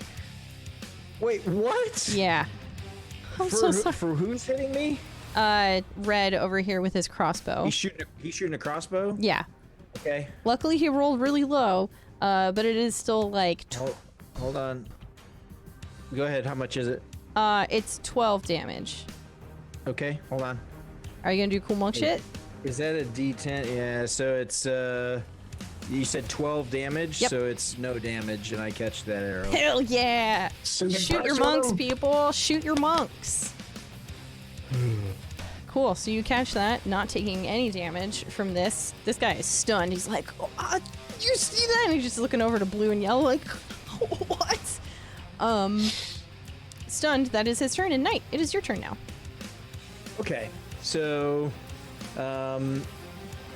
as a bonus action, I am going to empower my Eldritch Maul tattoo. So you see Knight's right arm light up green as a snake coils around it, and these inky tendrils come out. And from 15 feet away, I'm going to punch red.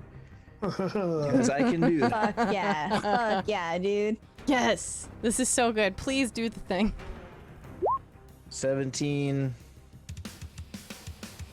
Damn it, 11. And I get 3 attacks because of haste still. So 17 and 19, those it? Let's see. The 17 and the 19 hit. Yep, okay. And there's going to be extra damage. So it's 19. Hold on. And then it's... You gotta look at the tattoo. It does an extra 1d6. So I need 2d6. Hell yeah. So that's 19, 27 points of damage on red. Amazing. This guy, in nearly peak form, still stunned and looking at his friends like, did you see that? And like crazy ass punches come his way and he's just knocked down, completely unconscious. Okay. An arrow with a crossbow bolt sticking out of his forehead. Yeah, just Yeah. Let's see. All right, Ramon and 3 earrings are flanking there. All right, I'm gonna step here, spend a key point, and flurry of blows number blue there. number blue. Very good. This is pretty sweet. I'm gonna change the song again. 20. That one's been looping.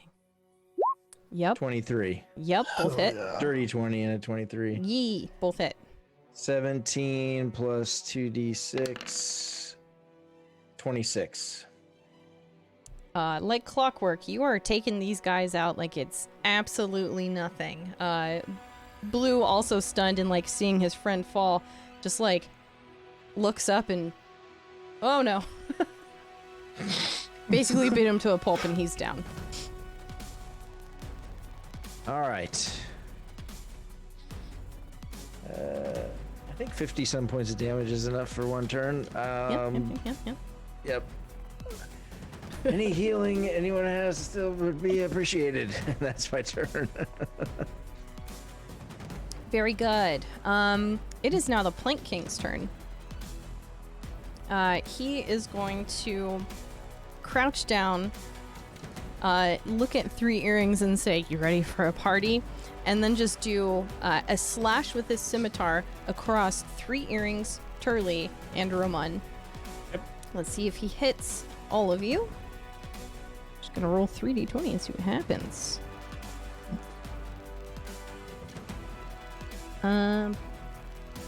3 earrings, he hits. Turley, what's your AC? 19. 19. He rolls like a 16, so that does not hit. And Roman, he rolled a 15. Does that hit you? Nope. No? Okay. So he's really only hurting 3 earrings here. Let's see what the damage is.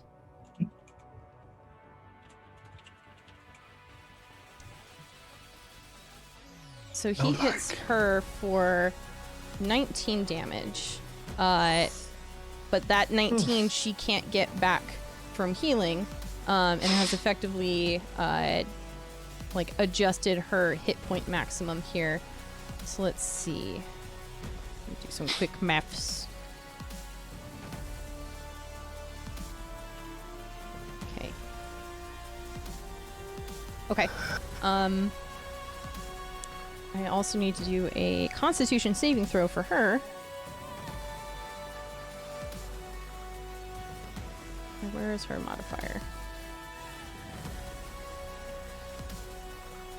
She fails, unfortunately. I'm just gonna roll this in here. It's really nothing. It's only a d4, but it is 4 necrotic damage.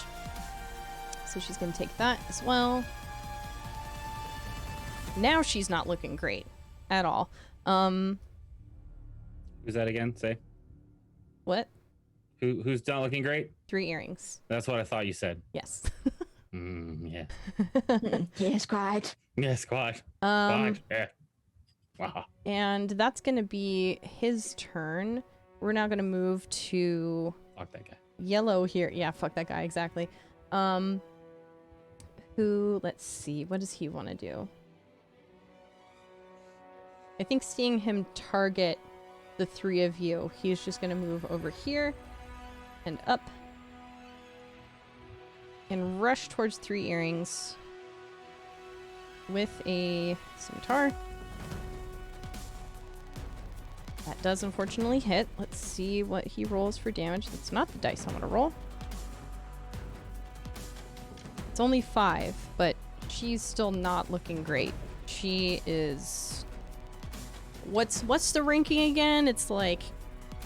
Less than... We usually use less than half is bloodied, less than a quarter is rough. Okay, she's looking rough. Okay.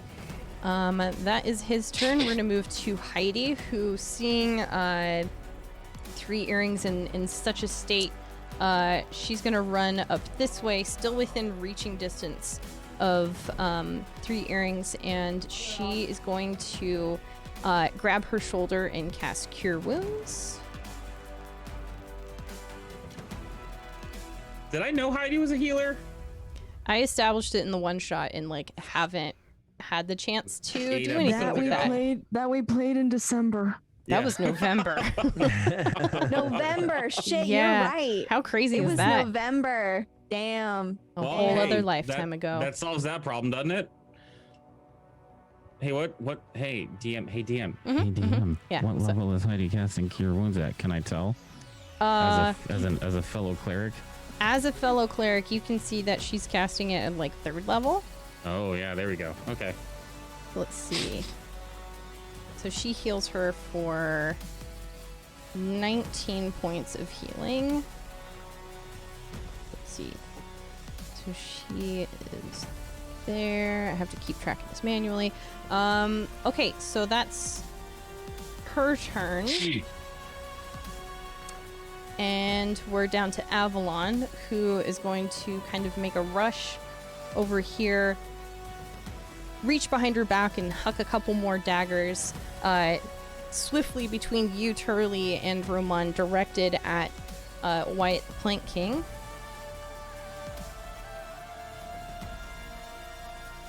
One of those hits, the other one absolutely does not.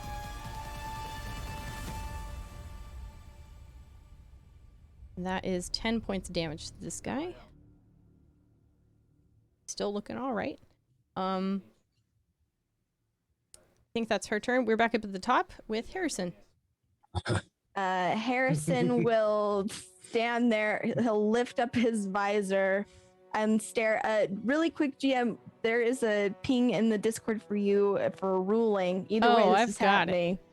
Either way, this is happening. Absolutely. He lifts up his visor and he looks at Knight, and through the rain and the crackle and everything that happens, the cannon fire exploding, Harrison calls out, "Your name is Knight, and you put on quite a show. Let's make you the biggest, baddest creature on all of Darktow." And he takes his wand and flicks it, and a magic bolt crackles through the end and slams into Knight's back, where it just spreads out with a blue sheen, and Knight disappears and then reappears. In his place is a motherfucking Tyrannosaurus Rex. This is very good. I'm going to scale this down just a tiny bit. Hit. What? I'm going to just move your token over here so I can get to it again. Just pretend you're not there. And hey, Knight, you're a T-Rex now. As that magic crackles and connects, and he borks out and comes back in, the visor clangs shut, and Harrison goes, "Oh, this is amazing." And that's his turn. It's like a drug. This is very good. Okay, it is Three Earrings' turn. She's kind of standing there hunched over, just coughing up some blood here. And she is still not giving up and putting up a fight against the Plank King here. She's just going to, as powerfully as she can, try and hit the Plank King here with her sword. Rolls a nat 1. That's very narrative. Absolutely does not hit him, but she is going to surge and attempt to hit him again. with a... I think that's a dirty 20. That still doesn't hit. She's just going to kind of sit there and be exhausted with this. She will move up here, still within range of these two fellas, but that will proc an opportunity attack with this guy, who will attempt to hit her with his sword. Totally misses. Thank God. She gets away. We are down to, let's see, Purple here, who's seeing 3 earrings move away, is going to attempt to hit her with his sword. And that hits. Let's see what the damage is. Excuse me for burping. And that is 6 points of damage. She is hanging on, just barely hanging on. And thank you for calling me out on the actual size of this fucking T-Rex. Love this very much. Okay. Let's see, Turley. Hey, bud, it's your turn. Turley is reconsidering life at this moment, but will turn over and also cast Cure Wounds on 3 earrings. Okay. Because, holy shit. Also at 3rd level.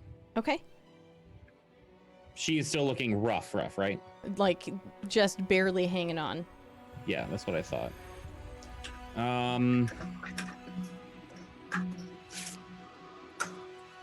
Yeah, because I'm a life cleric. This will work.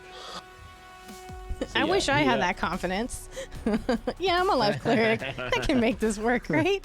Fuck. Well, I was debating whether I needed to do it at 4th level or not. Oh, okay. So yeah, so 3rd level, she gets 19 points of healing, and that does not include my bonus. I don't think Roll20 includes my bonus for life cleric. Right, I forget that. It does it in D&D Beyond if you're just playing in that, but it does not roll over with Beyond 20, so feel free to tell me what that is. Yeah, so the bonus for life cleric, I gotta remember, is 2 plus the spell's level. 2 plus the spell's level, or Correct. my proficiency plus the spell's level? 2 plus the spell's level. Yeah, so then it was 3rd, so 5 more points of healing on top of that. Okay. So 24 total. She's looking a lot better. It's still hurt, but about where... Oh, Jesus. No, that's for my thingy. I see it. It's Sorry. very good. No, it's I don't know why okay. it's taking so long. I like the second roll better, but I'll take the first one. Why is Damn it it. like rolling so many? Because I clicked it and it didn't do anything, so I clicked it again. And it started doing anything, so I clicked it again. Hey, why isn't this working?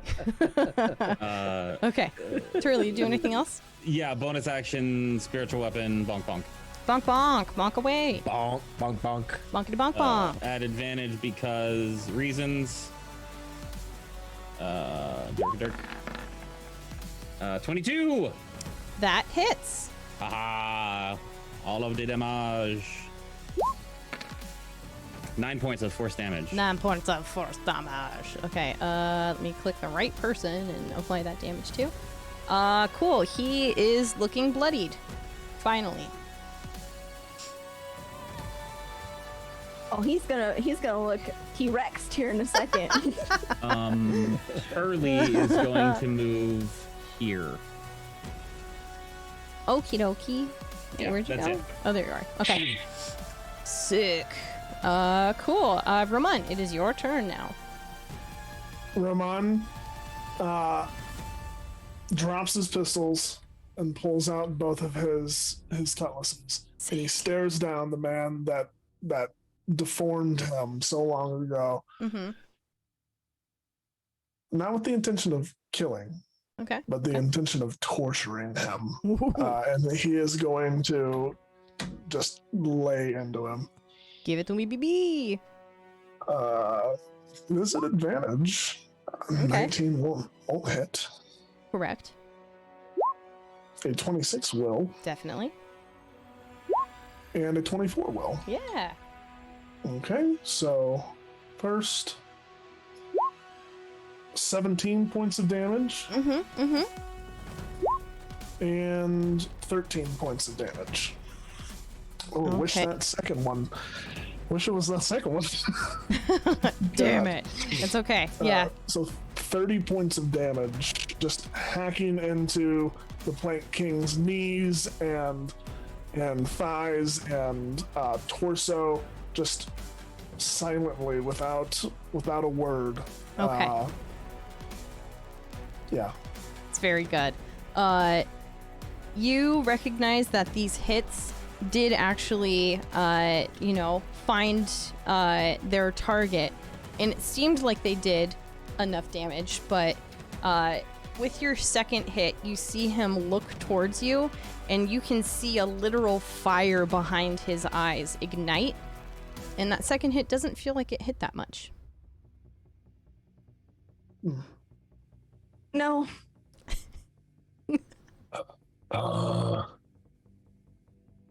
Hey, guess Something's what? happening. It's the T-Rex's turn. Oh, is it? All right. I'm It sorry if is. this is loud.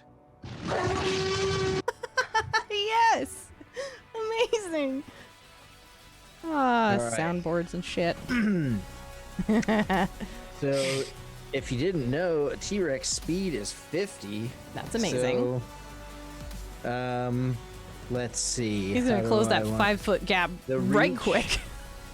Yeah, they're both 10-foot reach. So if I just move right, here, do I have access to this token? I don't. Okay. Yeah, just move me over there. Okay, oh, I'm so sorry. Here, I'll do that. That's okay. It's like taking 1,000 years to tell it who to get controlled by. There you go. Now you can move it. All right. So I'll move right up over here. It's a fucking T-Rex. And, I can't hit the same person with the tail and the bite, so I'm gonna use the tail first on yellow. That's a dirty 20. That hits.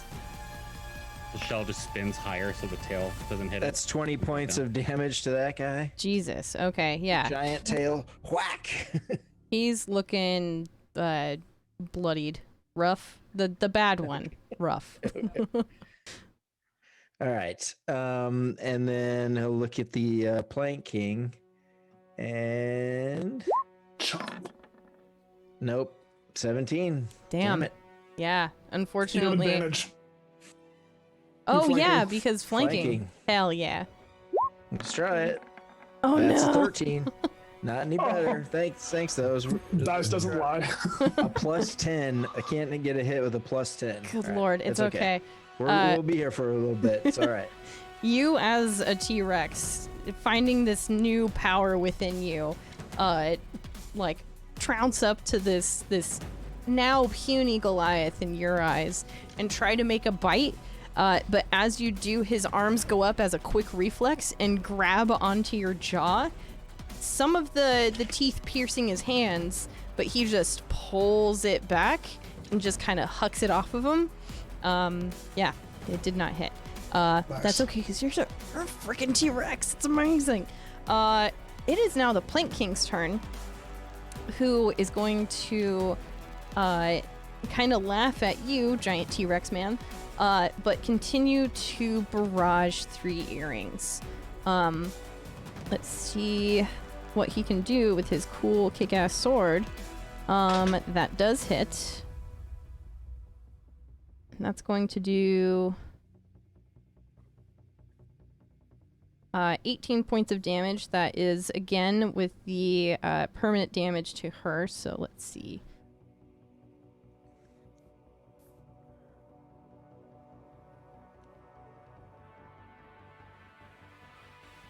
She's not looking great, y'all.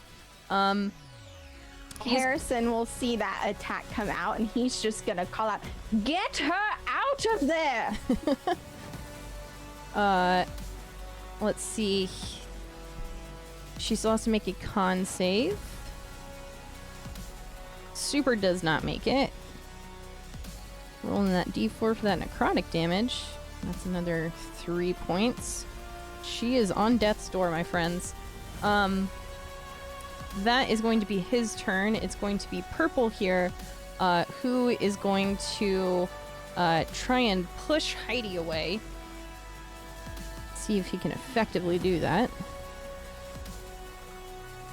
Nope, that is one stocky dwarf. She holds her stance, kind of guarding her friend here, and doesn't allow such a maneuver. And as such, he's just gonna try and stab her with a dagger really quick. Does hit.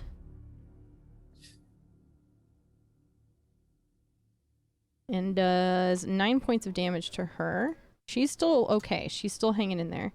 We're gonna move down to Heidi, who is going to... ooh, I wonder if this is a thing that can be done. She wants to pull 3 earrings away, but like step in her place so that if they try to make an opportunity attack, it's actually gonna hit her instead. Can that be done? Yeah. Yeah. Consulting it's a forced movement, and forced movement doesn't provoke opportunity attacks. Right. Okay. Cool. Well, not here. But... Other campaign. Cool. So she's gonna try and do that and just pull 3 earrings back this way as she steps in, provoking an opportunity attack from both Purple and the Plank King. We're both gonna take it. Oh. Neither of them hit though, so that's okay. 3 earrings is now disengaged from being in that shit show. And we're now up to Avalon. Harrison's calling to 3 earrings to get over here, get over here. Cool. She'll kind of look your way and nod as she like holds onto her stomach, like trying to hold everything still in. Avalon's gonna move up here against the Plank King. And she is going to kind of do this quick maneuver with her arms. And as anyone who's looking at her, as she does this, you'll see basically like Assassin's Creed cool like secret blades like come out from her wrists and both try and hit the Plank King here. My girl Avalon getting shit did. Hey man, she's had a lot of time in her home to just chill and like figure shit out. One of them hits. Good girl, you did it. Only does 5 points of damage to him, but she's still pleased with this. He now has to make a Constitution saving throw because that was poisoned, and he fails. Poisoned is good. Poisoned is good. Poisoned is good. He's gonna take 5 points of poison damage. And I think that's her turn. We're gonna move up to Harrison Gandazar. Oh, he has disadvantage on attack rolls. That's huge. Harrison is going to can pull out Death Rock, and he's going to try and position himself to catapult at Purple, just trying to get some of the ads off. And he's going to do the same thing where he has Death Rock in his hand. He takes his wand and he casts over it, and a little translucent catapult will pick up Death Rock and hurl it at Purple.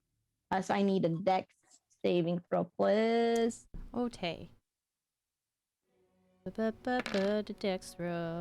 saving throw. Oh, he super does not. It doesn't happen. Here's my hope, because that's 11 bludgeoning damage, and I'm angling it to like trying to push him off the cliff with Death Rock. You know what? I'm gonna say that you're successful in this because he is kind of teetering on the edge here, and he super did not save that. So there he goes.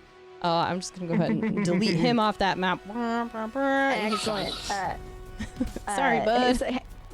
You will hear Harrison go, "I'm sorry, young man," and he will move over to get closer to 3 earrings, like gesturing her to come close so he can get her behind him. Cool. That is his turn.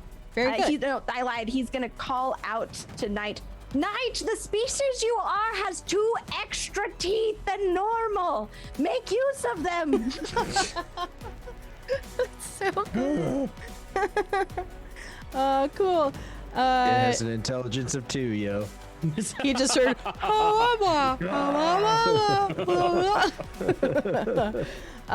Cool. It's 3 Hearing's turn, and she's gonna just fucking book it. But not without trying to use her own daggers that she has to try and like shoot over Heidi towards the Plank King here. Let's see if she can do it. Nah, girl, that's a nat 1. I'm so sorry. She is so tired that she accidentally hits Heidi in the back. But luckily she has really good plating armor and it doesn't hit her. It just kind of like glints off, and Hattie's like, "I'll forgive you later." Turley, it's your turn. So you watch Turley with his shield that nobody knew he had, including Turley until today.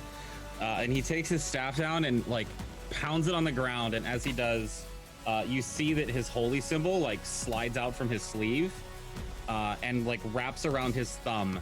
And then he slams his staff onto his shield. And this kind of swirling mist starts to come around him. And he turns back to Harry and says, Harry, I learned this, but thank you for the inspiration. And you see like this swarm of tadpoles just start to like swirl around him through a sea of glitter. Turley's casting Spirit Guardians. Yes. The Spirit Guardians. And also poisoned means disadvantage on ability checks too, right? Yes, I think that's so, right. yeah. Yeah. Oh fuck, but it's saving throw. Never That's mind. not saving throws, but Damn yeah. it. Remind me the radius of Spirit Guardians. It's 15 feet. It is a 15 feet radius. Okay. I'm gonna give you this like cool blue. Yay. There you go. Woohoo. Yeah, so any creature that moves into for the first time or starts their turn in that radius has to make a saving throw. Hell yeah. Bonus action, bonk bonk on yellow. Okay. Actually, Do the bonk bonk. I gotta get rid of that. Bonk bonk. And we're gonna move. Can he move like to a little the advantage bonk bonk? Yeah, of course. I'm here yes. for the funsies. The bonk bonk of advantage. Bonk bonk of advantage. 14. Does not hit, unfortunately. It swirls around in anger. Just Yeah, that's it. okay, Ramon, it is your turn. The bonk bonk with advantage gave me not a shoot. Oh well. Yeah, Raman is just continuing to poke and prod, waylay as much as he possibly can into the Plank King, just tearing little chunks off of him one at a time. Sick. That will not hit. Nope. Sorry. That will not hit. Nope. Sorry. That will hit. That will hit. For 17 points of damage. All right. Uh, You see as you do all of this damage to him, but it doesn't seem like all of it is being absorbed correctly. Like only some of it actually hit. Do anything else?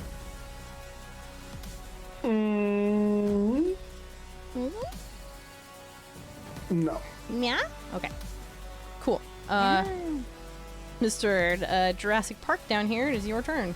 Yes. All right. I will smack yellow with the tail again. Sick.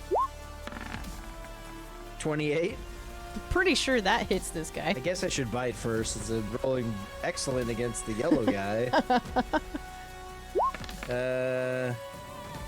25 points of damage. Jesus Christ. Please die now. Oh yeah, he's super dead. Yeah, the tail flings in such a direction that yellow is cast off. Splatters his guts all over Turley. Gross. Sorry, Turley. but all you hear is It's so good. You just see Harrison like jumping up excitedly, like fucking yes. That's my dinosaur friend. Oh, I get an advantage on him, though, don't I? You do. If I roll another single digit, Oh, God, God. are you fucking serious? I want this to work for you so badly because this I do is so too. fucking cool. I can't roll above a 10 against him. Do you have inspiration? I don't. I'm a T-Rex. I will give you a D6 of inspiration because you are a fucking T-Rex. This is great. What does that mean? Just roll a D6 and see roll a D6. if that Okay. 17 actually does hit. And Damn It's it. a 20. It's a 20. Son of a heck. If it was a 4, it would be game over. That would, this all right, this well, guy I would don't be have lunch yellow. meat. I don't have yellow muddying up the works now, so Now you can fully concentrate all cool T-Rex attacks onto this guy. That's right. That's Very right. cool. It is now the Plank King's turn, who is, with a quickness, going to snap his fingers, and in his place will remain just a bit of mist, as he has now transported on the other side of 3 earrings. Oh, This is very bad. This is very bad. He is going to, as he does this cool, like, misty step thing towards her, like, have his sword out as he runs past her and does, like, one of those cool, like anime, like, I hit behind you kind of thing, and I'm not looking at my target kind of thing. Harrison just, sir.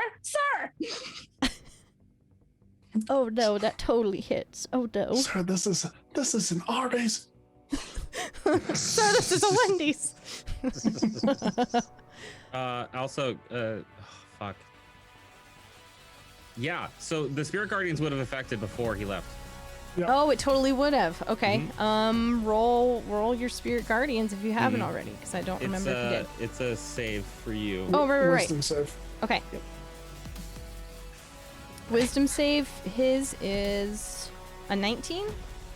That saves. I'm sorry. That's okay. I love your Spirit Guardians, though.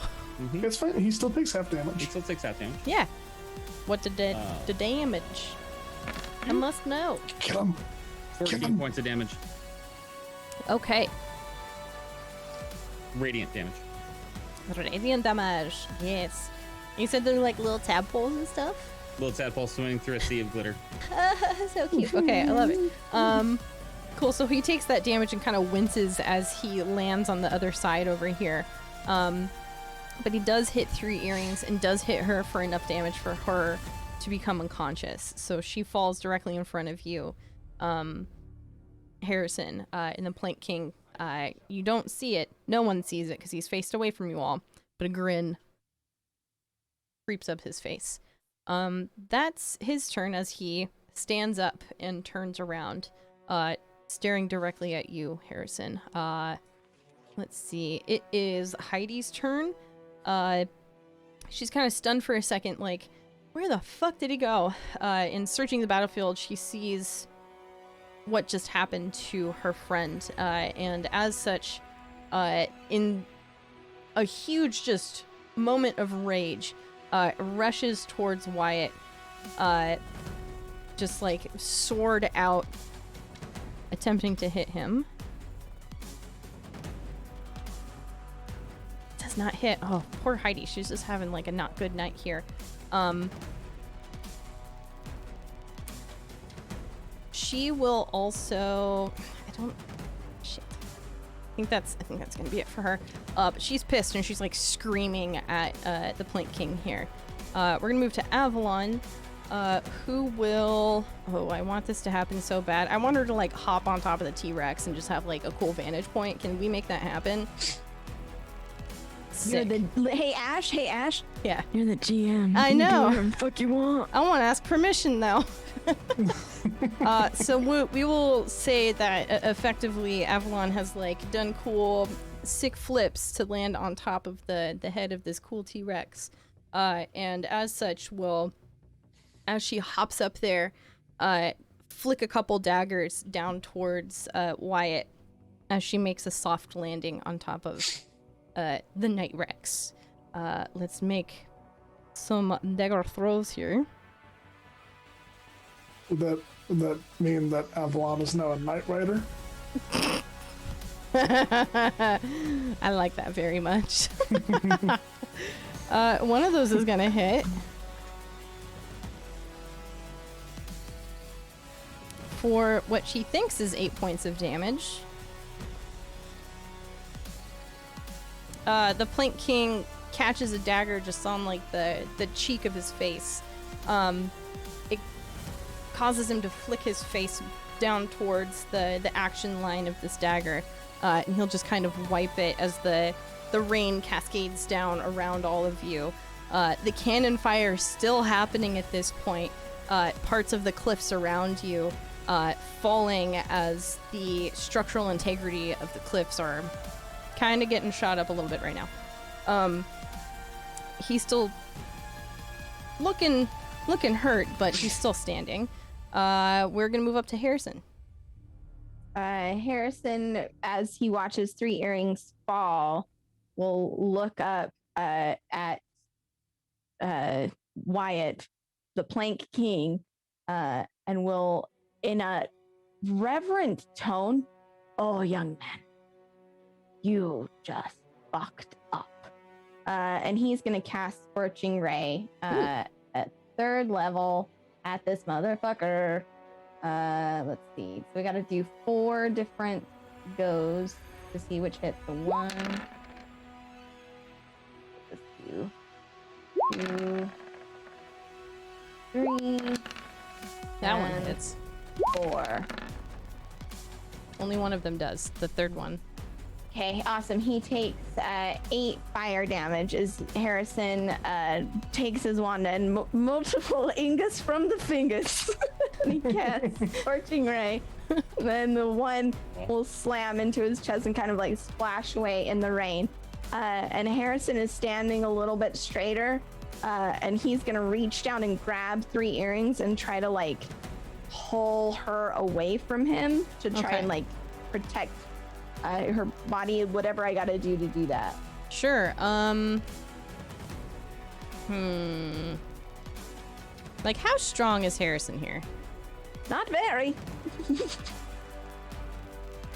Okay. Well, can you make like a strength check for me? Yeah. Cool. Cool. That's just to see if you can like even grab her in all this 11. rain. Yeah. Okay. You're having a hard time. She is, dead weight. Yep. Still unconscious, but really difficult to maneuver. Everything is soaking wet, so trying to grab onto her and like find good purchase on being able to hold her. He's struggling really to hard. do that, and he'll call over his shoulder, "Anytime you want to eat him, Knight is probably fine." That's his turn. I love this. Okay, it is 3 earrings turn. I'm gonna have her make a death save. That is a failure. I will mark that for her. Turley, it's your turn.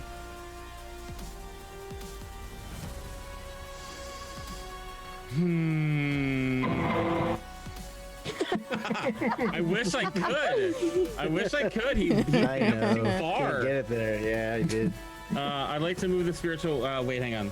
I don't know if I You can actually move wanna it do 20 that. feet. I know, but I don't know if I want to waste my bonus action on that. Oh, okay, for sure. I'll get you. Be like, chill there, tiny giant shell thing, and I'll catch you in a minute. I mean, I've got one left. This seems like the right time to use it. So I don't like that this motherfucker decided it was time to 5, 10, 15, 20. Time to get out of the radius of my tadpoles swimming in his nostrils. So Gross. we're gonna move closer. Okay. And as I am heading that direction, I would like to channel divinity again. Okay. To preserve life, which you told me it was her half of her health was 32. It's different now that she took more damage with that blade. Fair. So It's lower. So what is the half of her health now currently? 14. Then? 14. So she gets 14. Knight gets 8. I think that's it. Okay. 3 earrings takes a gasp of life breath. Prone on the ground, the first thing that she sees is hiding. She just kind of smiles and turns her head over towards you, Turley, and gives you a nod in recognition. Would you doing anything else there? Yeah, maybe. Maybe.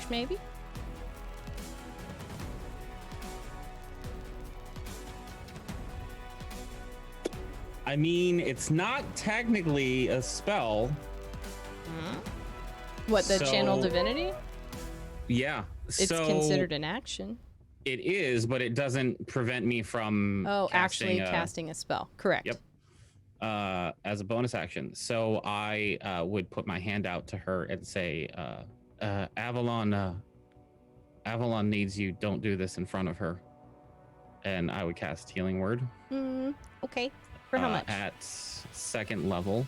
Okay.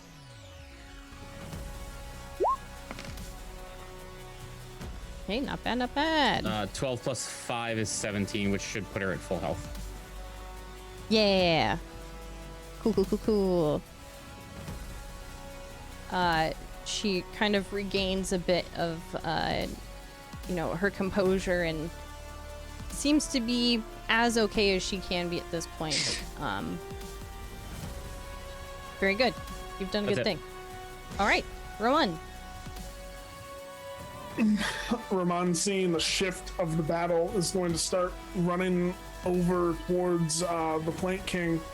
And on his way, he shakes his head, remembering that his weapons aren't doing as much damage. And then he remembers back to when they first met Avalon, and were in her house. And Ramon was a little shit. You stole shit from her.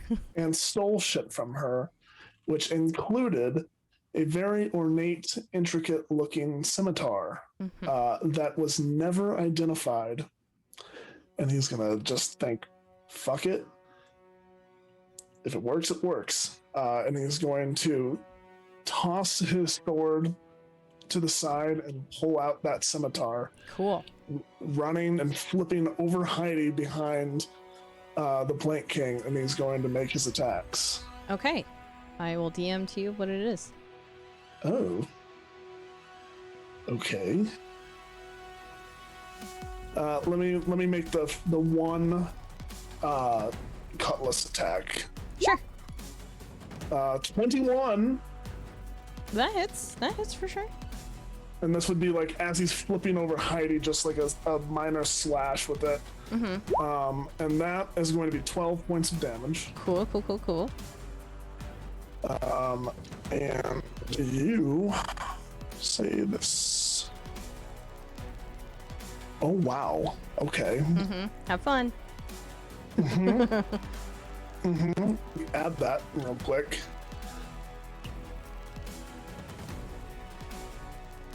Wow, really wish I had identified this. Why, Roman? So you could do more efficient murders? Yes. Quite literally, yes. Let's take attacks with that. That won't hit. I swear, if I don't get a hit with this. There you go. Holy shit. That's what we like to see. Yeah, buddy.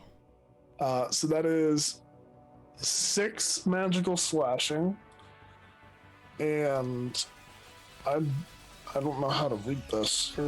So it does regular slashing damage. The damage that's done, it basically takes it off of the hit point maximum. It can't be healed by magic, regeneration, whatever, until they get to a short or long rest. And then they also take 1d4 of necrotic damage, so long as they're able to save or not save from a Constitution saving throw. Gotcha. So that 7 is sneak attack damage. Yes. Yeah. So the sneak attack damage doesn't count. So it's just 6 magical slashing. Okay. Plus, if you would roll a Constitution saving throw, please. Absolutely. Could be the difference. No. He got a natural 20. Never mind. Fucking course he did. This prick. Hey, so man. just 6. Constitution No, is it's like good. his It's great. thing. It's great. It's great. We love it.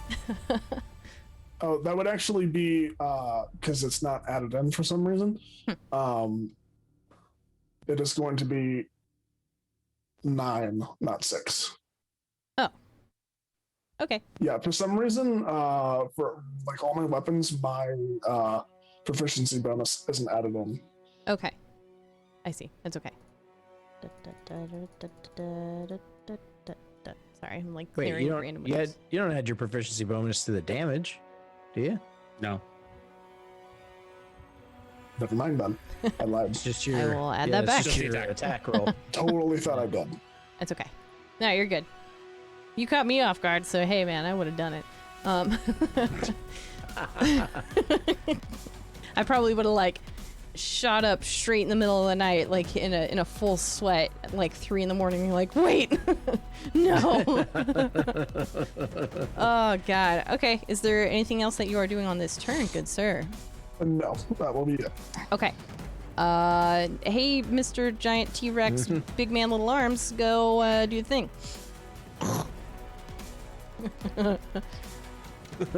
Hello. Holy shit. back. He's fucking huge, dude. At advantage. Come on. There we go. Hey, 21 does hit. Do the Thank dang God. thing. So we do this. We do these dice. Holy 34. shit. And even though he's a Goliath is still a medium-sized creature. He is grappled and restrained Amazing. in my mouth. Scoop him up. Scoop him up. Yes. How much movement you got left, bro? 15 feet. This is amazing. Okay. Jump. Jump. You know what you must do. Jump. What? Yes. Swallow him? No, he's got 15 feet. I mean, Oh. maybe, but no. I'm gonna pick him up and go 15 feet south toward the edge. Okay. Move on down towards that southern edge. Here, you move him 15 feet, and I'll put myself next to him because I don't. This big ass token. I don't know how far. Let's that see. is. You trying to move this way? It would be. Like to the to where I can throw him off the like Yeah. abyssal edge. Yeah. I don't know if falling to this ledge down here would kill him necessarily, but It's a pretty deceptively far Okay. fall. all right. That's my T-Rexy turn. Okay. All right. It is now the Plank King's turn, who is now grappled in the mouth of a T-Rex. This is not what I prepared for, but I'm so fucking here for And it. restrained. He's And also restrained. restrained. So he can only make an escape attempt. And no longer in my tadpole. Oh no. He can actually make attacks at disadvantage. Restrained. No, What? he's Not restrained. grappled and restrained. Yeah, he can still make attacks, I think. No, grappled is still you're make attacks. restrained. Restrained is not attacks. Yeah. Yeah. So he All can he just can try do and is try to escape, get out. right? Yeah. Okay. So it's DC Restrained 17 is like grappled plus. Okay. strength. Yeah. I think it's a strength save. He's probably A gonna make it. restrained creature's speed becomes 0 and it can't benefit from any bonuses. Attack rolls against the creature have advantage and the creature's attack rolls have disadvantage. The creature has disadvantage on dexterity saving Oh, I guess it can throws. attack then. You're right. Yeah. Grappled. The condition ends. He just can't move. Just can't move. Yeah. You're right. Oh, I thought restrained meant you Thanks, couldn't Ty. attack too. Yeah. Yeah. We're learning things both directions now. I like this You very know, much. it's a big Also- thing. We also Oh, have advantage. He attacks with disadvantage. Mm-hmm. Okay. Okay. All right. So he rolled a natural 20 on his strength save to break out of this. I'm very sorry. So he wriggles free of the T-Rex jaw, kind of holding on to the jaw as he plops down on his own 2 feet. That takes an action, though. That's a good fucking turn. He does have multiple actions, though.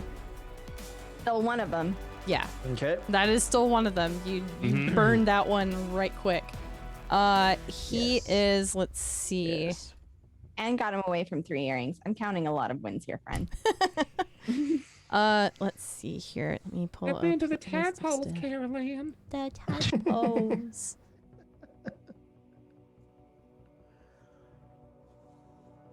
I think when I built his character, I forgot to do some stuff. Oh no, wait, here's one. He's gonna use his second wind and gain some hit points back. Oh no, I did that the wrong way. There we go. That's that. He also has a fun thing I haven't really told you about, but it's neither here nor there. He is going to use his Misty Step again. You find him standing right next to 3 earrings. Wisdom save. Fuck this guy. Wisdom save. I will do that. He doesn't save on that. How much damage does he take? He takes 12 points of tadpole damage. Cool. Still looking kind of hurt here.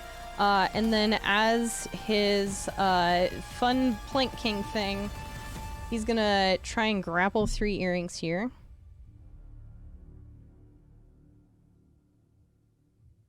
That son of a bitch. With a 19, I think she has to contest that. So let's see what she does. Yo, she does a natural 1 and a natural 3. I feel so fucking bad. This poor lady. So he successfully grapples her. And as he does so, he wraps tightly around her waist here. Looks in her eyes. Avalon's way over here on top of the T-Rex, by the way. Oh shit, my bad. I'm trying to grab her. Just picture her on top of her. And Wyatt trying to like look around. She's riding on my back? I missed that part. Okay. Yeah, she's on top of your head. It's super cool. He grapples 3 earrings, looks around at the close contestants here.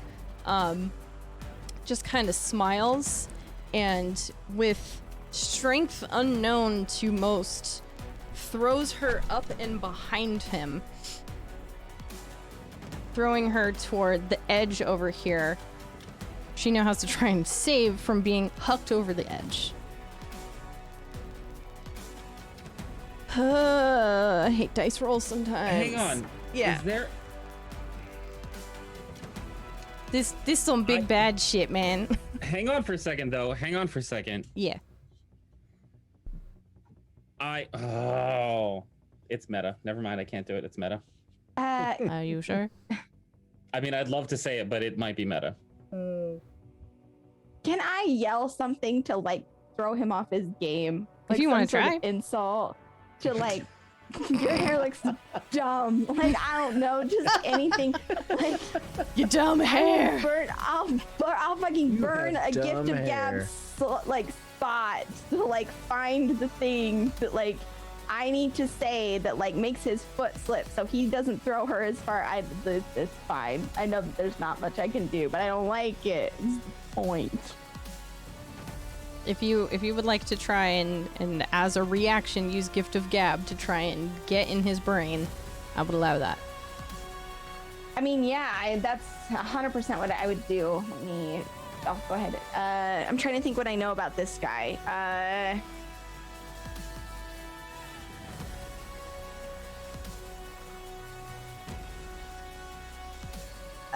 Yep, we're gonna go with this. Boop. Like, I can't, but in true Harrison fashion, he would call out, "Your hair looks dumb," and seeing that didn't have an effect, there'd be like a pause and like the rain would slow down as he casts Gift of Gab, and he would say, "You are not as strong as her, and that terrifies you, you weak shit." Oh, that cuts right to the core. What does he need to do against this? Or does it just like... It just happens. It's just like, and there's no real effect other than Harrison undoes what he said in the last 6 seconds. But my hope is narratively that we can flavor in a way to make it so 3 earrings doesn't get yeeted into oblivion. Like, any pluses or minuses that the benevolent and beautiful and very talented and smart GM would grant.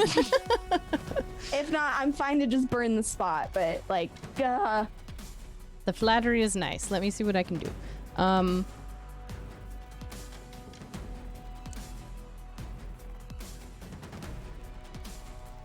So while he's trying to huck 3 earrings behind him, he kind of gets caught off guard by you saying this to him, and the strength behind the throw is still there, but the trajectory is still a little off. So he hucks her essentially behind him, but at this point she's still like sliding towards the edge. It's slick up here. This is very smooth rock up here that doesn't have a whole lot of traction, and it's been raining long enough that there's enough water that doesn't allow for the kind of friction required to like hold yourself in place if you're sliding. It's a really uncomfortable slip and slide is what I'm trying to say. So with that, that is his turn. This is him re-entering the... Oh, I already did the Spirit Guardians. Okay, that's right. It's gonna be Heidi's turn, and she's just like mid-huck, just like super not okay with this. She's gonna try and hit him. Hits him with her sword.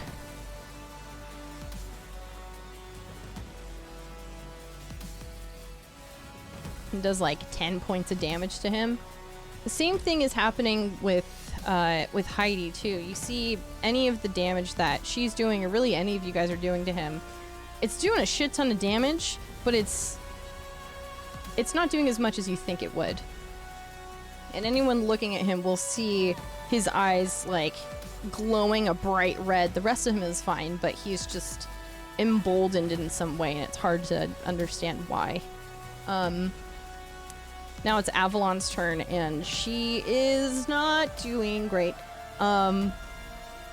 In a flurry, she's gonna hop off of the Night Rex and kind of make a sprint towards Wyatt here and try to basically upend him. She's a tiny tabaxi and he's a giant Goliath, but she's still gonna make every attempt that she can at this point.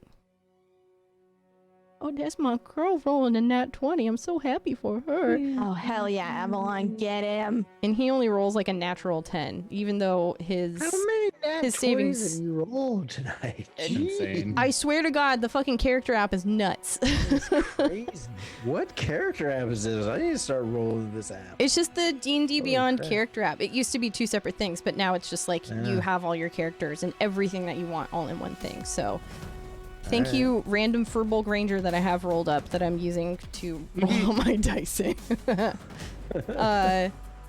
Cool. So he doesn't... What am I trying to say? He fails on trying to save from this, and she pushes him prone to the ground, and they kind of slide a little bit. I think that's her turn. Just barreling down at this dude. Harrison, it's your turn. 3 earrings is sliding away. Yeah, Harrison is going to... Can I make it? Yep. Harrison is going to... How would this work?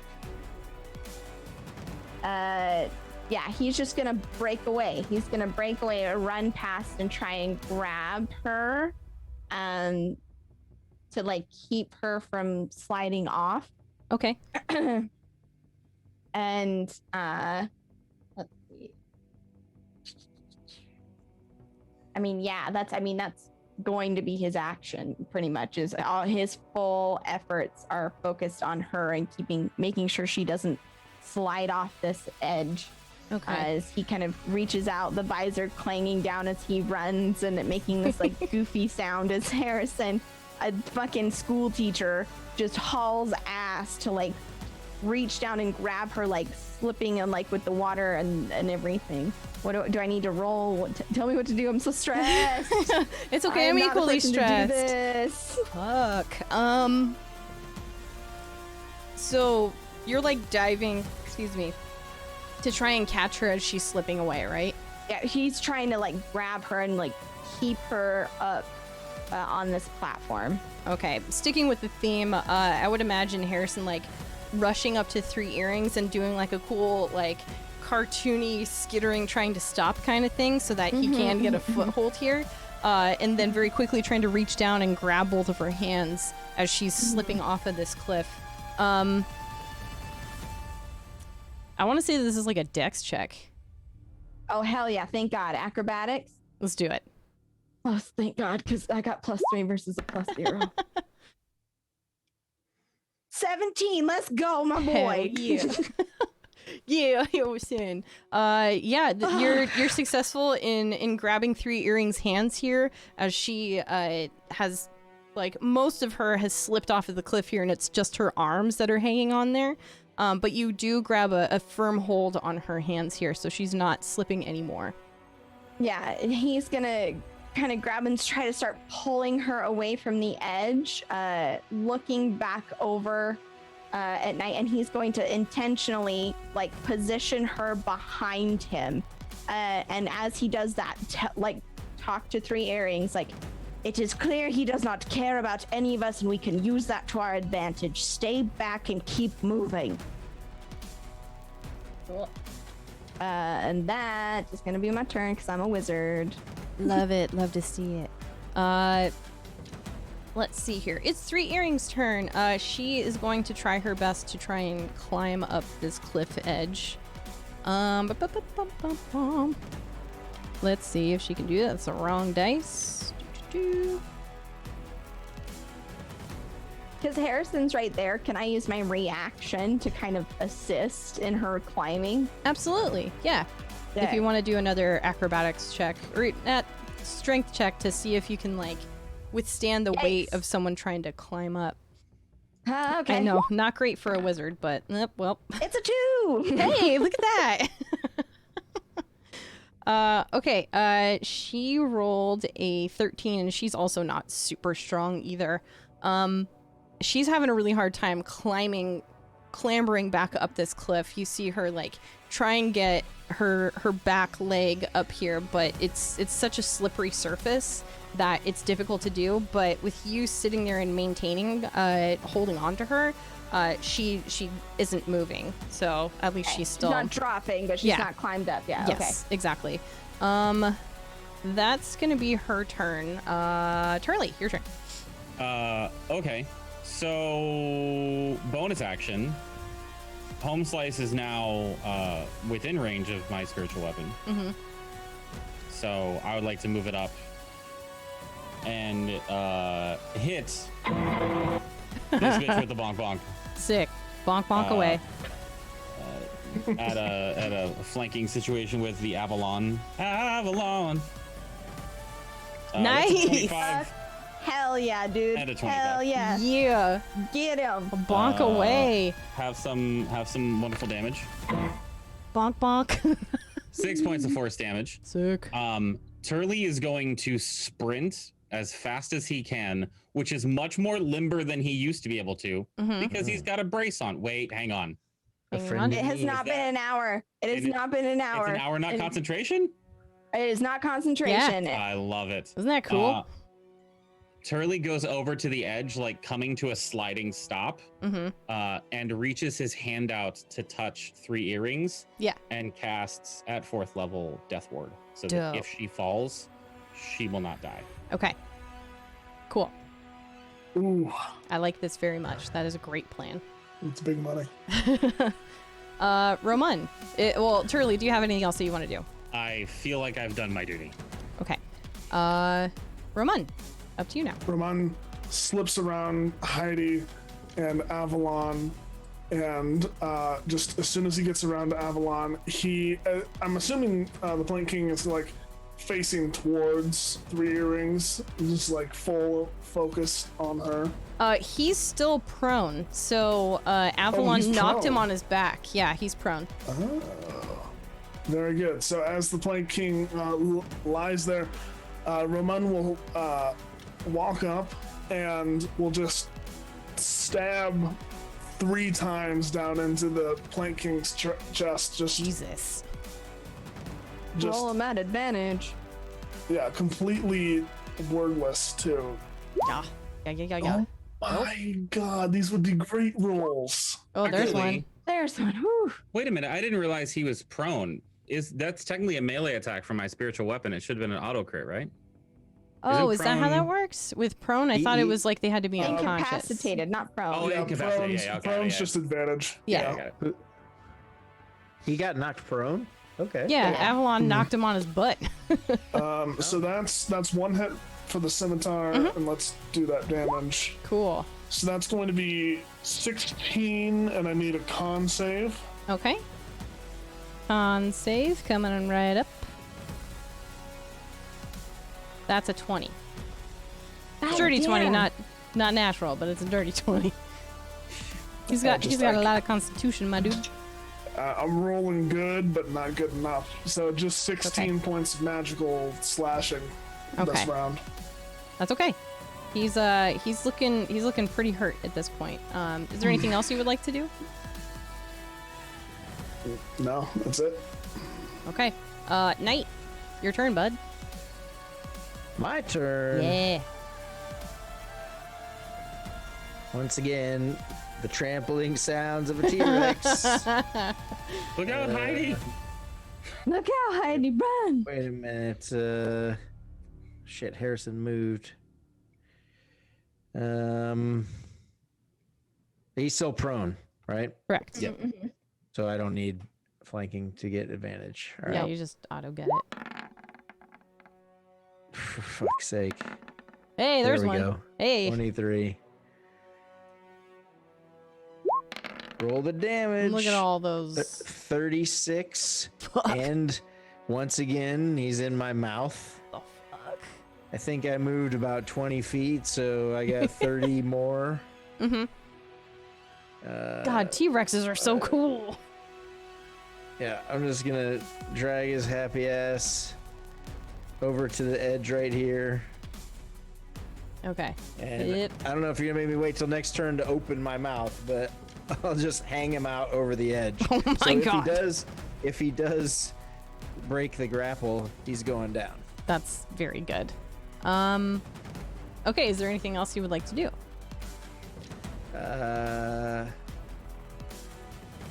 Yes, I would like to roar. I would like to roar. That was adorable. Oh, why was that so good? Okay.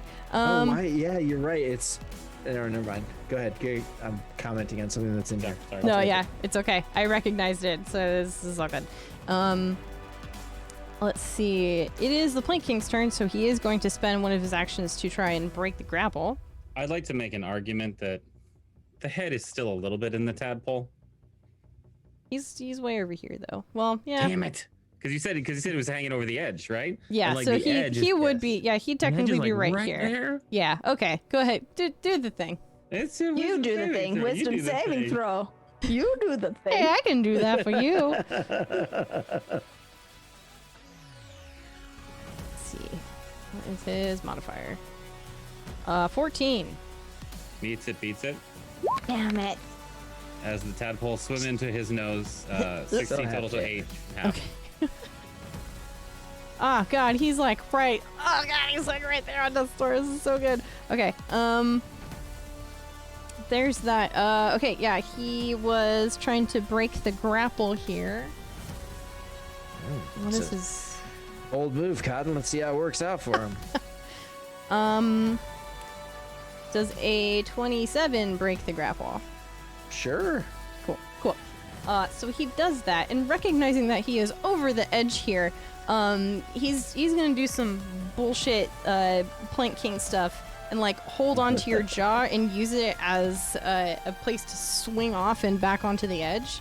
Because you are a giant T-Rex on the edge of a cliff here, but there is probably a bit of space between like, you know, your knees or whatever. So he's like underneath you. All right. So he does poop on him. that. You Tiny hands trying to grab him as it falls down. just tiny T-Rex arms. Get back here. Get back here. Oh god.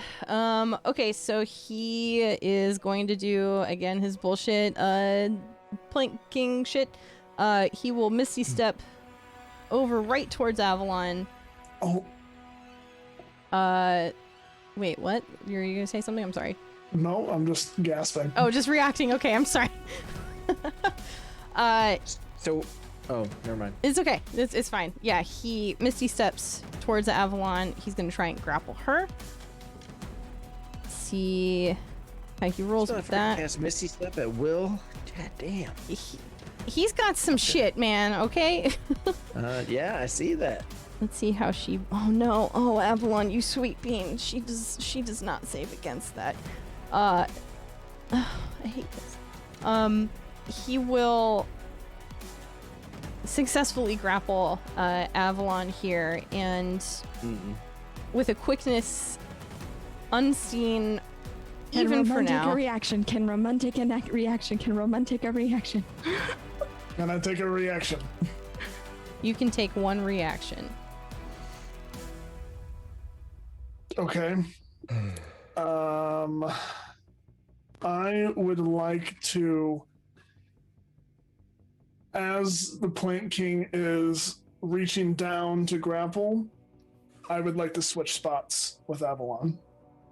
Pull her out of the way and thrust myself forward. Okay. Was there a check that I made you do for that? Or was that just a thing that you did? I'm thinking of what Harry did earlier, Harry but that did, was like yeah. Harry's cool shit. Yeah, I think you do that. I think you switch spots with her fairly easily. She's like quick and nimble. She doesn't fight against it. And as such, the Plant King recognizes what's happening, grins even wider, and attempts to grapple you instead.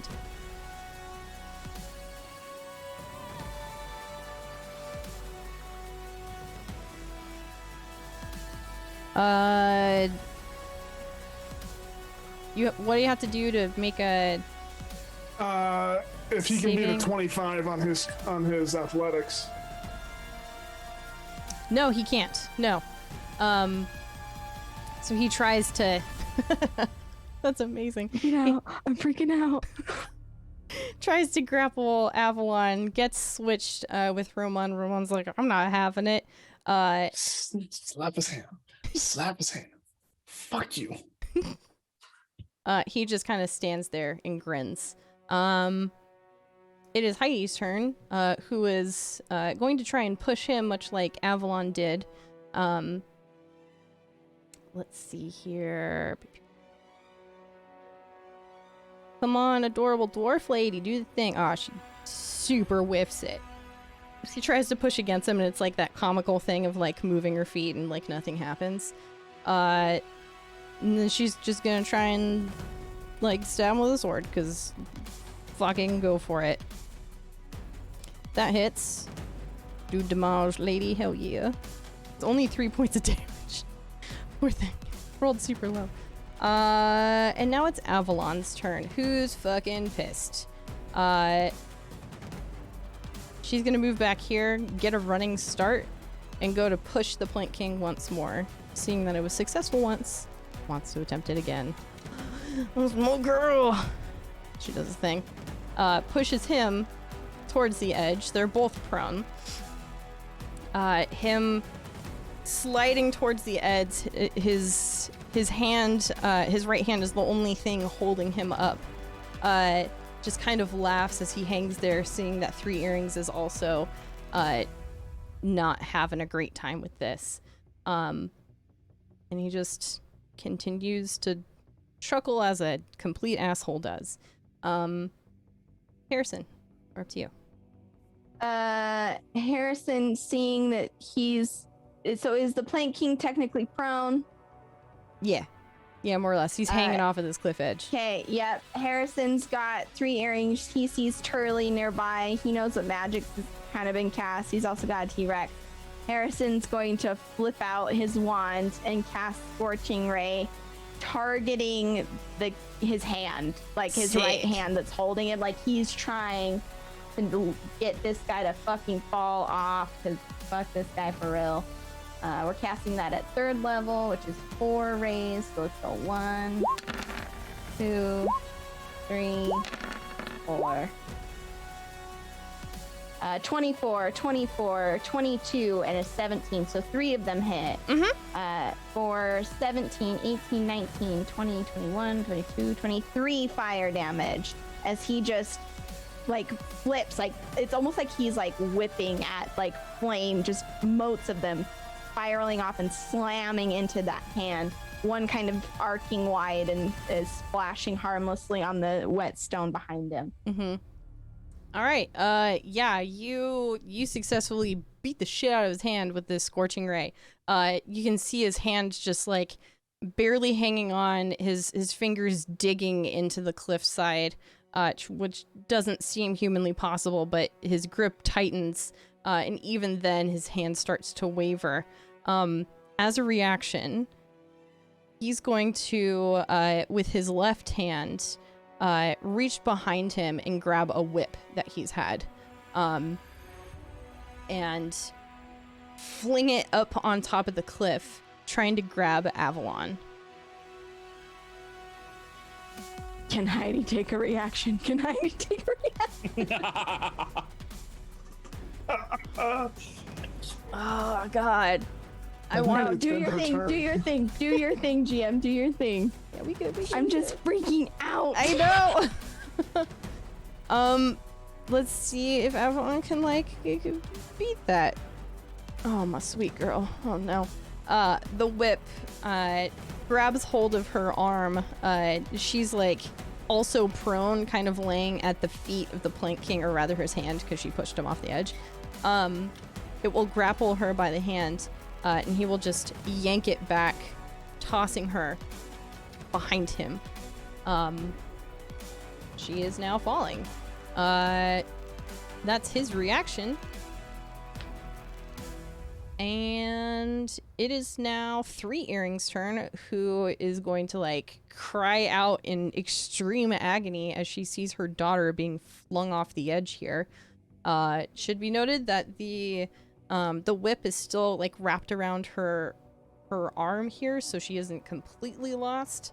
But it's not looking good for this moment here. 3 Earrings is going to, with just extreme mom strength, if a kid's underneath a car and she just, with all of the energy in the world, just throws the car up in the air kind of thing, she's going to try and do the same thing to get herself off of this cliff. And she does it. She's going to stand up next to you, Harry. Oh God, how is she going to do anything here?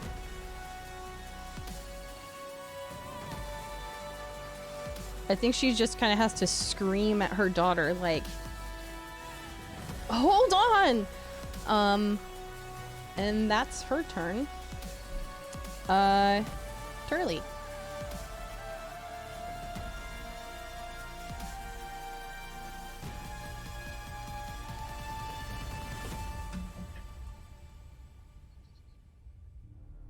What are you doing, my turtle friend?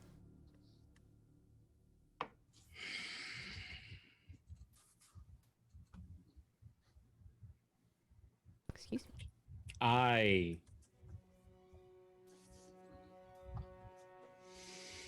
can only think in my head that this is a finale episode. Don't do it. Don't do this to me, man. Don't fucking do this to me, man. Don't do it. No, no, no, no, no, no, no. No, no, no, no, no, no, no. No. A symphony of no's. I'm teary-eyed. Do not fucking do this to me, man. No. No.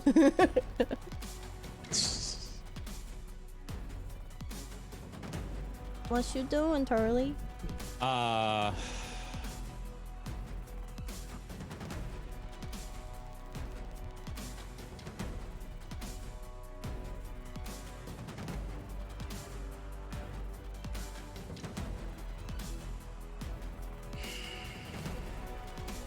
I'm sorry to delay. I'm having a It's big okay. moment of... It's okay. I put you in this position, and I'm very sorry.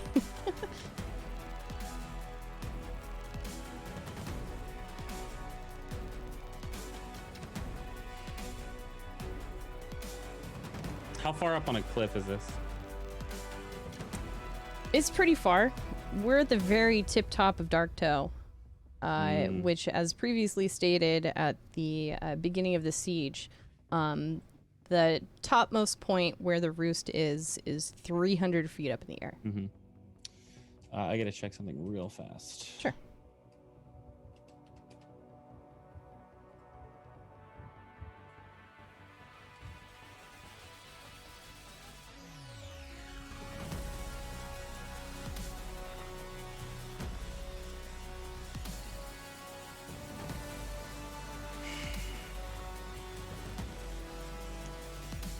I mean, I feel like you would. I really do. What you gotta do, man, but I hate it. I know. Turley would take a glance around the battlefield. And seeing 3 earrings has gotten up. I feel like Turley's a pretty big dude. Like, he could aim this pretty well. Mm-hmm. GM, if you will allow it, I'd like Turley to jump off and cast a spell as he's passing Avalon.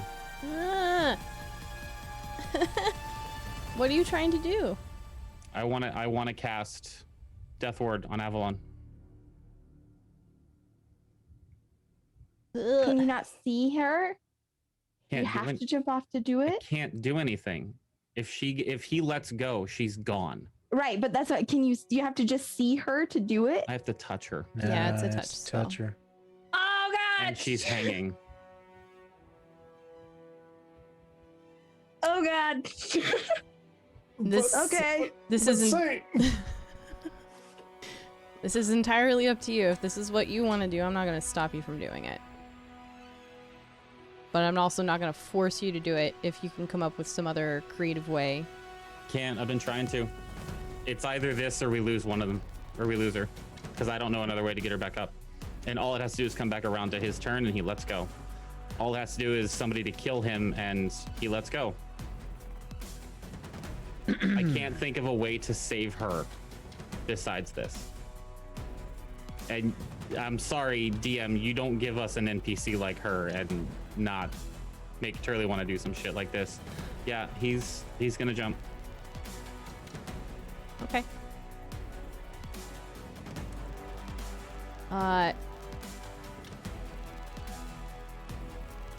Turley takes a leap of faith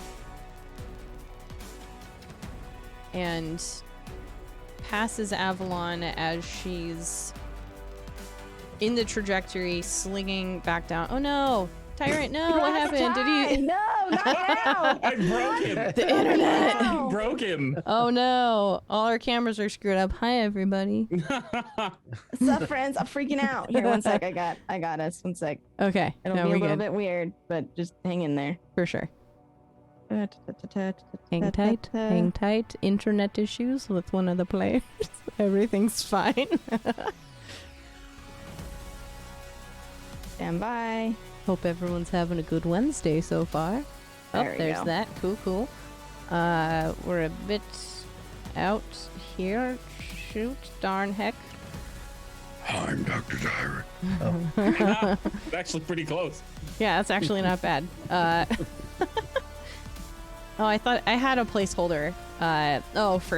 For Chum for night when you were late that one time, but this is okay. So now we just have a placeholder for Roman until he comes back. God, I hope he's able to come back soon. Excuse me. Turley takes that leap of faith, jumping towards Avalon. Just as she's like swinging back towards the cliffside, still holding on to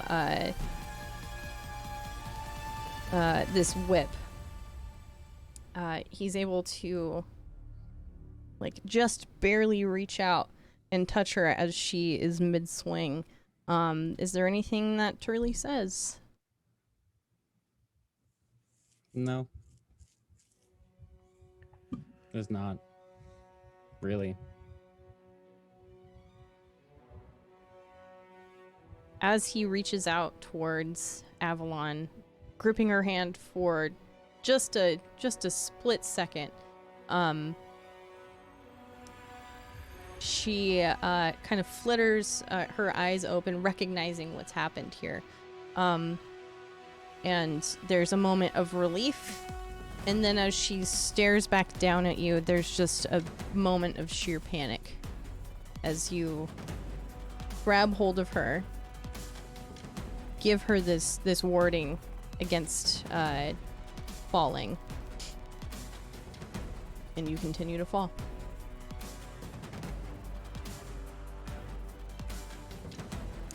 We're gonna move to it would be Roman's turn. We're gonna hold his action here. Mr. T-Rex, what are you doing? Okie dokie. Yep, I'm gonna move back over here and It's just this giant fucking T-Rex. It's so good. bite him. Is it gonna work if I click that? All right. Well, we'll just so everybody can see it. I'll just roll the d20.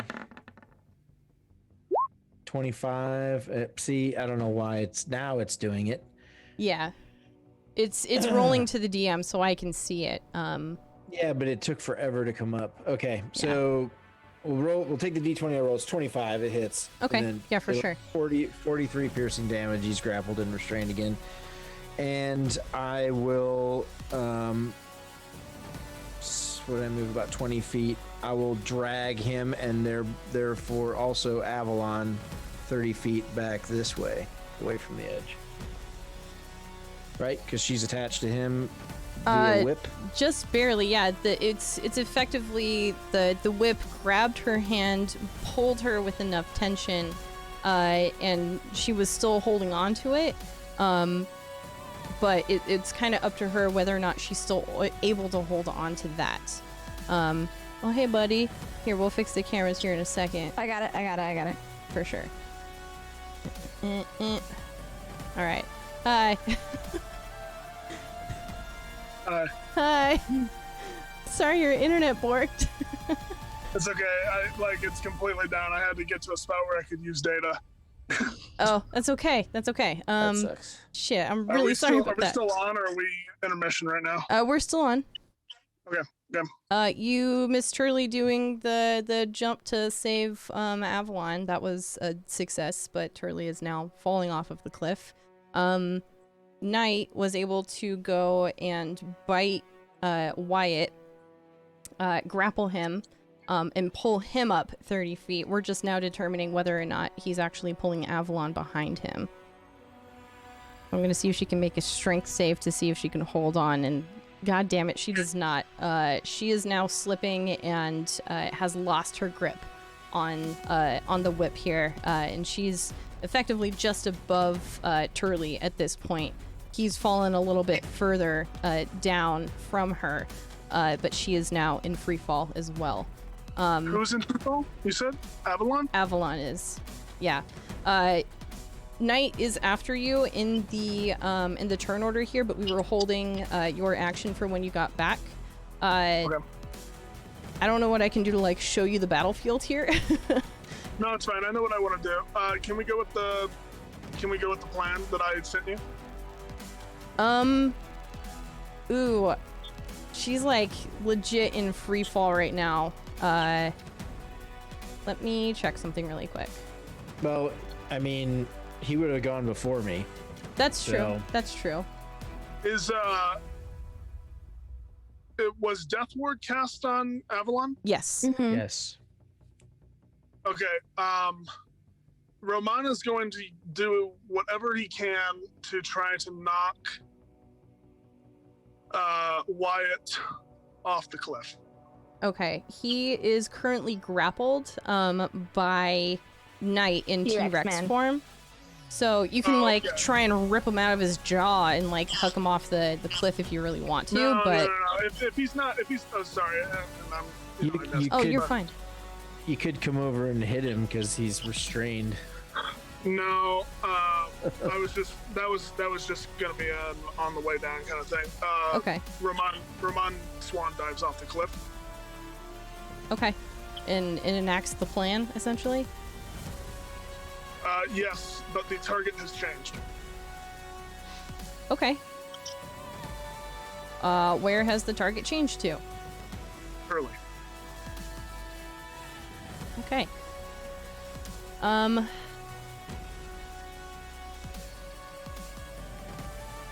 You see Saint just scooted on the camera and came back. You see Roman now diving off in free fall here. So just a reminder, it is both Turley and Avalon who are falling. Right, but if Avalon... Oh, she does have Death Ward. If Roman knows that Avalon's going to be safe... Yeah. through death ward, he will turn and look at Harrison. Mm-hmm. And Who's just horrified, by the way. Yeah. He will just say,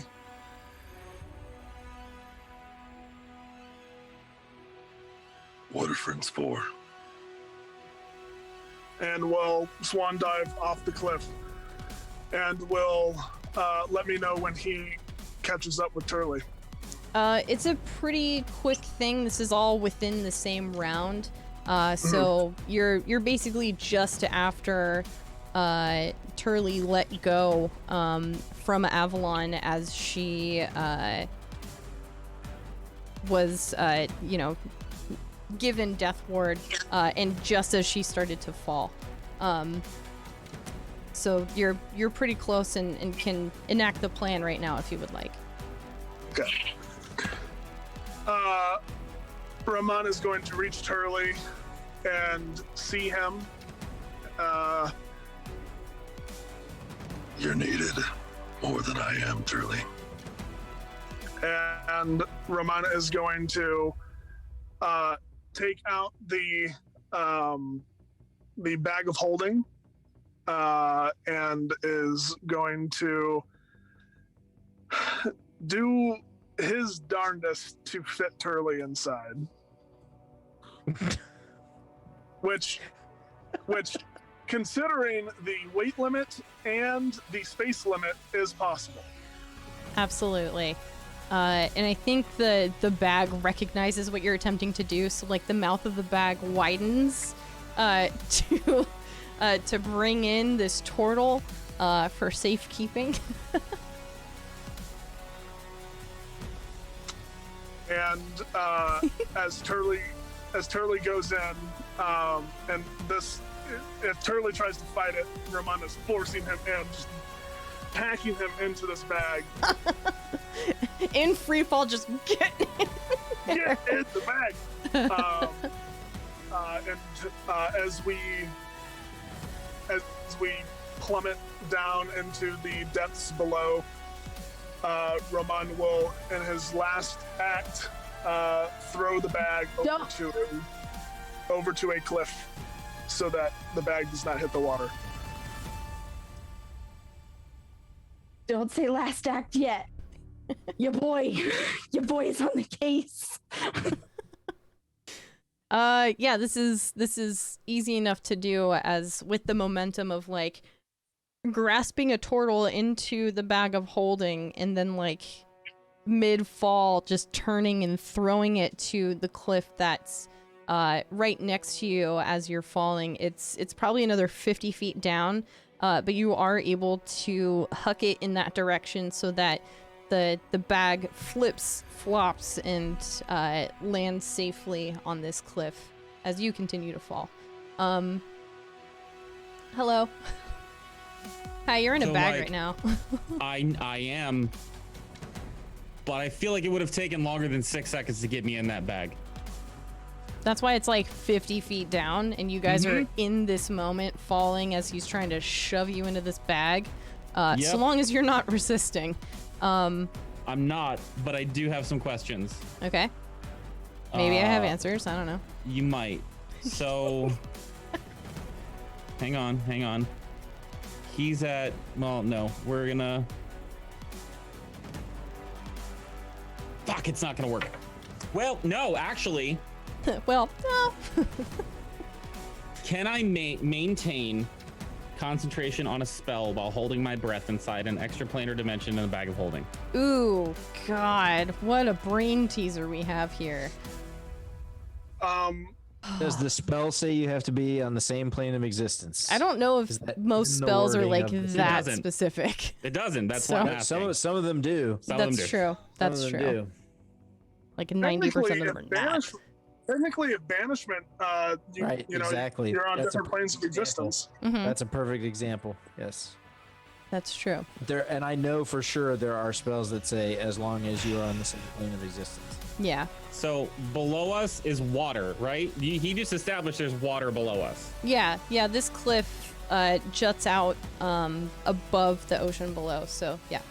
while he's sticking me into this bag, I think Turley would start to, because Death Ward doesn't require concentration at all. Correct. I feel Thank like God. Turley would start to like glow a little bit, like Last Dragon Leroy style, and would just say thank you and like touch his face a little bit, and he would cast and hold Beacon of Hope within the bag of holding, which will give him advantage on whatever death saves he will have if he does not take enough damage to kill for this to just instantly kill him. Are you talking about you yourself as Turley? No, I'm casting this on Ramon. Isn't there a certain radius for Beacon of Hope, or is it just you pick people? It says choose any number of creatures within range. For the duration, each target has advantage on wisdom saving throws and death saving throws, and regains maximum number of hit points possible from any healing. It does not say they have to stay within range. That's true. Yep. You just And have there's to no be restriction within for range me of them. being on the same plane. So as long as, and I can hold my breath for an hour. Okay. I will allow this to happen on the condition that once Roman meets the surface of the water, it's very likely you're not going to survive that, because that's a 300-foot free fall. Yeah. I also know he's a sea elf, and I don't know what he's got up his sleeve. This is true. So He could survive. The fall maximum is 20d10 or so 20d something. So yeah. So Just if let- he just let- theoretically just let- survive. As Just long let as it's less Harrison. than Just let Harrison. Just let 136 Harrison do the thing. I'm I just have a saying, plan. if he survives, he will Man. have advantage on his death saves. This teamwork, y'all, is like He theoretically could. messing up my plans and Fucking- making it so fucking good at the Daisy. same time. Fucking I have a Daisy, plan. So, Daisy chain of sacrifice.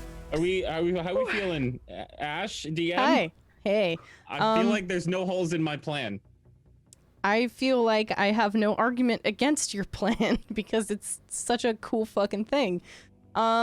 Yeah, So Charlie- because you're within range of Roman when you are able to cast this before you go into the bag of holding. A sentence I didn't think I would say today. I would allow that to work. So, Roman, you now have Beacon of Hope cast on you, so it's like all the fun stuff that comes with it, but the most important thing is having advantage on death saving throws.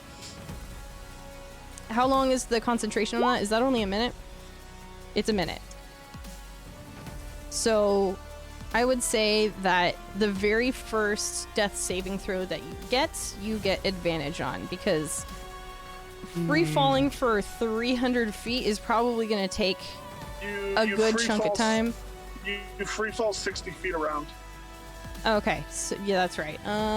So that's 6 So 5 seconds, which rounds. means he'd He'd- still have 10 yeah. more, or however many were rounds. Okay. It's 5. It'd be 5 rounds to go 300 feet if it's 60 feet around. Okay, yeah, So then you'd still have 5 rounds of deaths, for death saves. yeah, you good But you then. only use 3. Sick. All right, cool. So that's Turley's turn and Rumon's turn. Knight has already gone, and now it is Wyatt's turn, who is still grappled. No. Fuck that guy. No turn. I want to go. You roll another freaking natural 20 on the save. Ugh. My mustache is confused. I know, it's just like floating around like a little butterfly that doesn't know where to go.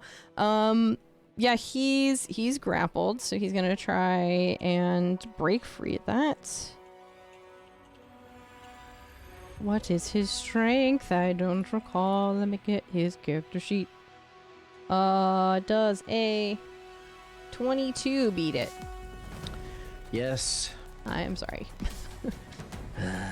So he breaks it, like falling now out of the clenches of your jaw. I don't like this T-Rex because it's 17, but his strength is 25. I'd rather do a contested strength check against him, It'd be But cool. anyway, that's the way it's written. Is cool. We good. He is, let's see here.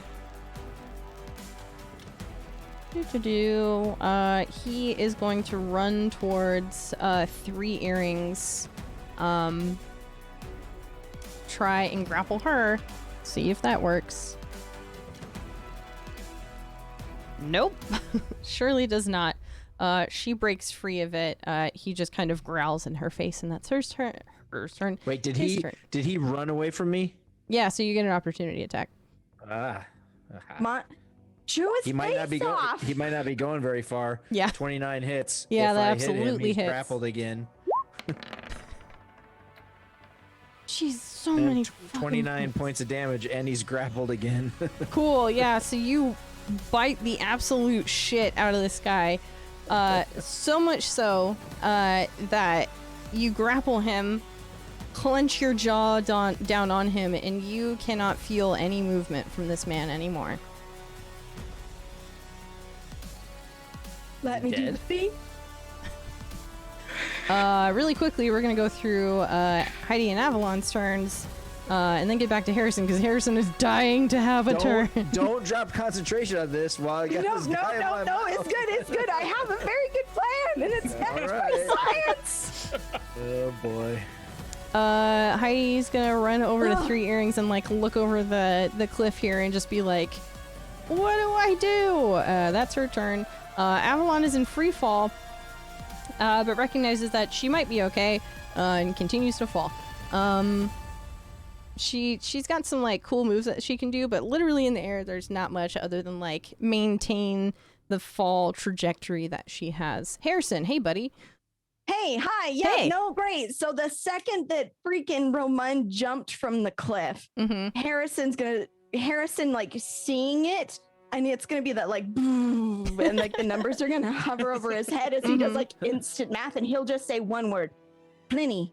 And in his like he'll put a hand out and a small like package will like appear in the air in a poof of blue glitter. Pliny, who can fly at 60 feet per second and technically follows my turn order, will catch that package and free fall dive down to Roman, where he will wrap around, like do a like deftly under his arms, flip up, and then he will grab a small little star token and pull it. And a 3 foot by 3 foot parachute, which should create enough drag at this height to fucking slow his roll. So he'll get hurt. He will fucking get hurt, but he will not take the extent of the damage, because that 3 foot by 3 foot will create enough drag for him to fall at a slower rate. Pliny will then retrieve the bag of holding from the cliffside as he's coming back up. Harrison will turn, see that the guy is hanging limp from his mouth, and say, "Spit it out." Tonight. And then we'll turn. How far down this is my only question. How far down is Avalon? How many feet? It's been like a solid 2 rounds of her falling. Technically only one. Technically only We've one. reached the top. This is true. Technically only the one. So like 60 feet down. Fuck yes. Harrison will look at night. Spit him out. Spit him out. Or you're going to have a bad day. And he will put. How about this? He'll just swallow. Great. Cool. You have ingested a man. Harrison will flip out his wand, and he is going to cast Levitate on Avalon because she's within 60 feet, and he can technically reach her with this spell, dropping concentration so night will poof into night. Just a moment before has ingested a man. Side note: whenever an ingested creature, or whenever a polymorph creature ingests another creature and unpolymorphs, they regurgitate whatever they ingested. Oh, gross! So it's like a dog that like got at a hot dog that's as big as its gullet and just. Knight gets the biggest hairball of his life. Oh, it's so much. gross. Oh my god. So I'm just gonna drop this in chat real quick. Absolutely. Levitate. She will just like suspend In air. And Harrison will stand over the edge of the cliff and like kind of like breathing hard as he watches Avalon stop falling, but not knowing where Pliny is, and watches Pliny flies up with the bag of holding in his little talons, will breathe a sigh of relief and like pray to God that his fucking parachute reached and like slowed down Roman enough as Pliny dumps the fucking bag of holding like gently onto the cliffside. Okay. He'll tuck away his wand. That's Harrison's turn. Okay. I would like to say that we're effectively out of turn order at this point. Avalon is now in like a levitation free fall. So is she still going with she is chilling? Going to rise 20 feet every 6 seconds. Okay, this is very good. So eventually she makes her way back up. Roman's the only one that's still falling here. Oh God. Like, you're probably still going to take some damage here, but not as bad considering. Listen, my bright idea was, have you guys seen the new A-Team movie where they drop a tank out of a plane and they shoot the tank downwards to slow their fall? That's right, yes. Gonna do. Cool physics stuff, you know? Actual real-life physics. Yeah. Yes. Cool. Yes, real life is exactly like there's the coefficient of drag. Listen, I did a lot of research. I don't know if 3 feet by 3 feet is enough to like negate all damage, but it should negate some. Yeah. And given that he was probably only between 60 to 120 feet down this drop, my thought is that it would create enough lift to help just make it less cement fall. More like soft, packed dirt fall, perhaps. Probably. Maybe a little bit. Even with that, like, you're falling into fairly choppy waters, so it's not like a flat surface or anything. If anything, it might like try and engulf you a little bit as you hit the water. So it's not really going to be any damage that you need to report on. Just assume that it hurts a lot and you have like water up your nose and it sucks. Point of order, this cliff looks out towards the back of Darktow, where the chute ends up and where your ship is. So where you fall is, you know, like a football field away from where your ship is. So all you need to do is like detangle yourself from this shit, and if need be, swim your cool seal fawn on self on all the way over to the ship, which shouldn't take very long. Hell yeah, let's do it. Dope. Cool. At this point, the rest of you are still gathered here on this rock face. I'll get rid of the spiritual weapon here. Harrison, like seeing the bag of holding. And like Pliny like relaying back that there was a Roman but no Turley, and knowing Roman's proclivities for sticking people in bags, will go over, open it up, stuff a hand in, and just think Turley to like grab Turley's hand and make sure he gets Turley's hand. Important distinction. And, like, start kind of pulling him out, looking over at Knight, who like I'm sure is exhausted because the drop of haste, and also he was a T-Rex for a second, and he's gonna kind of pull. Back to 15 hit points.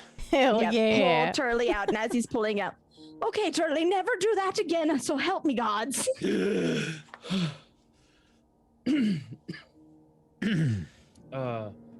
around the battlefield, Turley would see that Knight is back to Knight again, and would call. Do I? Yeah. Cool. Would cast Cure Wounds in his direction. Mm-hmm. At 2nd level. So you can have some healing, Knight. That's 10 plus 5, 15 total. And then scramble over to the edge to look for any sign of Ramon. At this point, with the amount of time that it took for Avalon to come back and for Pliny to bring the bag of holding to allow Harrison to extricate Turley from the bag of holding, you probably don't see Roman at this point. Okay. Has it been? Hang on, let me see. A minute. Yeah, it's been longer than a minute. So Yeah. that's gone. Very, very shortly, as you guys are taking stock or whatever, you see, if you're looking down at the ship, you see a bright red light shoot up into the sky and explode in a dazzling array of fireworks and sparkles, signifying that the day has been won. Turley reaches over, grabs a pebble, casts a light on it, and just tosses it lightly up into the air and then collapses. Whoa! Harrison would send Pliny to get visual confirmation that Roman's not just kind of floating unconscious on the water or anything like that. Mm-hmm. Yeah, Pliny would totally see that there isn't a sea elf in the sea, but there is a sea elf on a ship. Okay, perfect. He's okay. Yeah, Pliny would kind of come close and glare at Roman and then head back up to Harrison, who would just kind of slump down and the like mage armor visor would clink shut, and as he would still make eye contact with Turley through the visor. Oh, he's all right. Oh, he's all right. Oh my God. Three Earrings walks up to the now unconscious body of Wyatt, who is still hanging on to the best of his ability, but is clearly unconscious and is not doing great. She will, for as long as it takes, try and grapple her arms like through the back of his arms and bring him over to the cliffside and just like push him off, which she will do with no ceremony, nothing whatsoever other than just sheer determination at this point. She does so. Avalon will look towards her mother, kind of just with like a blank face of, good lord, I almost just died kind of thing. And then Avalon will, or not Avalon, I'm sorry, Three Earrings will make her way towards the peak over here. Heidi kind of joining her. Avalon just sitting down and relaxing the best that she can. You'll see her make her way over towards this glowing orb, sitting on a bit of a pedestal here at the edge of this cliffside. It's been there this whole time. It's just been, the edge of this cliff, so kind of hard to see. But she's here, standing in front of it, exhausted, clearly not in tip-top shape, but understanding what's just happened and what is before her. She will, even without thinking, just reach out and grab it.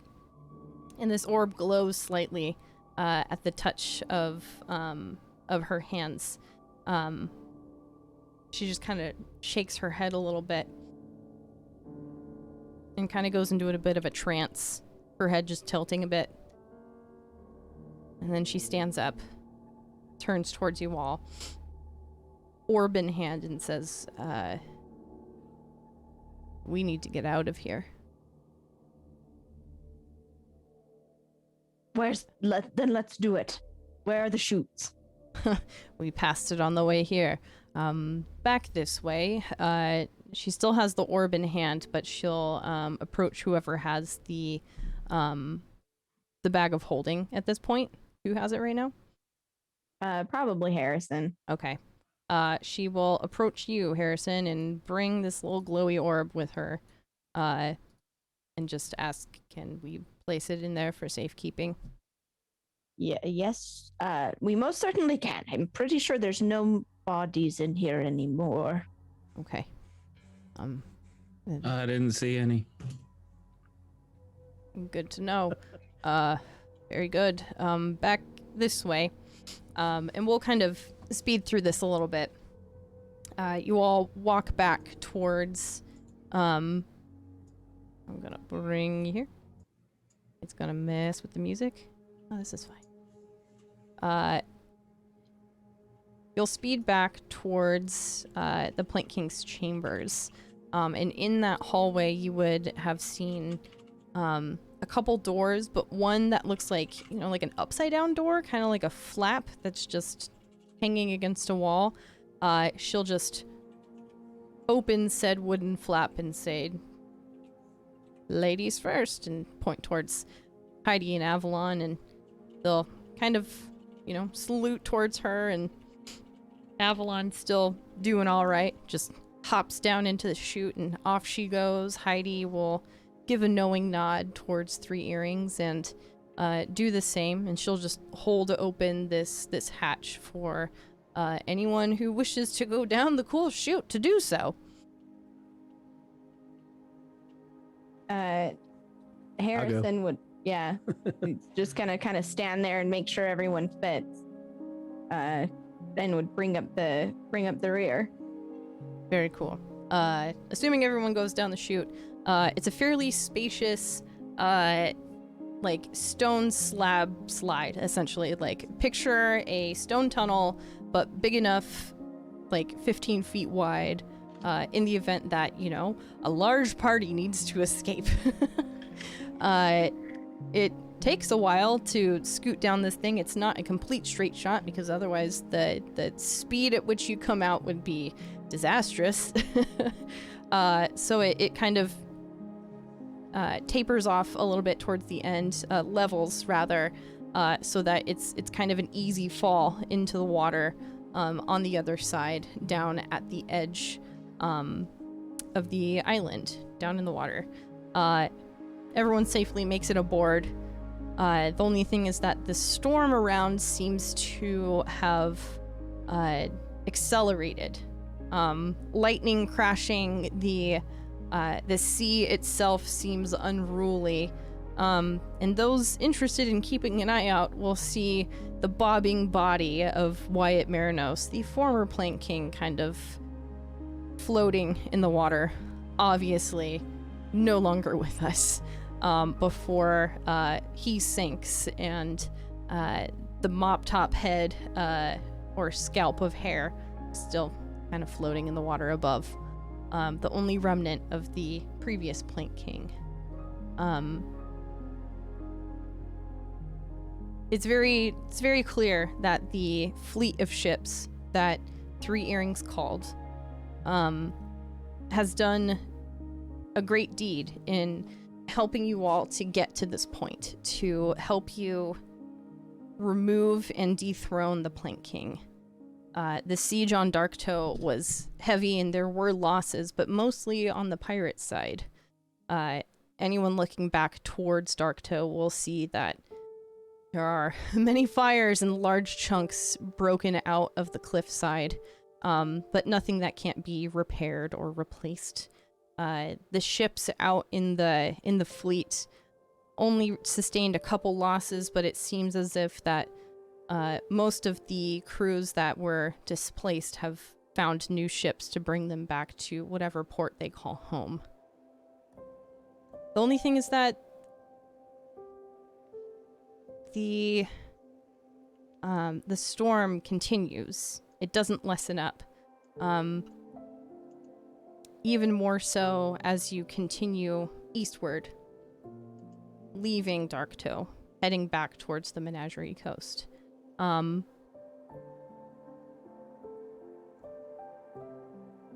Just real quick. Yeah. When Harrison arrives on the ship, he would frantically look for Roman. Mm-hmm. And once seeing him, his face would break out in the biggest smile, and his eyes would tear up, and he'd move slowly with purposeful steps towards Roman, who I'm sure is just feeling not great. And Harrison will look at him and go, "My friend, you used your head," and just give him a massive hug, just like he doesn't want to let him go. So intensely proud of Roman's creative problem solving, instead of turning in a moment where he could have had vengeance and like death, he chose to save a friend, and Harrison is just in his feelings about it. Is anyone else doing anything while they're Charlie back would with wait his friends? turn for Ramon. He didn't hear you. Ramon's just a little shocked. Ramon, that was pretty brave, man.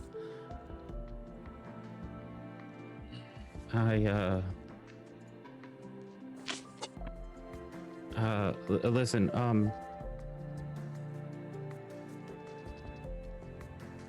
look, I had a moment where I realized I could do it, you know, like we talked about before, and I just kind of made that decision.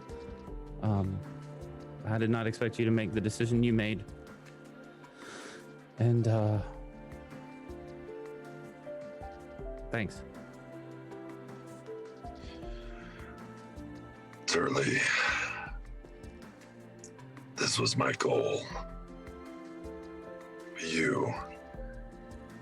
You've got so many different places to see, people to meet.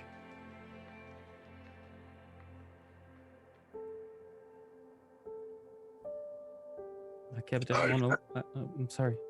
No, I've had vengeance, and now I have friends. Yeah. I kept everyone alive, didn't I? You did. You did.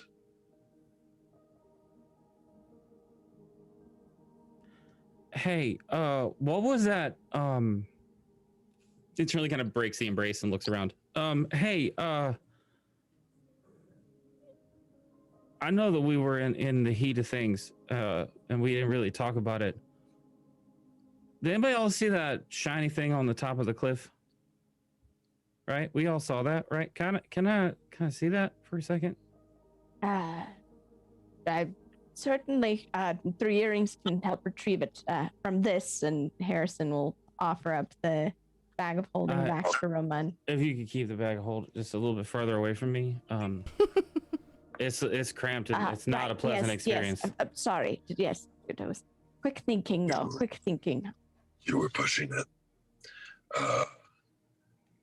If you were 17 pounds heavier, I don't know. I don't know if we could have done it.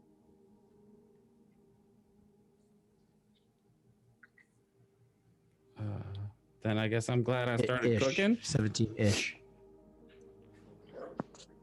Guess I'm glad we started cooking then.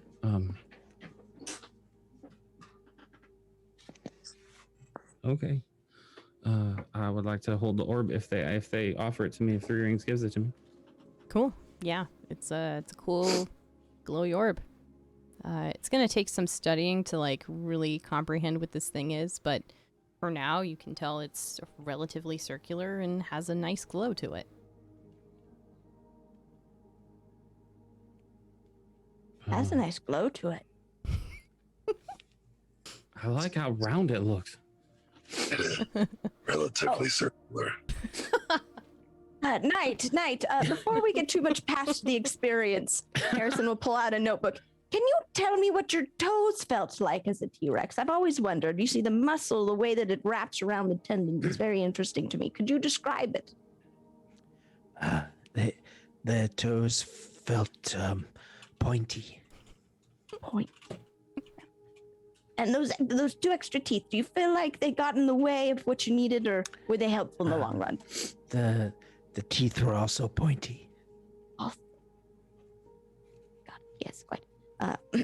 Pretty soon, we're going to need to talk about the digestion, because I did see that you tried to eat him, which was not advised. But we'll have further conversations about this later. But I just really wanted to make sure I captured these notes. Like the right thing to do at the time. Fair, you were a T-Rex.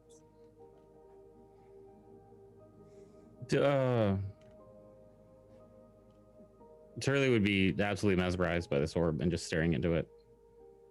Okay. Do I know anything about it, or like I feel anything? Does it feel magical? Because I would know that. Would you? Well, in 5th edition, if you touch something, you know it's magical, and then you know that you need to attune to it. So I don't know, DM. I'm asking you. Do I know it's magical? You know it's magical. Cool glowy orb? Yeah, magical for sure. I mean, it's a glowing orb. How else would it be glowing? Listen, but I'm still gonna parse it out for the rules. Okay, fine. Do I know what this thing is at all? Have I ever seen this before? Or besides on the side of the mural, I'm assuming I saw it there. With your Does it look keen like mind, the one on the mural? it looks exactly like the one on the mural. All right. Hey, y'all, this looks like the thing on the mural. I have a question. Mm-hmm. Since I killed the Plank King, does that mean I'm the Plank King now? Knight, I thought the Cobalt Soul didn't pick sides. I mean, Does they that don't. Does that mean this is yours? Technically 3 earrings. Killed the Blink King. She kicked his unconscious body over the side of the cliff. Agree to disagree. I'm pretty sure I ate him first. I could be wrong though, but I'm pretty sure I did.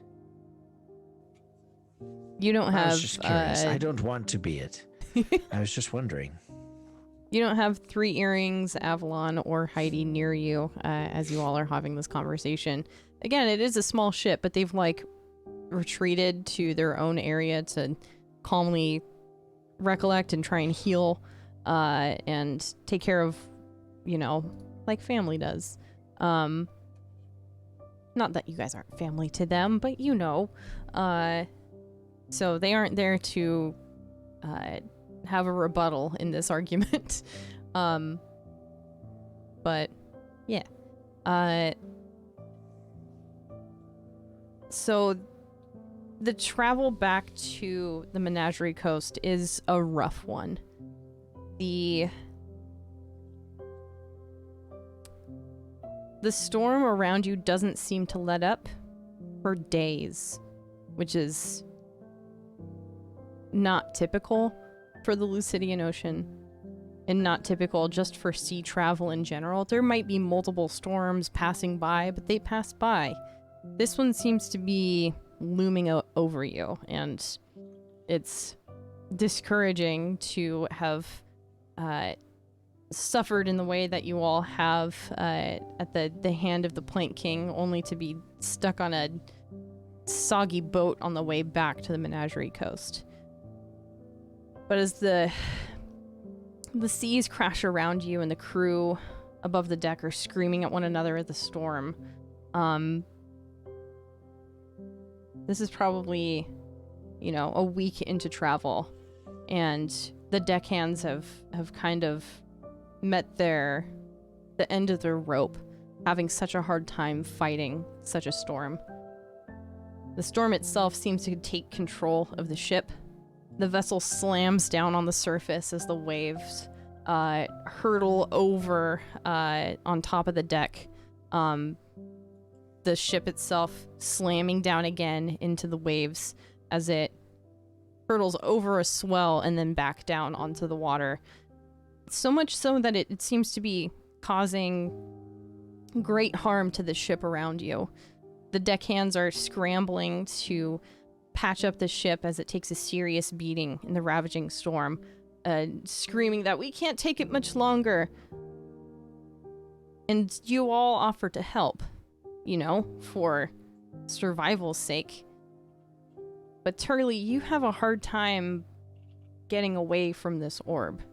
You're there to heal people as they need it, with seasickness and all that, but even in such a difficult storm, you can't break away from this orb. And within the week that you've been sailing back towards the coast, you have had enough time to identify this. It is a glowing orb, strange in its construction, mostly made of thick glass inlaid with gold trim with handles on the side of it. About the size of a basketball. But it's cracked. It seems like it's been broken for some time. And the ravaging of the ship in the storm seems to have only agitated it even more. The light protruding from this orb grows brighter with each crackling of the lightning, each slamming of the ship into the sea again. And one wrong move causes you to drop the orb, cracking it further, causing light to spill out at such a great brightness that it blinds you and anyone else around you.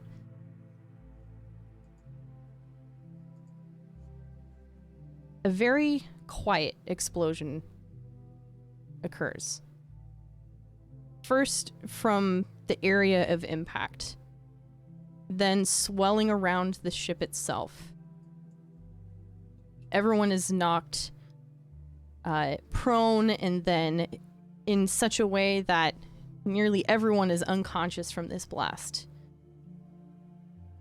Except you, Turley. You survive the beating of such an explosion, and everything goes quiet. And for a moment, everything starts to happen with extreme quickness. Suddenly you're back on top of Darktow. Suddenly you're back in Nicodranus. Suddenly you're back in Port Damali. Suddenly you're back in Zadash. Suddenly you're back with your family. You're flashing through your life, but almost in such a way that it feels real, like you're actually there. And then it speeds up again, and back, and forth, and back, until it finally finds a middle ground.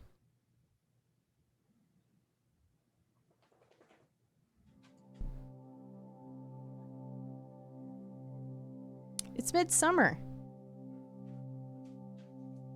Nice, gentle breeze. Children running around. You're in a Adirondack chair, sipping from a coconut. The white beaches surrounding you.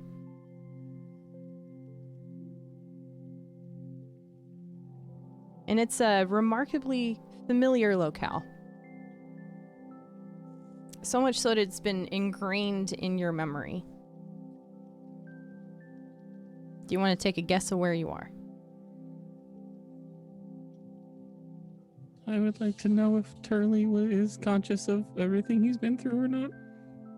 Yes.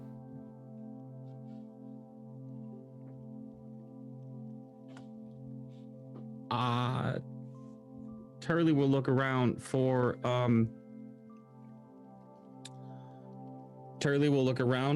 a dashing I believe middle-aged elven person with a mustache who was probably near the bar. No elven man meets that description. Turley will look around for a tabaxi, perhaps of a darker complexion, of fur. No tabaxis here. Turley would like to check his pockets on his shelf for any sort of flyer for a vacation at Palma Flora. Would you look at that? Right there in your front pocket is a recent invitation to the shark hunting tournament on Palma Flora.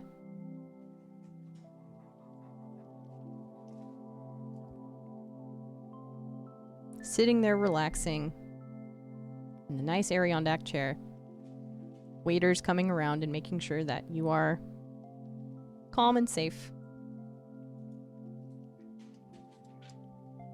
You are greeted by several other strangers in chairs. They are not familiar at all. These are not your friends. I'll flag a waiter or waitress down. Sure. A waitress will come by. Yes. Hi. Do you This is gonna sound real funny. Do you have like this coconut drink you made me is real nice, but do you have like fish thanks. bowls? What do you mean? Like a big fish bowl drink. I have a sudden need to escape where my head's at right now, and I feel like a giant fish bowl of alcohol would really help that at the moment. You know, that's a great idea for a drink. We've been trying to expand our menu for some time, and I think that's a great idea. I'm gonna go run that back to the kitchen and see if we have anything like that. We can like name it after you. That's so fun. Oh my gosh. Actually, can you name it like Gandazar or something like that? Gandazar doesn't really roll off the tongue, but we'll figure it out. That's a hairy fishbowl, maybe. I don't know. Hairy fishbowl. Yeah, it's not gonna sell a lot. No. You'll come up with something. We'll figure something out. Yeah, I'll think about it over the couple fish bowls. You might get me a raise for this. This is nice. The bowl of plenty. The bowl of plenty. Actually, bowl. That's thank you very much. That's a great suggestion. How do you? It's a little weird. Bowl of plenty would be good. Hey, that not that bad. I'm gonna run that back. You probably got me in line for a promotion. This is really nice. Thank you. And she runs off back towards the kitchen. You sit there in this chair, confused about how you ended up at this point. You were just on a ship, or were you on top of a mountain, or were you back with your family? Hard to say. But as you look out at the crashing waves on the serene Isle of Palmaflora, you realize this isn't so bad. That's where we're going to end today. Thank you for everyone coming in, hanging out. It's been a hoot and a holler. Fun little tidbit of backstory. This campaign started as a one-shot called the Tides of Retribution, based off of this. From this fun book, from the Explorer's Guide to Wildemount, written by Matthew Mercer. There's a short beginning adventure that I adapted into a one-shot, ran with these fine folks, and they're like, hey, let's turn this into a campaign. I'm like, okay. We have decided to flip the narrative a little bit. We're still in Wildemount, but we're gonna have some new friendly faces next time. Except for Turley. He's got a lot to work with. He might need some therapy. My friends, we also have a new name. I'm gonna bring you over here. It's probably gonna mess with the title and the song a little bit. Can you narrate for me? It's a gorgeous picture of a nighttime sky. There's a gradient from blue to like an orangish purplish, left to right. There's a shooting star, because saying the conspiracy theorists thinks that's, and it says against the tides.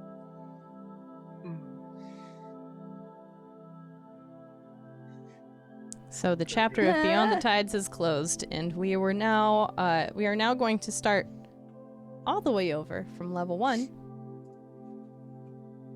sometime soon. Next month, in fact.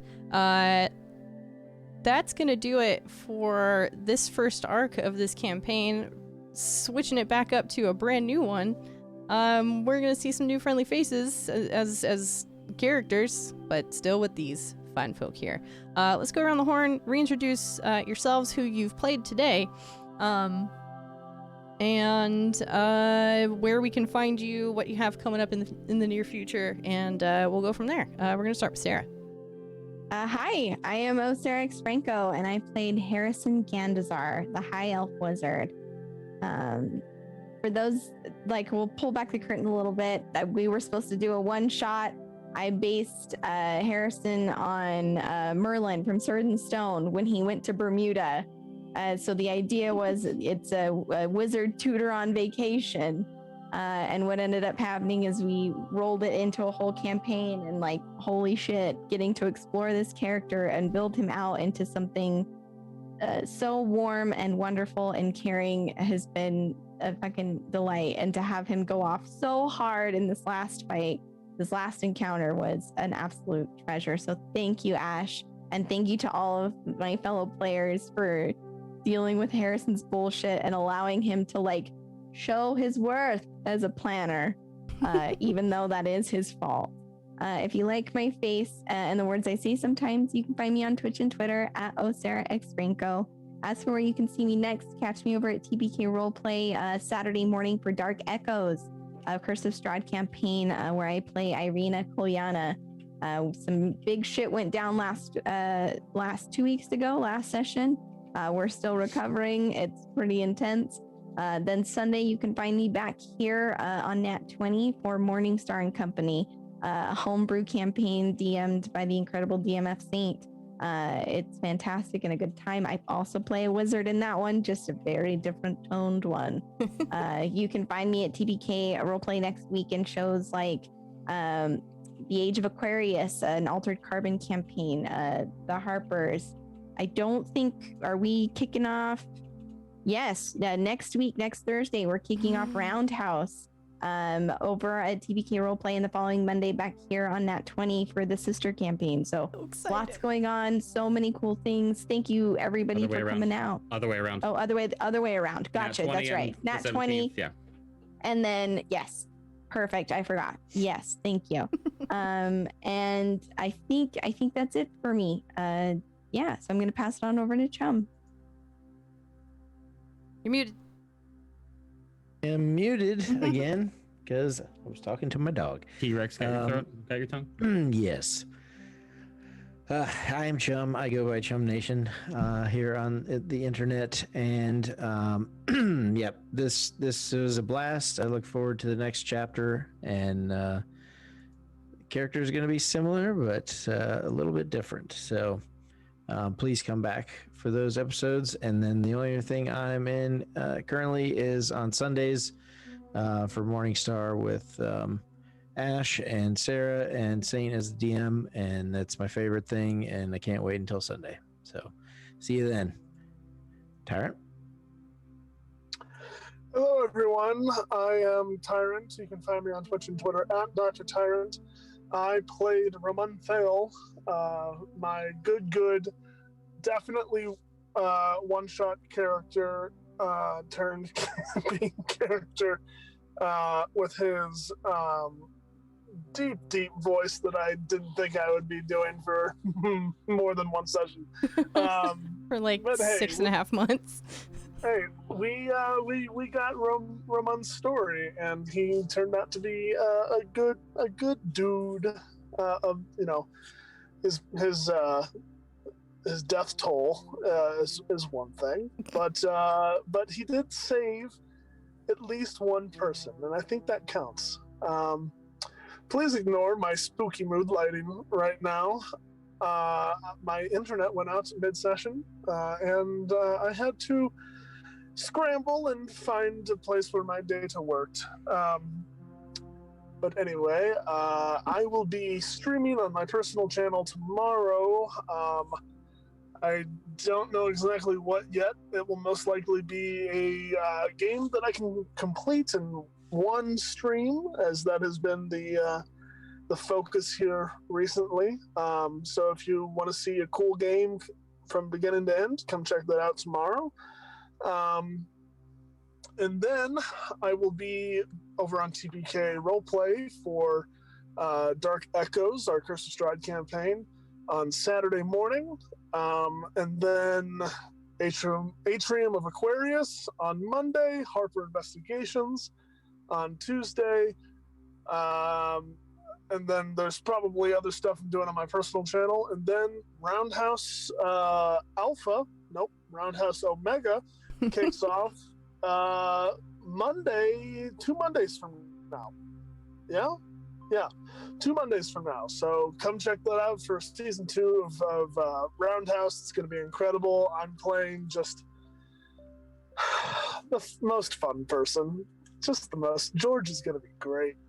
But that is me, Saint. Let's talk about you. Hi, I'm DMF Saint. You can find me on Twitch and Twitter at DMF Saint, as well as running things over here at Nat20. I played Turley, the Life Cleric, Tortle.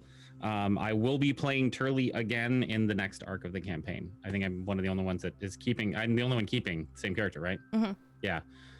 So thank you for that. That was a great, unbelievable send off to the campaign. I'm sorry for all of the things we did at the end.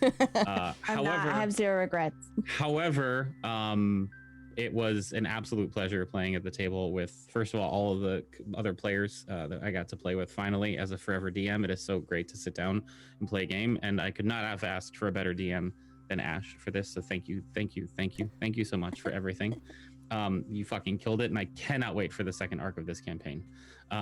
As far as what I've got coming up, I DM the Morningstar and Company Incorporated show here on Nat20, Sundays at 8 p.m. Eastern. This will be the finale of season 2. We'll be going into season 3 within the next couple weeks after that. We might take a week or 2 off. I haven't decided yet. We're going to talk about that in our private chat. Roundhouse Alpha and Omega is coming up on both Nat20 and TPK Roleplay. That's season 2 of Roundhouse. We just finished season 1 about a month ago. There are also a couple other things coming to Nat20 in the next month or so. By the end of May, early June, Smash Cut's going to be coming back on a regular basis. And there are 2 other campaign show things that I'm planning that literally no one in this chat or at Nat20 knows about yet. So secrets. I mean, I'm happy to tell you, nobody's really talked to me about it yet. So anyway, I'm so curious. On to our fearless leader. If by that you mean this panicky person up here, hey, that's me. I'm Ash. I go by Ash and Rabbit here on Twitch and over on Twitter. You can find me here doing cool DM stuff with Against the Tides, which will now be going monthly. We will try to meet on a Wednesday to try and keep that consistent. But as far as the day, we will announce that ahead of time. I don't think we have June set up quite yet, but we're working with what we've got, and we will let people know either as an outro during any of the other shows that we're in, or on social media letting you know when we'll be live next. So keep an eye out for that. Got a lot of fun things planned for this. It's going to be super cool. You can also find me on our Sunday campaign, Morningstar and Company Incorporated, which I love so very dearly, and my god, we're in some shit right now. It's crazy. As far as what I have going on my personal channel, it is the month of May, which also means that it is St. Jude Play Live, and I am raising money for a really good cause. My community has already raised $610, so I'm like super jazzed about that. Our team has raised almost $1,000, so that's super cool. It's actually probably more than that. Yeah, it's like 1,500 at this point. So go team! Woo! We've got a lot of fun incentives for that, so if you want to see me do really ridiculous things, check that out if you like. Otherwise, that's it for us. Sunsetting beyond the tides, walking into Against the Tides. It's gonna be cool. Thank you again. We're gonna try and raid somewhere. Who do we decide on here, folks? We decided on Gambit. Sick. What are they doing? He has an incredibly wonderful background. I don't know what he's doing right now. Cool. But we want to pass it on to somebody else, you know? Sick. Yeah, we're gonna go raid. We already got a really awesome raid earlier today, so thank you for that, all you fine folks that have done so. It's good to see new friendly faces. Yeah, we're gonna go raid, keep the energy going, and we'll see you Sunday for Morningstar. Bye, everybody.